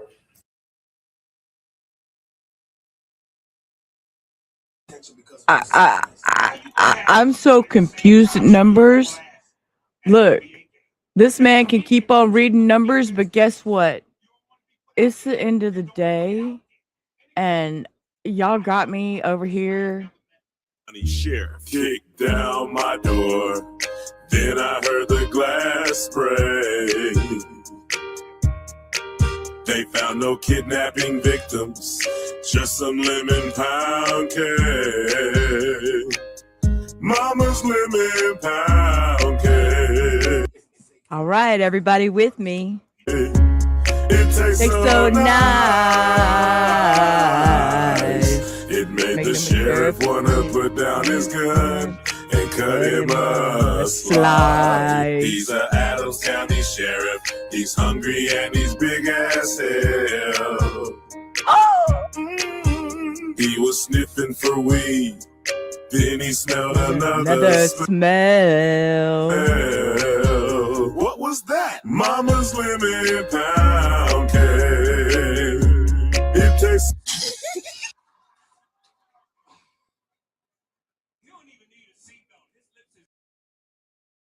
Look, I yeeted myself from the damn stage. Wait, I have one more thing I'm going to show y'all real quick. And then we're going to head out. So we're going to sum it up with this one. This one's going to sum it up. Y'all, we had a bingo. You have a bingo. Everybody's got a bingo. C Mastiff is doing the duck butt for me over there on my kick. Thank you for that. Y'all, it's been crazy. And I'm so glad y'all spent this last 4 hours with me, whether you were here the whole time or in and out. So this is just going to kind of give you a little rundown of the trial real quick before we go. Classroom shooting at Rich Neck. It's 6 minutes long. So, and then we'll do the little say goodbye. Elementary in Newport News, an historic trial is about to start. Tomorrow, former assistant principal Ebony Parker will face a jury over her actions that day. Parker is accused of ignoring warning signs before a 6-year-old shot his teacher. 13 News Now is looking at how we got from that day all the way here to the start of this trial. Our coverage starts with Patrick Gray, who joins us here in studio and takes us back to the day of the shooting. Patrick. Madison, police say on the morning of January 6, 2023, a 6-year-old student arrived at Rich Neck Elementary School in Newport News with a loaded handgun in his backpack. By late morning, warning signs started emerging. Abby Zwerner's attorney, Diane Toscano, said that Zwerner had noticed the student was off and was in a violent mood, threatening another student earlier that. So right here, we had the news telling us this. The student was off. You know, that's why I wanted to put all those little pieces together so y'all could see. Now, here we are, and tomorrow we're going to have opening statements. I'm so freaking excited. Day. Soon after, a reading specialist, Amy Kovac, reported that students said the boy had a gun in his backpack. Kovac. That's the first time I've seen it, and we're going to let that fly by because I hear channels have been getting hit for showing weapons like that. So, but we've seen how big that was, and if you didn't see, you are more than welcome to hit rewind because I don't play that. You can't rewind my shit. I don't delete nothing. So it's there. Rewind on your own. We had talked about the size, how big, if a 6-year-old could conceal that. Whoa. Okay. We're going to let him finish talking. That took me. Whew. Alerted Vice Principal Ebony Parker and even searched the backpack herself. She found nothing, but texts unveiled in court show Zwerner believed the student had already removed something. Says Amy, I can't stop thinking about you. Yes, Kovac, you're truly an amazing, brave, and compassionate person. You're an amazing person and educator. No one could have ever predicted this. We all did our best. We did what a true teacher will do in this situation. Be there for our children and school. As I look back, I should have sent JT out of the room with a note and a job to deliver it around the school, and I could have gotten that book bag, but I didn't. We can't look back, but we can only move forward. I love you both, and I'm proud to work with you both. From the bag before recess, and Kovac warned the gun could be in the child's pocket. Attorneys say at no point did Parker call police, search the student, or even leave her office, despite 3 warnings from teachers. Meanwhile, other students later said the boy showed them the gun at recess and threatened to shoot if they told anyone. And just before 2 p.m., back in the classroom, the student stood up and fired 1 shot. The bullet went through Zwerner's hand and into her chest. Obvious, I thought I was dying. I thought I had died. I thought I was either on my way to heaven or in heaven. She suffered life-threatening injuries and was taken to the hospital where she spent weeks recovering. What started as warning signs that morning ended in a shooting that would spark national attention and several legal battles. The student's mother was convicted of child neglect in state court and lying on a gun application at the federal level in 2023. A jury found Parker liable in a civil case in 2025. Now, Parker is set to go on trial tomorrow, accused of child neglect for her alleged lack of action after warnings. Patrick Gray, 13 News Now. All right. Thank you so much, Patrick. And from there, on January 25th of 2023, massive leadership changes hit Newport News schools following the Rich Neck Elementary shooting. Assistant Principal Dr. Ebony Parker officially resigned. Meanwhile, the school board voted 5-1 to fire Superintendent Dr. George Parker, appointing Michelle Mitchell to serve as interim superintendent. 4 days later, on January 29th, Newport News Public Schools confirmed Rich Neck Principal Brianna Foster Newton was reassigned within the district. And over the coming months, the students would return to the classrooms. The shooting investigation would be completed, and Abby Zwerner would issue her first statement and get ready to file a lawsuit. On April 3rd of 2023, Zwerner and her legal team would file $40 million in a lawsuit against Newport News school officials. The suit accused the school board and former administrators of gross negligence, claiming they ignored multiple warnings the day of the shooting. The lawsuit also notes the student who had shot Zwerner had a history of random violence. And See, I think that's so bothersome. He was 6 years old. How is it okay that we have a 6-year-old with random violence? I'm sorry, I just can't. I'm having trouble getting past this. the legal fallout only continued. On April 10th of 2023, a grand jury indicted the shooter's mother, Deja Taylor, on state charges of felony child neglect and reckless firearm storage. Who, in case if anybody missed anything from earlier, we have learned that Miss Deja was released earlier this month. So she's out. It's all good. She did her time for her child doing this. What happened to the kid? There was no charges filed against the child. Prosecutors also requested a special grand jury to investigate school security issues. Taylor turned herself in on April 13th, and by June 5th, she faced federal charges for relying on a firearm purchase form regarding marijuana use, pleading guilty to those federal charges on June 12th and state charges on August 15th. Fast forward then to the next year. On March 11th of 2024, former Rich Neck assistant principal Ebony Parker was charged with 8 counts of child neglect. A special grand jury report revealed allegations claiming Parker ignored multiple warnings that the child had a gun on the day of the shooting and shut herself in the office after the gunfire started. Now, each count against Parker represents one of the 8 bullets found inside the handgun. So the 8 counts, again, are for the 8 bullets left inside the weapon. And just so y'all are also aware, no, the child referred to in the court documents as JT was not criminally charged. The decision not to prosecute the 6-year-old was based on both his age and his specific circumstances. Lack of legal capacity, because under the Virginia law, a child as young as 6 is legally considered incapable of forming the required criminal intent to be charged with a crime.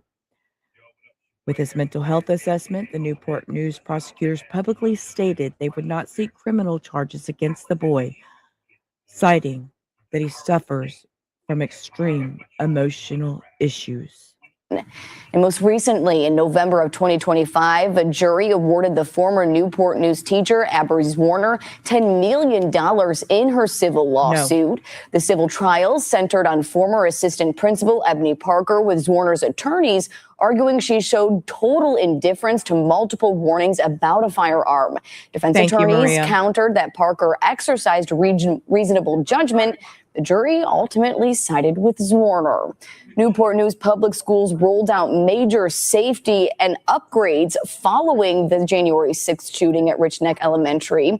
Those procedures the division rolled out and mandated then clear backpacks for all students from preschool through 12th grade, banning solid colored bags. The school system also installed 30. So now we have clear bags, and that's going to fix the problem, right? Clear bags is going to fix the problem because you can't hide anything in a clear bag. You can't wrap anything in that jacket you're going to shove in that clear bag. Clear bags fix everything, right? Right. Weapon detection systems across high schools and middle schools. And on top of that, high schools in Newport News got new high-volume metal detection systems with walkthrough. Oh, okay, well, that's good. I mean, we have that in the Fort Bend County and HISD schools. So sometimes it seems a little too late, right? Through scanners designed to screen large groups. Which brings us to the start of the criminal trial for former Rich Neck assistant principal Ebony Parker, which starts tomorrow. It was originally set for November 17th of 2025, but was continued to this month. The case is on the docket from May 18th through 21st, but proceedings could go even longer if needed. Court is expected to run daily from 9 a.m. to 5 p.m. And again, Parker faces 8 counts of felony child neglect. And as Yes, 60-year-olds, please take over Hell no, absolutely not. We've been working since we were 8. We've had paper routes at sunrise, mowing lawns at noon, bagging groceries by night. No, we don't want to take over. We want to sit down. For the first time in our lives, some of our kids are moving out. You understand what that means? That means for the first time in over 30 years, we might only be responsible for ourselves. And frankly, we don't even want to be responsible for that. We've been in. We have to close with a good one, guys. Keep that energy. Crisis mode since Reagan was on TV and the microwave was considered advanced technology. We raised ourselves, then our siblings, then our kids. Some of us are even taking care of our parents. Then we raised the morale of every job where management said, hey, we're a family here, and then cut our damn benefits. And now you want us to run the world? Hell no. We are in our minimal maintenance, maximum sarcasm era. We don't want power. We want peace. We want to drink our coffee while it's hot. We want knees that don't sound like microwave popcorn. We want to not. And we can thank Cindy for this. I'm going to drop the link in the chat. Yes. And every time I stand up, it's, hold on, let me get my knees popped before I can start my walk. Be the emergency contact. We are not interested in leadership. We are interested in lower back support. You don't want us in charge anyways. You know what our strategy would be? Fix it. If you don't fix it, duct tape it. If you can't duct tape it, hit it with a stick. If that don't work, get a bigger stick and maybe a hammer. We are the generation that survived hose water, secondhand smoke, and emotional neglect. You think we're going to host town halls at night about feelings? No, we're tired, we're seasoned, we're sarcastic, and we're finally gloriously approaching the phase of our lives where the only person we're legally obligated to manage is ourselves. You want us to take over? We did for 30 years. Now it's your turn. We'll be over here stretching, hydrating, and minding our own damn business.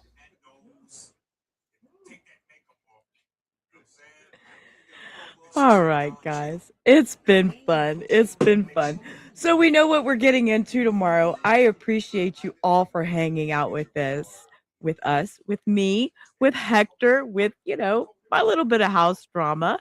Before we leave, always. You is smart. You is kind. You is important. All right. So with that, we know what we're looking at getting into tomorrow. I will plan on starting my stream at 4:30, considering we don't lose a wallet or anything crazy in between now and then. So I will look forward to seeing everybody. Yes, I'm going to try to do 4:30 Central. Y'all know I don't know time zones, but I'm going to try and do 4:30 Central because, Hector leaves at 3:34. So that'll give me enough time to get mom situated and get my big butt over here in this chair. We will zoom through the breaks. We will get that opening statements and see where we get tomorrow. So until then, I appreciate you all being here and thank you for spending your evening with me. So peace, rubber out. Y'all have a great rest of your